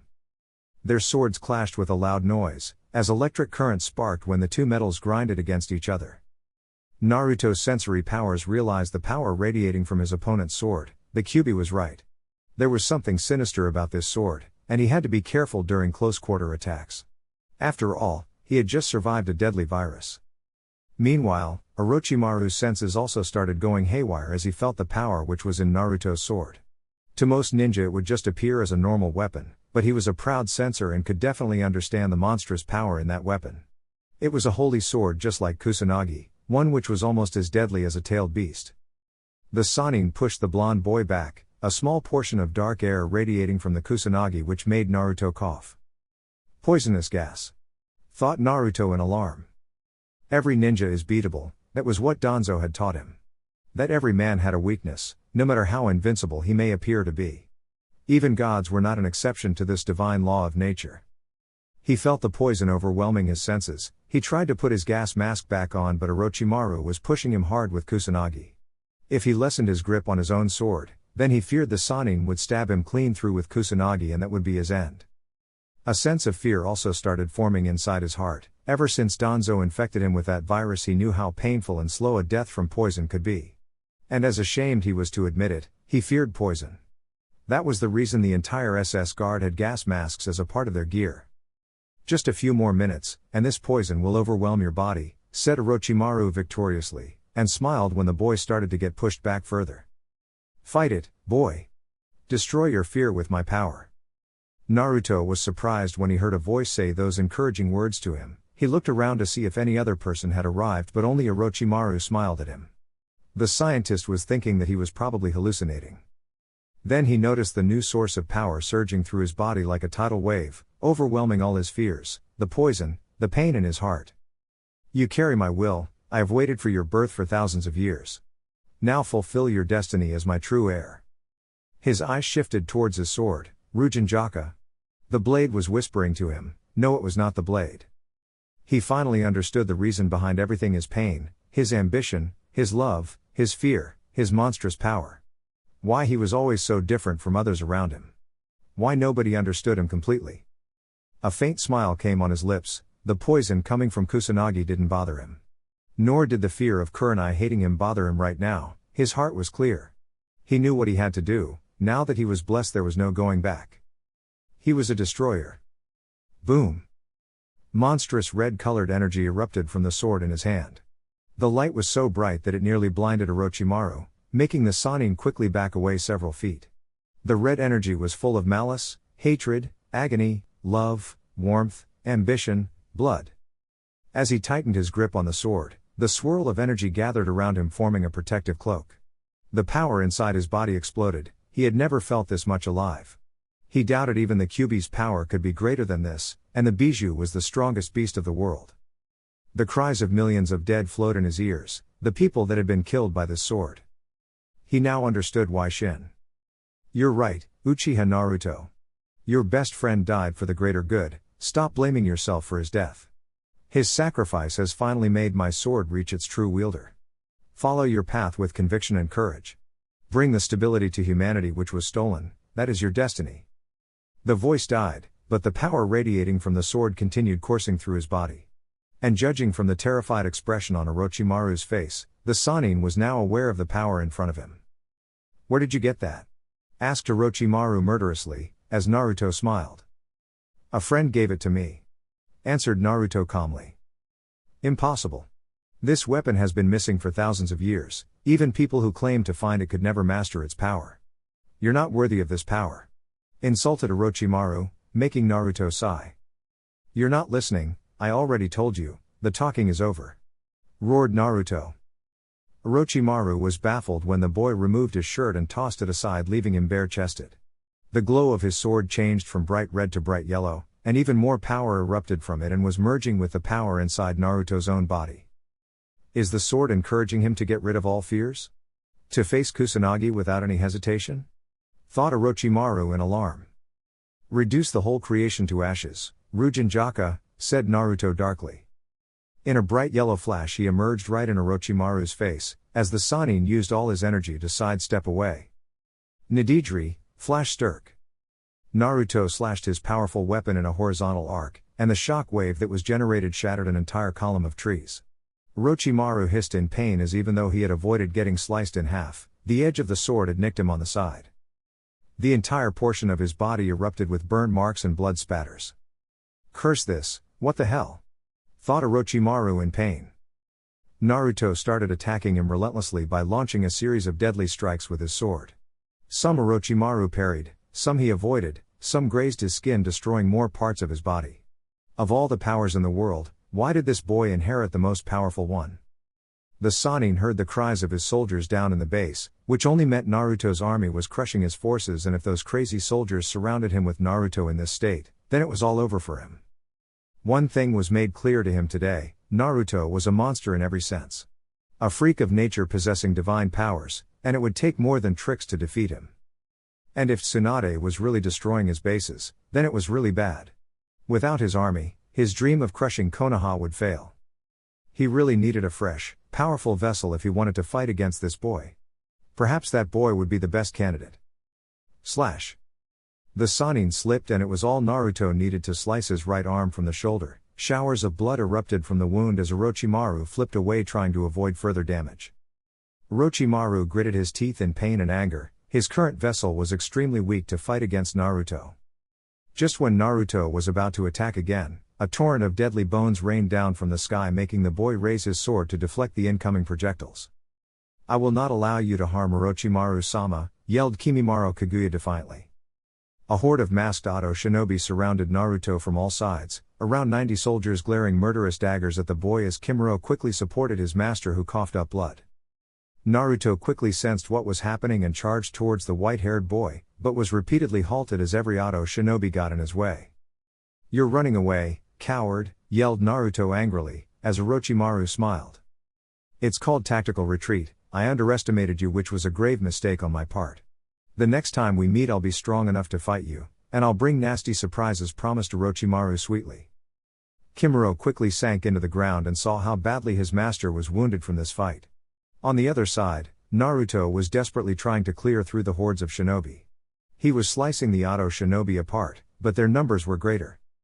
"You did good, Kimuro," praised Orochimaru, while hissing in pain. "I'm sorry for failing you, Orochimaru-sama. Tsunade Senju raided my base. I would have tried to hold her, but when she said you were in trouble, I said," Kimuro seriously, but Orochimaru shook his head. "Your decision probably saved my life. We were never prepared for such an invasion on our home turf," admitted Orochimaru bitterly. "Hang in there, I'll be taking you to our base." "No. Orochimaru-sama? Otogakure is not safe for us anymore. We can't be sure if Naruto's minions have not already attacked our other bases. We need to lay low for a while," explained Orochimaru seriously. "Where to then?" asked Kimimuro devotedly. "Fire Country, it seems I'm gonna need some new friends." Haku hastily emerged from the broken ceiling of the now destroyed base, hundreds of Reich soldiers behind her ready to support their leader. They certainly didn't expect Naruto to be standing alone in a destroyed battlefield, gazing intently at the sword in his hands. "Caesar?" asked Haku hesitantly. He didn't register her voice for a moment, but when she called again he came back to his senses. As he looked towards the eager looks in the eyes of his soldiers and Haku, he regained his posture and looked at them confidently. "Report," commanded Naruto. "All enemy forces neutralized. Unfortunately the enemy leader whom we identified as Kabuto slipped away in the cover of his men," said Haku bitterly. "Orochimaru?" asked one of the soldiers, but regretted asking that question. "I'm sorry, guys. The freak gave me the slip, but we'll get him next time," said Naruto sheepishly, as a few Reich soldiers chuckled. Haku couldn't help but smile. This was one of the reasons why she was willing to follow him. Why she was so madly in love with him. These soldiers were once captured men who Naruto subdued to his will. It was a crime. But Naruto never treated them as disposable pawns like Orochimaru or Kabuto. He made sure these soldiers felt at home and remained a family. He simply needed to command these men, but he went out of his way to keep them happy and alive. Both of them knew it was not much and would never make up for forcefully bending these people's wills for Valkyrie. What they could do was treat them as family, and Naruto was doing a good job at that. Kabuto. How could a leader abandon his men to die? Kabuto had just registered himself on Haku's shit list. "We got what we came for, the other main base is also ours. I just received the message from Suand," declared Naruto, as the SS guard erupted into roars of victory but quickly shut their mouths when they saw Naruto was still standing in front of him. As the sunlight fell on his handsome face, the smile which came on his lips instantly lifted her spirits. The fatigue from the battle, the little anger she felt towards Kabuto all washed away in the shadow of that smile. Even her blood-stained uniform didn't bother her. She was so dazzled that she didn't realize when he came forward and placed one of his hands on her shoulder, and the other on one of the officers as the soldiers scuttled around them like a big group getting ready for a team discussion. "You did well, everyone. Thank you for all the hard work. One day our children will thank us for our actions," said Naruto cheerfully, receiving quick salutes from his soldiers. Some of the younger ones nudged their leader, and gave him mischievous winks. "Got any plans there, Caesar? I doubt Praetor Haku would mind having one or two little blonde devils with you," joked a young 18-year-old boy. Haku's face blushed even a deeper shade of red, as she quickly formed a small layer of ice on the mischievous soldier's lips. "Shut up," Tamaki muttered Haku, although the blush still remained on her cheeks. The others erupted into a roar of laughter, and Naruto didn't make any attempt to stop their cheerful banter. Haku saw him simply listening to the casual chats among the soldiers, talking a little when asked a question. But overall, he was just happy to be in the group. In battle, he was the leader and all these soldiers, including her, obeyed his command. But after the battle, Naruto removed all those restrictions. He was just a normal soldier standing beside his comrades, and Haku knew this was perhaps one of Naruto's deep wishes. The boy didn't want an army of slaves, he merely wanted a large group of comrades. After resting for an hour, Naruto assigned the task of burying the dead with full honors. Even those ugly monsters they had slayed below. The dead deserve rest. That was all he said, before walking away from the group as the soldiers got to work. Haku searched for him a while and found him standing on a small hilltop, his gaze fixed across the dense forest that spread for miles. She quickly slipped her hands around his chest and hugged him from behind, resting her head on his shoulder. Nuzzling into his neck. "How many did we lose?" asked Naruto sadly. "Kabuto killed 6 of our soldiers. I'm sorry, Naruto. I should have." He gently grasped her hand and raised it to his lips, leaving a tender kiss on her skin, reducing the guilt formed in her heart. "You did good back there, their deaths were not your fault. It lies on me. I wish I could avoid getting people involved in this war. But despite all my powers, I need the support of comrades. Even forced ones," admitted Naruto. Some guilt was definitely in his voice. "Naruto, you treat them as family even when they hated you and tried to kill you in the past. That's more than a defeated soldier could ever hope for in this ninja world," said Haku frankly. "I don't want Root to happen again." She was not sure, but the fear in his voice was evident. Her curious mind wanted to know what this Root was. But her heart warned her that this was a dangerous topic. His voice was so fragile when he said that word. In this moment, he didn't look as the leader of a powerful force, but rather as a young frightened boy, whose heart was getting overwhelmed with guilt. And this was just the beginning. She turned him around and was not surprised when his eyes were moist with tears. Valkyrie was not just a one-time goal, it was a war which Naruto would have to fight every day. Against Konoha. Against his friends and family. Against the ninja world. Against humanity. And finally against himself. She wanted nothing more than to go close and kiss him passionately, to take away all the burdens which he carried for everyone's sake. But she knew her boundaries. Kurenai ruled Naruto's heart. However, Haku knew that a small tiny part of his heart loved her too. He had even admitted it, but requested her not to push things between them. His fight was against the world. Her fight was supporting him through heaven or hell, and keep on loving him till the end. He blinked when she came forward and placed a loving kiss on his forehead, and he didn't push her away or show any discomfort. Haku leaned back and bumped her forehead against his, her shining eyes refilling his depressed gaze with happiness and hope. "There, all better," mimicked Haku, just as he had done the same for her. He smiled and embraced himself in a bear hug which she happily gave. He would not admit it aloud. But she had become an inseparable part of his life, just as Kurenai. "Thanks." 2 days later. Tuya grumbled irritatedly. Around her stood several more ninjas. Oto's elite officers, leaders of their militia force. The Sound Four, as Orochimaru had named them, currently stood in a long hall. There was nothing fancy in the room. Just a plain old throne, where the Otokage used to sit. Which rarely happened. Orochimaru usually preferred to send orders through his messengers, not a grand meeting. "I wonder why Orochimaru-sama brought all of us here?" asked Sakon curiously. "Like I care," mumbled Ukon, the evil twin. "Shut up, brats. The Otokage won't summon us unless he has something important," barked Guren angrily. "Still, it's strange," said Jirobo hesitantly, and received a bop from Tuya on his giant head. "His Majesty will now enter," yelled a guard, and all officers stood in attention. Nobody dared to show any insubordination in front of Orochimaru, not unless they wanted to die in a painful way or becoming a test subject for their master's adventures. There was barely any light in the hall, except for the tube lights on the ceiling. Perfect creepy Orochimaru style. They were quite surprised when a teenage boy dressed in a strange, but attractive uniform walked in. The mysterious person strode confidently through the hordes of Oto officers, and without another word he sat on the throne comfortably. He smiled on seeing the disbelief, shock, anger registering in the Oto shinobi's eyes. His action was simply beyond anything they could dare or even understand. "I am the Nidaime Otokage, Naruto Uchiha," announced the mysterious teenager, as Guren's eyes widened on hearing that name. She was one of the few who was aware of Orochimaru's plans to recruit the Kyuubi Jinchuriki. Perhaps the boy was drunk. It was her job to get him in line before Orochimaru arrived. As the commanding officer, it was her job to prevent Orochimaru from getting displeased. "Naruto. Uchiha? Who the fuck are you?" Amidst the banter of question, Guren stepped forward and spread her hands in a welcoming gesture. "I'm glad you joined us, Naruto. But that chair belongs to the Otokage," Orochimaru said Guren patiently, but he raised his hands. "The Shodaime Otokage, Orochimaru the Sannin, died at my hands," announced Naruto. Pin-drop silence prevailed in the entire hall, as the wide-eyed Oto shinobi could only gawk at him in disbelief.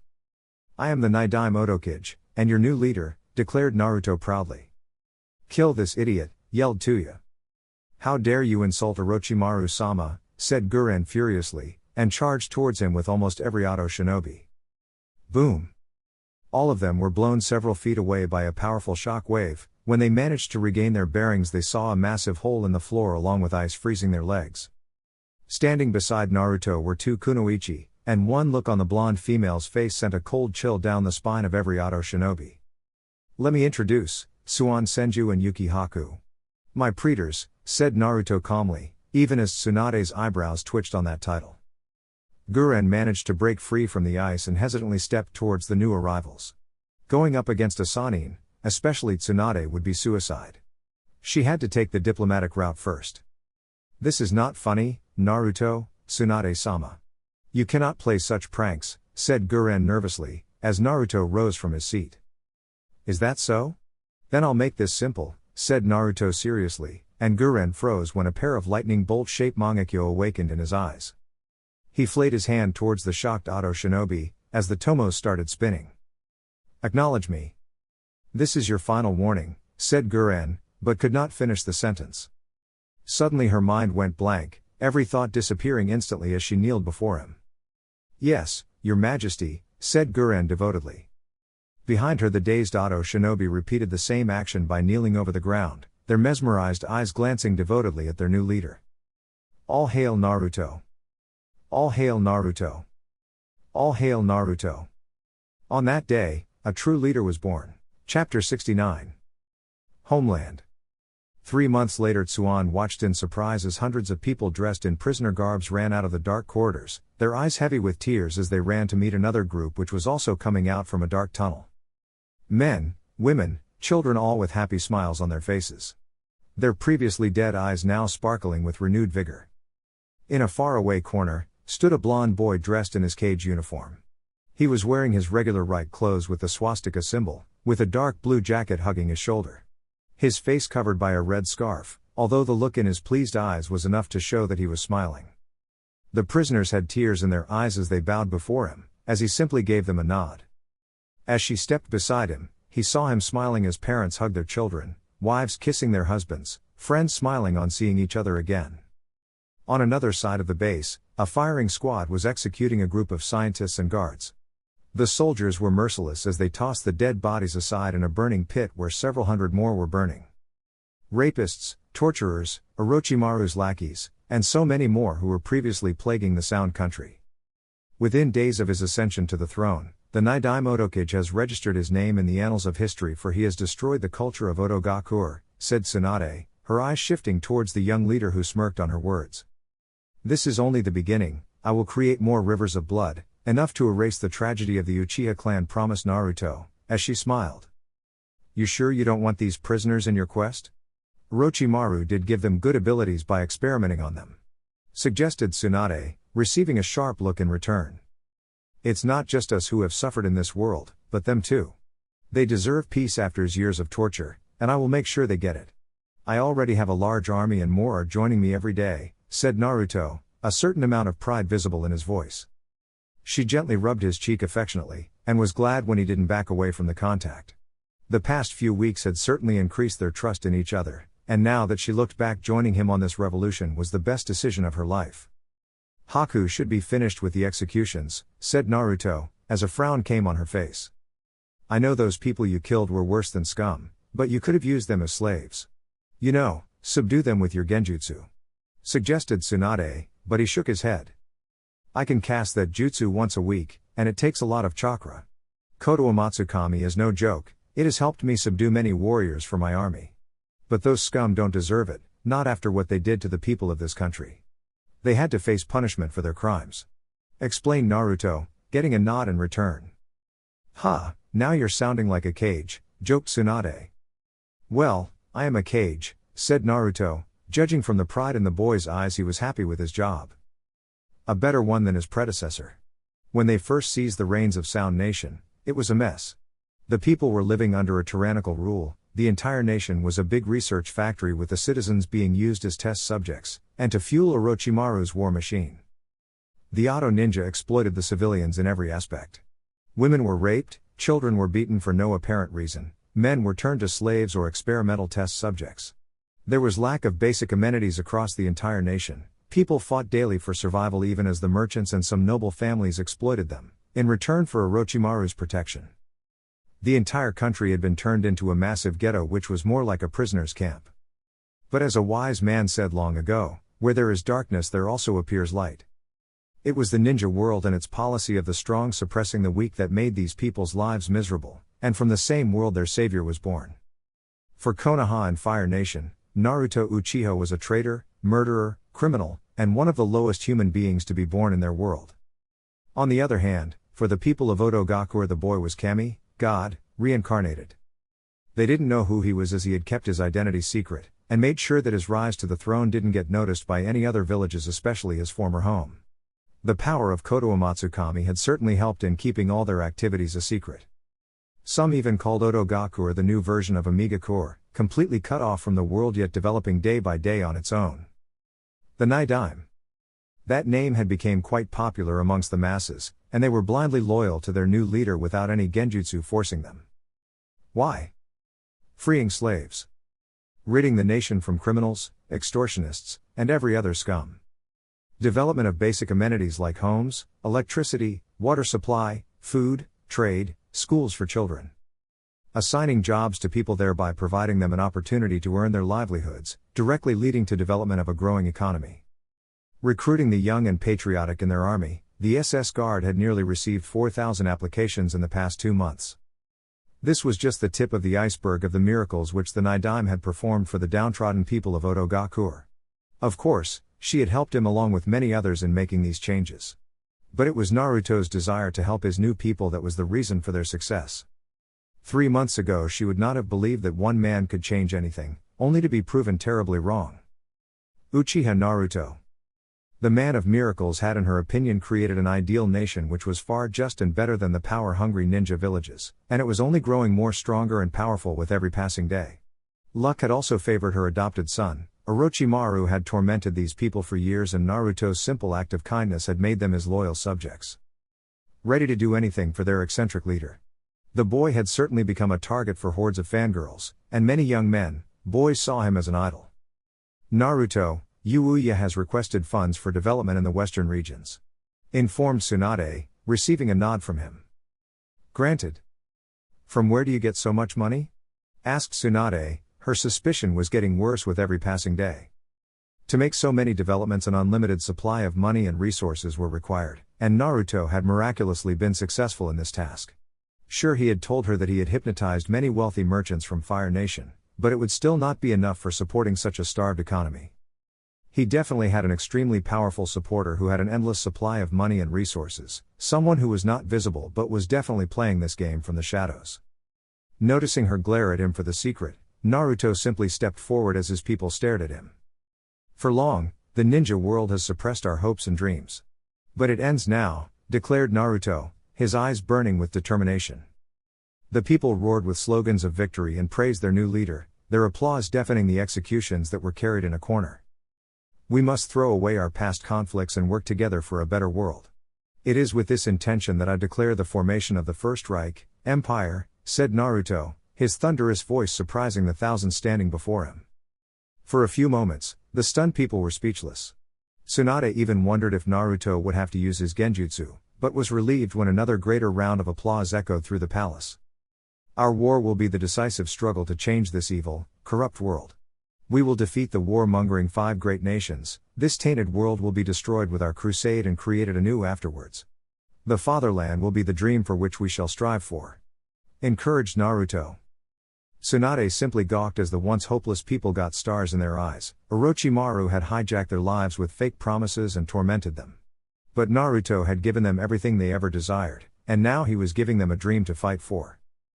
A future. The boy raised his sword and pointed it towards the now burning emblems of the 5 great ninja villages and their nations. Crush them. Destroy the enemy. There is nothing to fear, the future rests with my name. Finished Naruto. By the time he was finished, the crowd was burning with a new sense of determination, ambition, and she was definitely surprised when they faithfully kneeled before him. All hail Naruto! All hail Naruto! All hail Naruto! Tsunade felt a cold shiver run down her spine when an evil smile appeared on Naruto's face as he basked in the new glory. The first emperor was born. An hour later, he returned back to his chambers. There was not anything special in it, just a bed, a bathroom, a cupboard, and a mirror. Hardly a luxurious choice for the leader of a nation, soon to be an empire. Yet he preferred the simple things more. "Quite a speech there, you'll make a good emperor," said a new voice. Turning around, he was not even surprised when he found Toby sitting on his window. The masked man's Sharingan gleamed in the dark night. The Akatsuki member was after all an important member of his army. "I need more funds," said Naruto, his voice lacking any discomfort at all. "For the war effort?" asked Toby, but frowned when the boy shook his head. An exasperated sigh escaped from the Uchiha's lips as he hopped from the window and stepped inside the room. Walking forward, he stood in front of the boy and looked him straight in the eye. "You need to prioritize, the army development should come first.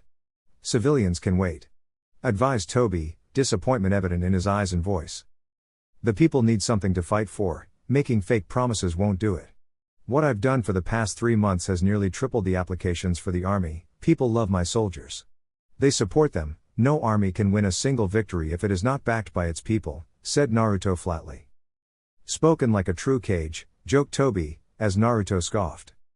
"I won't let this nation or the empire we are about to build be a copy of the ninja world. It will be better," said Naruto seriously, as Toby arched an eyebrow. "You do remember the empire is just a front, our real aim." "I'm aware of that. But the empire will be our legacy to the world when we finish Valkyrie, a system that shall help maintain order and continue the peace for which we are fighting so hard," explained Naruto, making Toby sigh.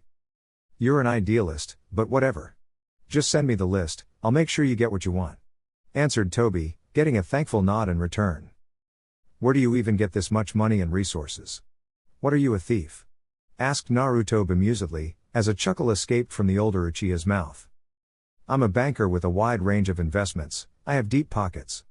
If you want I can suggest you a few investment options," suggested Toby lightheartedly, as Naruto snorted. "Thanks, but no thanks," replied the younger Uchiha flatly. "How goes the invasion preparations?" asked Toby curiously, as a cruel smile came on Naruto's lips. "Quite good, actually. The army is almost ready, and the morale is high. We still require 2 more weeks to sort out the logistical issues," explained Naruto. "You're still set on going with the twin strike plan?" questioned Toby, and saw Naruto's gaze hardening. "Yes, we'll hit the enemy where they think they're safe. I'll handle Konoha, you take care of Suna. The Kazekage would be attending the Chunin exams that started recently. Suna's armies plan to launch their strike during the finals," said Naruto, a smirk adoring his lips. "The Sand Village would be weak since most of its fighters would be participating in the invasion. It'll be an easy task for me to take over the village," said Toby happily. "Do you need support? I can send half of my SS guard if you want," offered Naruto, but Toby rebuffed him. "It's not necessary. I'm more than enough for the task. Fine, I'll take Zetsu with me," said Toby in a childish voice, making Naruto roll his eyes. "Zetsu? Really? What, my partner's hungry?" Naruto simply smacked his forehead on his partner's antics. He did not trust the man yet. But Toby was definitely a funny guy, and sometimes Naruto did enjoy his company. Being around so many females could make a man go crazy at times, and Toby was the relief. "I'll let Konoha's and Suna's armies fight each other. When they're tired I'll make a clean sweep with my army. The Kazekage still believes Oto Gakure will support him in this invasion. I'll make sure this is his last mistake," said Naruto darkly. "You're a scary general, you know that?" joked Toby, as Naruto shrugged. "Sticks and stones, Toby. Seriously, I wouldn't want you as my opponent. Konoha made a big mistake by making you an enemy," said Toby frankly, as Naruto's eyes became sad. "I really wish things hadn't gone the way they have," replied Naruto, regret visible in his voice. "Will you be able to face your old comrades? The entire village is made up of old faces and people whom you know. Are you really ready, Naruto?" asked Toby seriously. "Yes." Toby was not satisfied with the answer, but refrained from pushing further. Konoha was a sensitive subject, and he'll let the boy deal with it on his own terms. There could only be so much pushing possible with a person like Naruto, and Toby knew it. "I've got some bad news," said Toby hesitantly. "Aren't there always?" asked Naruto sarcastically, making his partner chuckle. "Orochimaru is still staying underground. I've got Zetsu working overtime to find that Sanin, but he has simply vanished. You sure you didn't kill him during your battle?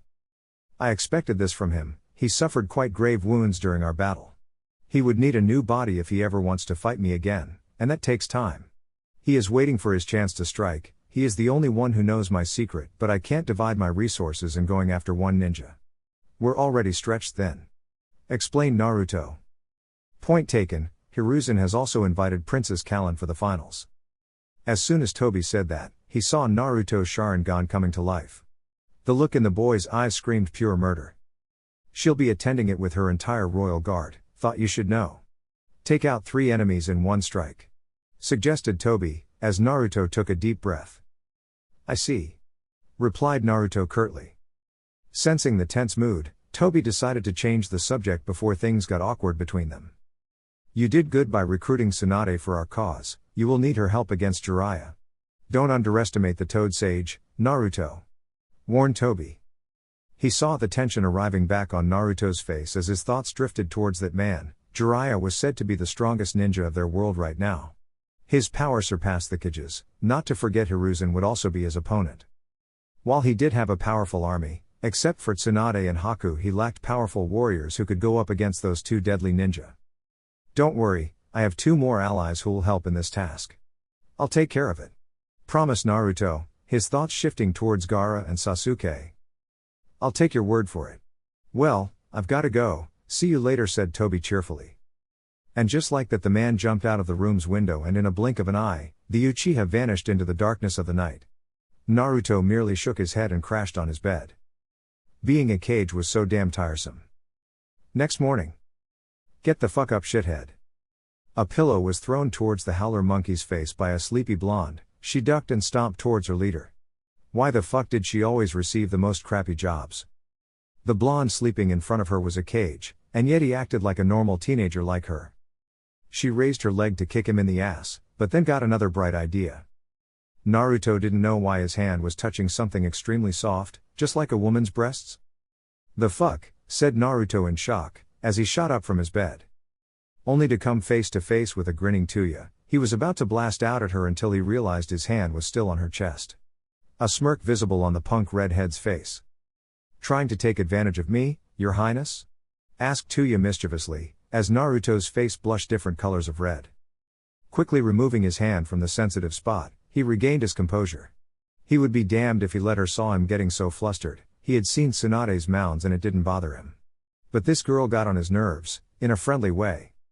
Koto Amatsukami had merely made her his comrade, letting her forget her previously loyalty to Orochimaru. But the jutsu didn't suppress her personality or personal memories, only the parts about him. Sometimes he wished he had done something about that.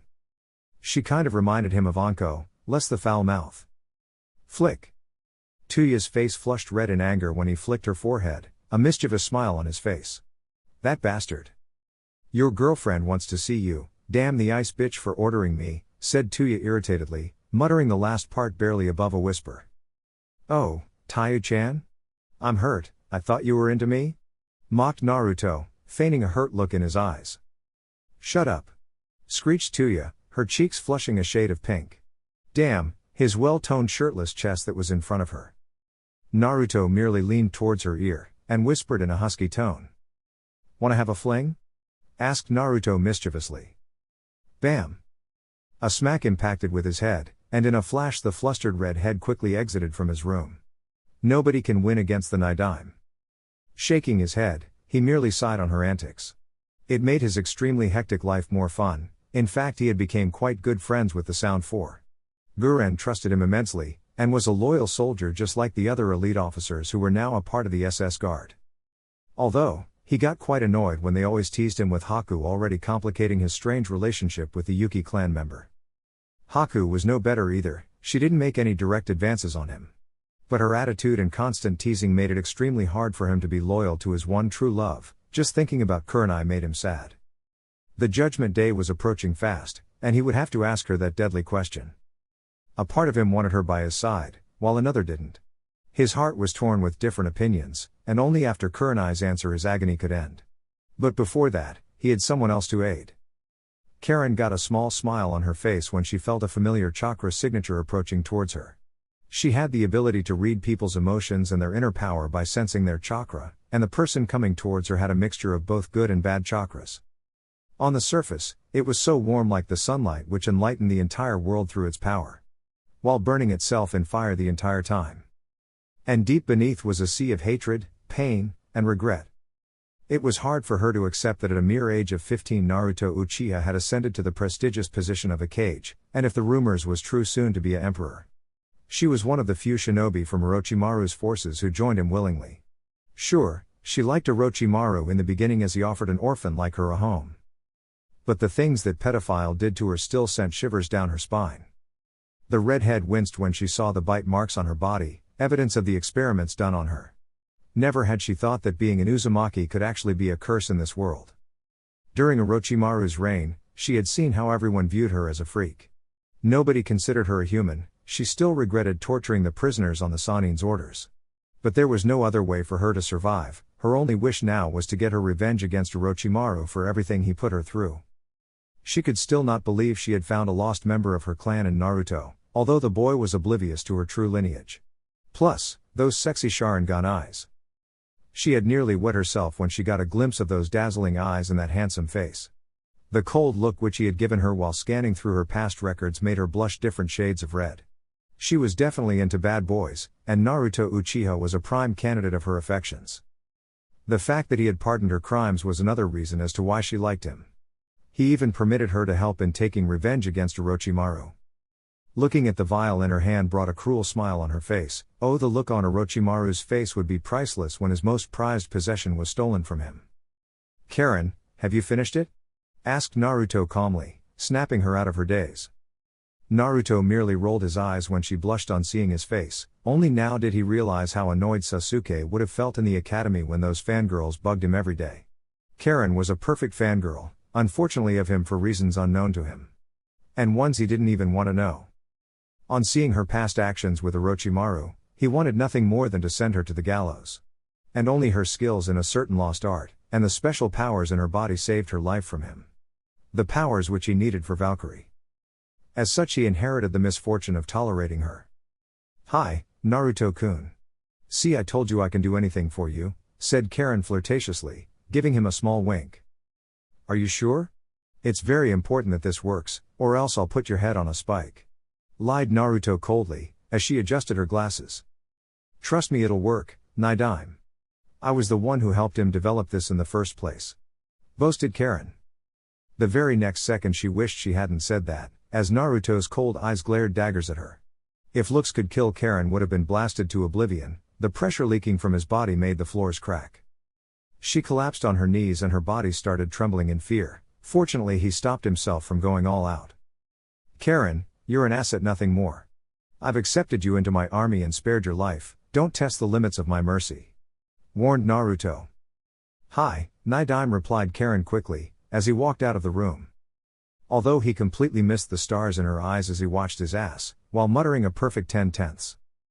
Haku adjusted her long dark hair that were falling over her eyes. Wild winds floated her Reich uniform as her eyes marveled at the scenery in front of her. It was so beautiful.